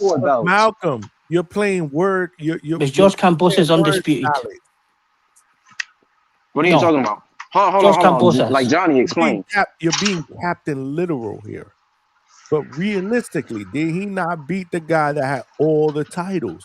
And was ranked? No, he had 3. He had 3. Oh my God, dude! He had 2 in Loma, and Hingy had 1. Tio had 1. Tio had 1, and Loma had 2. Another one, Devin Haney hold. because like Devin Haney beat George Kambosos to be undisputed because he had the 3 belts off of Tio and Devin had the other one. But George Kambosos was never undisputed because he taken his belts off of Tio. Even George the could have been franchise undisputed belt. too. He beat the man to beat the man, bro. Who? Yeah. Come on, H-Town. That's no, like, man, that's the truth. As much as I don't like it, I don't like Kambosos. I think Kambosos was a fluke. I don't like it either, but I agree with H-Town. You got to keep it real. You know, how the hell we keep on doing this shit? This is boxing and shit. Y'all guys Kambosos is want a lineal champion. He y'all was never done want to undisputed. complain because y'all talking about dudes undisputed. Y'all want to complain about belts until it comes to your fighter, man. Yeah, you've just complained about belts and tried to Bottom line add is, belts. man, y'all know boxing. When Teofimo beat Lomachenko, Teofimo beat the best lightweight or whatever the fuck division that was. You know, it's funny when Shakur whoop his ass. Nobody gonna say he beat a former 2-time undisputed champ. Nobody gonna say that. I will. I'll say it. Man, stop it. I'll say it, bro. Stop it. Belts doesn't mean nothing to H-Town He beat unless Lomachenko 16 fights in. He beat the best fighter in the world, pound for pound. It wasn't even debatable. The fact that people fucking not you, Malcolm, but I'm seeing other people debate. Oh well, you know when Tio beat him, he was bigger and he was stronger and blah blah. Bro, I looked in the hotel room. He made the weight division, bro. I'll tell you this. What's up, Lomachenko? And he outboxed him. He didn't knock him out. Most people thought that if Tio was gonna have a chance to beat Lomachenko, really, he would have had to stop him because there was no way he was gonna win a decision. Well, guess what? He did. He won a decision. So, like, this is where like it goes. Lomachenko will never ever in his life call himself the undisputed champion because he respects the history of boxing and says he was never an undisputed champion. But you know what? Fuck titles. Lomachenko at that point in time was the best fighter in the world, pound for pound, number one. Totally agree. Tio beat him. It did beat him. To me, that means And I'm not even a Tio guy, bro. This is just a fact. But like H-Town's I'm not a saying, Tio guy either. I'm not low nose boxing, but I give him credit. But for y'all to like bring Tio down is crazy. Look, Hey, I want to ask. bringing Tio down. So cut the shit. Like, H-Town. can I just add one last thing for a jump off? Like H-Town, you say belts didn't matter, but belts didn't matter. Belts didn't matter H-Town, but only they made up belts, like they made up one WBC belt for Tio to become undisputed. Belt for Canelo, baby. You know that. So, like, belts didn't matter apart from the made up ones to make your argument. And Mick, I hope you come on next week when your boy. I'm here 6 days. 6 days at Bass, but we are coming. Trini BX, $50. Johnny, Puerto Rico down. Your boy getting baked in the oven like a potato, man. Pit Bayless is sending him a tartan durag. He's sending a Bass Barrow a tartan durag to take this out. I'm jumping off. Take it easy. I'm the undisputed king. Lineal idiot. That's what I am. A lineal idiot. Yeah. You're European king. Get out of here. We don't even know who you are. Yeah. We love you, Mick. We love you, Mick. Take it easy. Later, Mick. Mick the man. Malcolm, what you got to say again? Give me a minute. Hold on. Trini BX, I see you in the back in the chat. A boss getting baked like a potato, bro. We throwing that motherfucker in the oven. He done. Xander Zai is going to box. Well, not if Caesar's in the corner. What? Not if Caesar's there. Bet the house of the boss if Caesar's at that fight. You know what, H-Town? I don't know if I can disagree with that. Damn, and he is gonna be in his corner, man. That's but hold your passion, Johnny. Hold your passion. Cesar's my guy, but man, Cesar's a jinx. Holy smoke. H-Town, what's the insinuation for that reason that's why I dislike Tio? Bro, because everybody started ever since. Dislike Tio. Why you hate on Tio? Everybody started throwing Tio in the shit bag ever since that time, bro. I want to hear this. Before people had respect for Tio, and I understand. Hey, I understand. You could have your personal feelings. I understand that, bro. Because that's fucked up what he did. But ever since that happened, bro, they let that shit fucking get in the way of his greatness in boxing. So kid is great. So The here's my kid is thing. Quick great. correction, Johnny. It's not gonna go left. Don't worry about it. I said many times I never liked the shit that he said, but I never discredit Tio. I said that it could be a 55-45 with him and Shakur. And the thing is, I don't have you on Instagram. You know what I'm saying? So if you ever see my stories, I legit give him respect, but I'm not gonna lie and say he's undisputed when he's not. I never disliked him. Nah, on some shit. I never disliked him in the ring. I've always said in the ring he's good. I don't like him outside the ring. You feel It's me? like me But and it's Floyd. never been. I don't like Floyd outside the ring, but that man's great in the ring. No, he For is. sure. For sure. For sure. For sure. But nah, I just said that, bro, because I would never, like, I literally would never pick somebody or dislike them off of race. Never ever. Nah, Malcolm, I know the way you are. I'm just fucking with you when I call you a hater and stuff like that. I'm just Bro, but fucking- everybody on here gets on here when they're trying to take Tio's credit away, and they'll be like, "Well, you know, because you know how he talk, you know his dad, bro." I don't give a fuck about that. He could be calling Mexicans wetbags, and I'll be like, "Yeah, but that dude's a good boxer." You know, I don't care, man. That is what it is. I don't know, man. I just think that that victory over Loma, that shit was special, man. That shit was crazy. Hell yeah, and nobody ever took that belt for Loma, man. Like he didn't lose it. Exactly. That's how I feel too, man. Like what are we talking? We're talking about semantics. We're talking about semantics. They're being Captain Literals. Yeah, semantics, man. Only when it fits. Only when it fits their fucking narrative.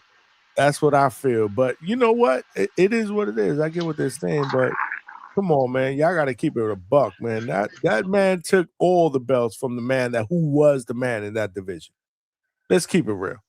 Let's keep it fucking real. Lomachenko was the fucking man in that division. And everybody was scared of Loma in that goddamn division. Even Tanky Tank. And then there were a lot of people going into that fight didn't think that Tio had a chance. But this is what I'm saying. So this was the main thing. 18 fights? No way. He's not ready for that. Like the main thing, y'all hear me? Yeah, we can hear you. Go ahead, But my main thing is, like, look, he was the man of the division. He was, we were saying he was that top dog. He beat the best person in the division. That's fine. All I'm saying, he was never undisputed. We can argue technically, like some people, but you guys, but this is what I'm saying, Johnny, but that's what it's about. Okay. Because you're giving him a stat that doesn't even exist. Okay. Like he's not. Malcolm, how can we say email champions are fake champions, but you're saying that Devin was the real champion? He got an email belt. That what? Didn't he win it off of a vacancy? No, he was emailed it. Yeah, he was emailed it. Yeah, we always say email champs are fake champs. So now it ain't a fake champ because it's fucking Devin. But he got emailed what belt? That belt. I never agreed with the email. And you know what's funny? So I never heard if an email's a fake champ and he beat the guy that had the belt, how's he not undisputed? I never should, because he had the belt, and what happened? Was it an undisputed fight? No, he got emailed the belt. All right. So email champ is a fake champ, right? I never said that. Fuck no. Oh my god, dude. Wait. Whenever you heard me call somebody an email champ and say they a fake champ, I don't do that because I understand niggas duck. That's what the fuck I understand, right? Because Loma, that was his mandatory, and he chose not to because he wanted bigger fights. And this ain't no Devin. Y'all can call it Devin Glaze or whatever. I'm going by the books because I always keep it neutral.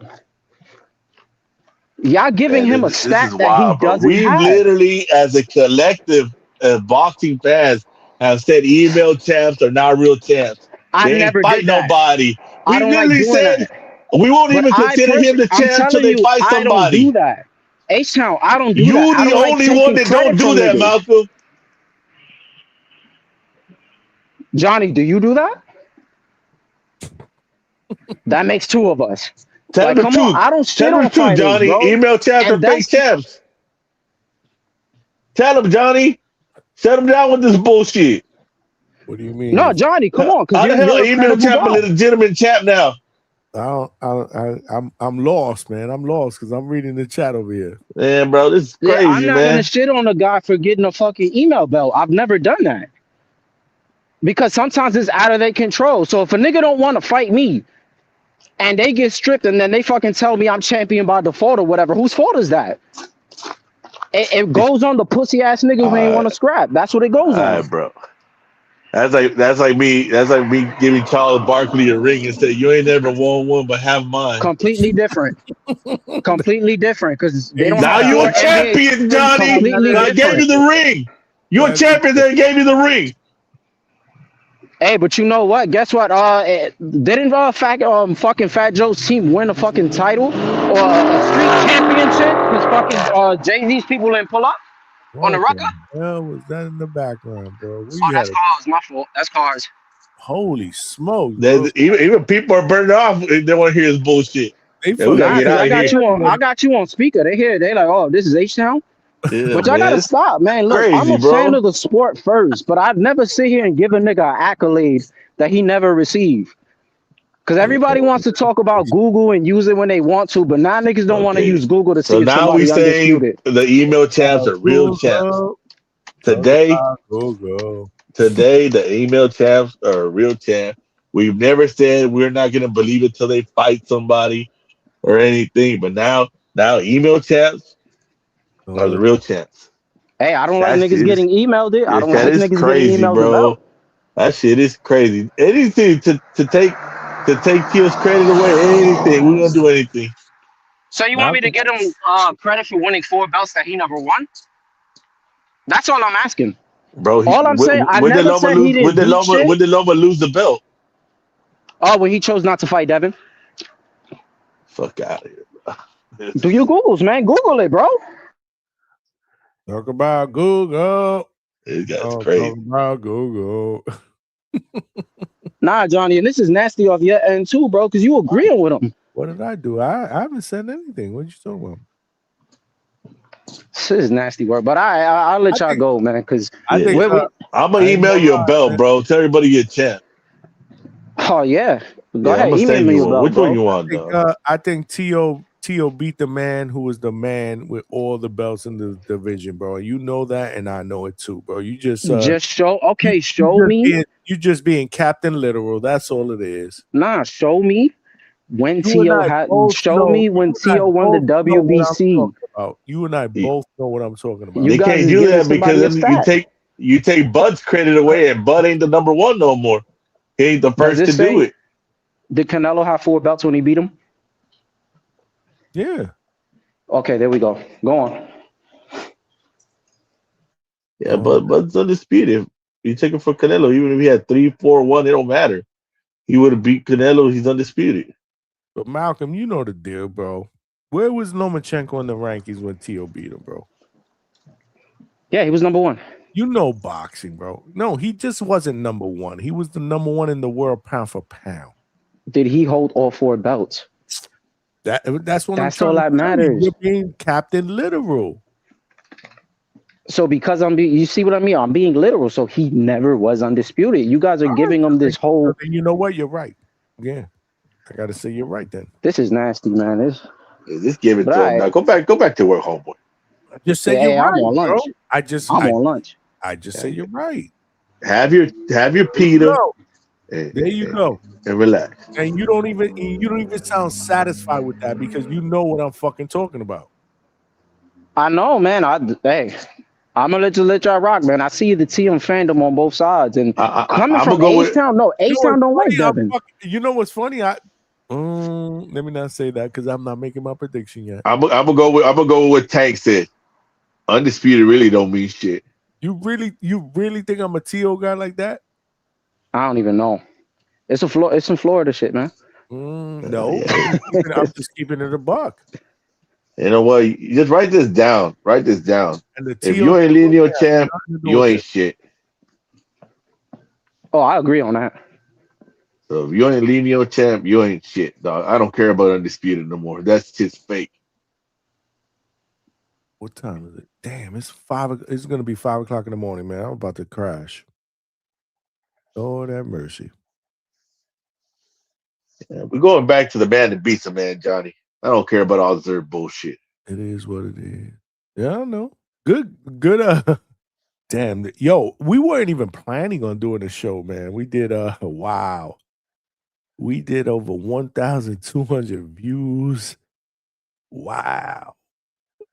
Fucking 4 hours almost.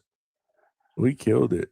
We fucking killed it, man. And we're coming back on tonight at 8 o'clock. Well, maybe 9 o'clock because I want to see the football games. Shit. Monday I gotta start beating up at 4 a.m. again. Damn. Fucking Hey, Not shout only out do we- but shout out to you, shout out to H-Town. I want to say, man, anybody in the chat disagree, do me a favor, join the fucking Discord and send me a screenshot showing that T.O. was undisputed. That's what I'm saying. Yeah. Okay, we'll just say Tia was the best fighter in the world at one point. Oh no, he definitely was. Like he was the man at 135. I'll never take that credit away from him. All I'm saying is he was just never undisputed. That's it. If y'all don't like my tape, you feel me? I just want niggas to do their Googles. I'm not saying y'all, because you got people in the chat. Yeah, but I know what you're doing though. But it just And don't y'all think I would want to prop that up because I'm a Shakur guy? Don't y'all think I would I want to just say don't that? understand how you said email champ for real champ. So nobody's I ever don't, agreed with because that. I don't discredit people. Just like if you beat Bro, you a crazy, guy that bro. but listen to what I'm saying. Just like if we beat if you beat a guy who's considered a can and he won like a fucking vacant belt, or even if it's a number one, number two, and we don't know who the number two guy is, and you beat him, I'll give you credit. I've always been that kind of guy. Can I just add one question before I come in and leave? Is Xander and Abbas a unification this week, Johnny? Or is Fundora still the actual WBO champ? Fuck Fundora. What the hell we talking about Fundora for, bro? Because you're doing the same thing that so Lomachenko didn't have the belt and Devin Haney had it. So Teo couldn't be undisputed. So Fundora was the WBO champ and he's not lost it. He just gave it up like Loma. So and that's a unification. We both see that as a unification this week. But I appreciate you, man. Yeah, You're dying, no. Make before you go. There's a difference. You, brother. We Yeah. said you're not officially the champ. So you fight somebody for the belt. So he's fighting somebody for the belt. So yes, Johnny- he will be. Let Johnny get to his bed. He's got to. You were saying Devin was a champion before he fought anybody. He's got to get up but for you may carry on, Mr. Mick. Drake May. Let's go, Pats. Johnny's ready for the go out. Pats Nation. We will be back on tonight at 8 o'clock. But I got your back, Johnny. You see Take it this? easy. Yeah, I Peace handle out, this guy H-Town. for you. Peace out, Johnny. Peace out, Malcolm. Enjoy your Peace, Sunday. peace. Appreciate you, man. Yeah, man. Shit, we weren't even planning on doing a show. We did 4 hours. Wow. It's 5 o'clock in the morning over here. I'm about to go to bed. Yeah, I gotta go to bed. Yes. And see, so it's safe to say it's not a time thing, but it's more of how long the show goes. I just want to put that out there. Comment. I saw you put that comment in early, and I was like, bro, Hey, I'm letting you know, Johnny. I might be disappearing for a couple days or so. I'll get on this schedule. Why? I'm gonna have to be getting up at 3 in the morning and be at work at a certain time. So, damn.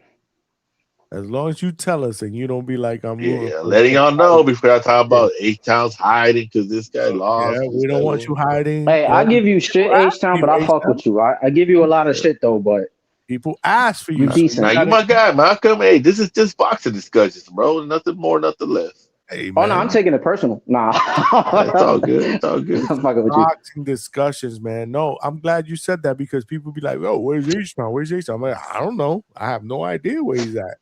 So I'm glad that you said what you said. Okay. So at least I'll be able to say, nah, H-Town said he's gonna be out of pocket for a little bit. Yeah. Hopefully it's only a week. Cause listen, bro, this is what it is here, bro. We love talking this boxing shit. We all family here, man. So when we know certain people were like, yo, what's going on? What's going on? Is everything good? Is he, so I'll get off. Thank you for the show. I'm actually gonna watch Muratalla beat my guy. I'm very pissed about it still. But now, I'm gonna watch this right now. I'm gonna rewatch it when I get up though. Because that was a good fight. That was a really good fight. I'm gonna rewatch it. But yeah, shout out to you. I'll try to call in tomorrow. Or tonight if I can. You know because of this whole new schedule shit, fucking bullshit. But nah, shout out to the community, man. Y'all like join members. You know, we need more green in the chat and then join the Discord because y'all like to talk a lot of shit. We over there all the time, man, 24/7. So get up salute. in there, man. Let's talk that boxing shit. Absolutely, I agree. Appreciate you, Malcolm. H-Town, take us away, man. What can I say, man? Today we've learned that boxing has caught up to the world today. Where reality isn't reality no more. Everything is just where you stand at, your opinion. They say, what do they say? Live your reality, live your truth. Everybody's living their own truth. Because we know a guy that beat the man that was a man, but that doesn't count anymore. We're taking these fake belts made in China.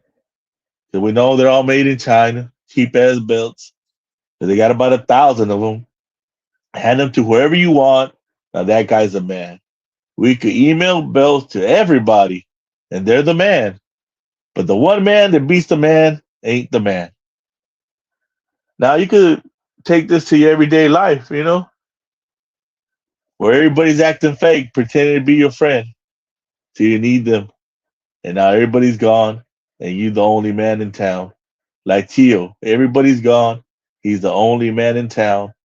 Him and about 6 guys, you know, low boxing, one of them. But you know, the fans are gone. Nobody loves him no more. He's not the youngest champion, not the youngest 2-time undisputed. Hell, they don't even call him the youngest 2-time lineal. He put all this work in just for us to tell him that it ain't real. Think about that, guys. Put all that work in just for someone that you don't know to tell you it ain't real. Hey, man. I guess, you know, be careful what you work at and what you put your love into, because it might be worth nothing. I'm out. My man, close us out. H-Town, drop the mid-eye. You know, every night, man, we either gotta have Coach Hector Bermudez or H-Town close us out with the quote of the night. That's what's going on. We weren't even planning on doing a show tonight. I was out date night, but I got home early. I got a chance to watch the main event at home. Salute to Mrs. DHS, man. We had a great time. Man. We hit up the Universal Parks because we got passes. We got passes, season passes. And then we went to Disney Springs after that. We had dinner. We chilled. We had a couple of drinks. Then we got home and it was like, damn, right in time for the main event on the zone card with Andy Cruz and Raymond Muratalla. So we got a chance to see that fight. I want to see it again though, because again, I was back and forth. I was like, damn, should I do a show after this? Should I not? So I'm gonna watch it again in the morning. I urge everybody else rewatch the fight. And because Sunday night, tonight, 8:00, we're gonna be doing a show again where we'll go over what we saw. You know, so I'm half asleep, so I apologize. But salute to all of y'all. H-Town, appreciate you for closing us out. Trinity Bronx, I appreciate you, Malcolm. And everybody else that was on the panel. McDoonan, my guy. JL1990, appreciate you for showing out in the chat. Y'all know the deal, man. My man Malcolm Square Business, appreciate you. Curtis Robinson, appreciate you. My Thong, appreciate you. Clarissa, I see you, my sister, in the chat. Enjoy the football games. It is championship Sunday. The winners of these games are going to the Super Bowl. Enjoy those games, and then we'll be back at it tonight. You know it. Instead of 8 p.m., we'll probably do 9 p.m. so I can see both games, and then we'll get it popping, man. Definitely rewatch the main event so that when you guys call in, we can give a little bit of a a good perspective of what you saw. True Power Media, I see you too. H-Town said, let's go past. Word. Anyway, great show, man. This shit was amazing, man. Appreciate all the love and support. Smash the like button on the way out. Subscribe, man. We are trying to get to that next goal of 5,000. Let's get it, man. Tell a friend and subscribe to the channel. This is what we're doing here at the Hangout Spot. I love y'all. Appreciate all of y'all. And we out. See y'all tonight. Peace.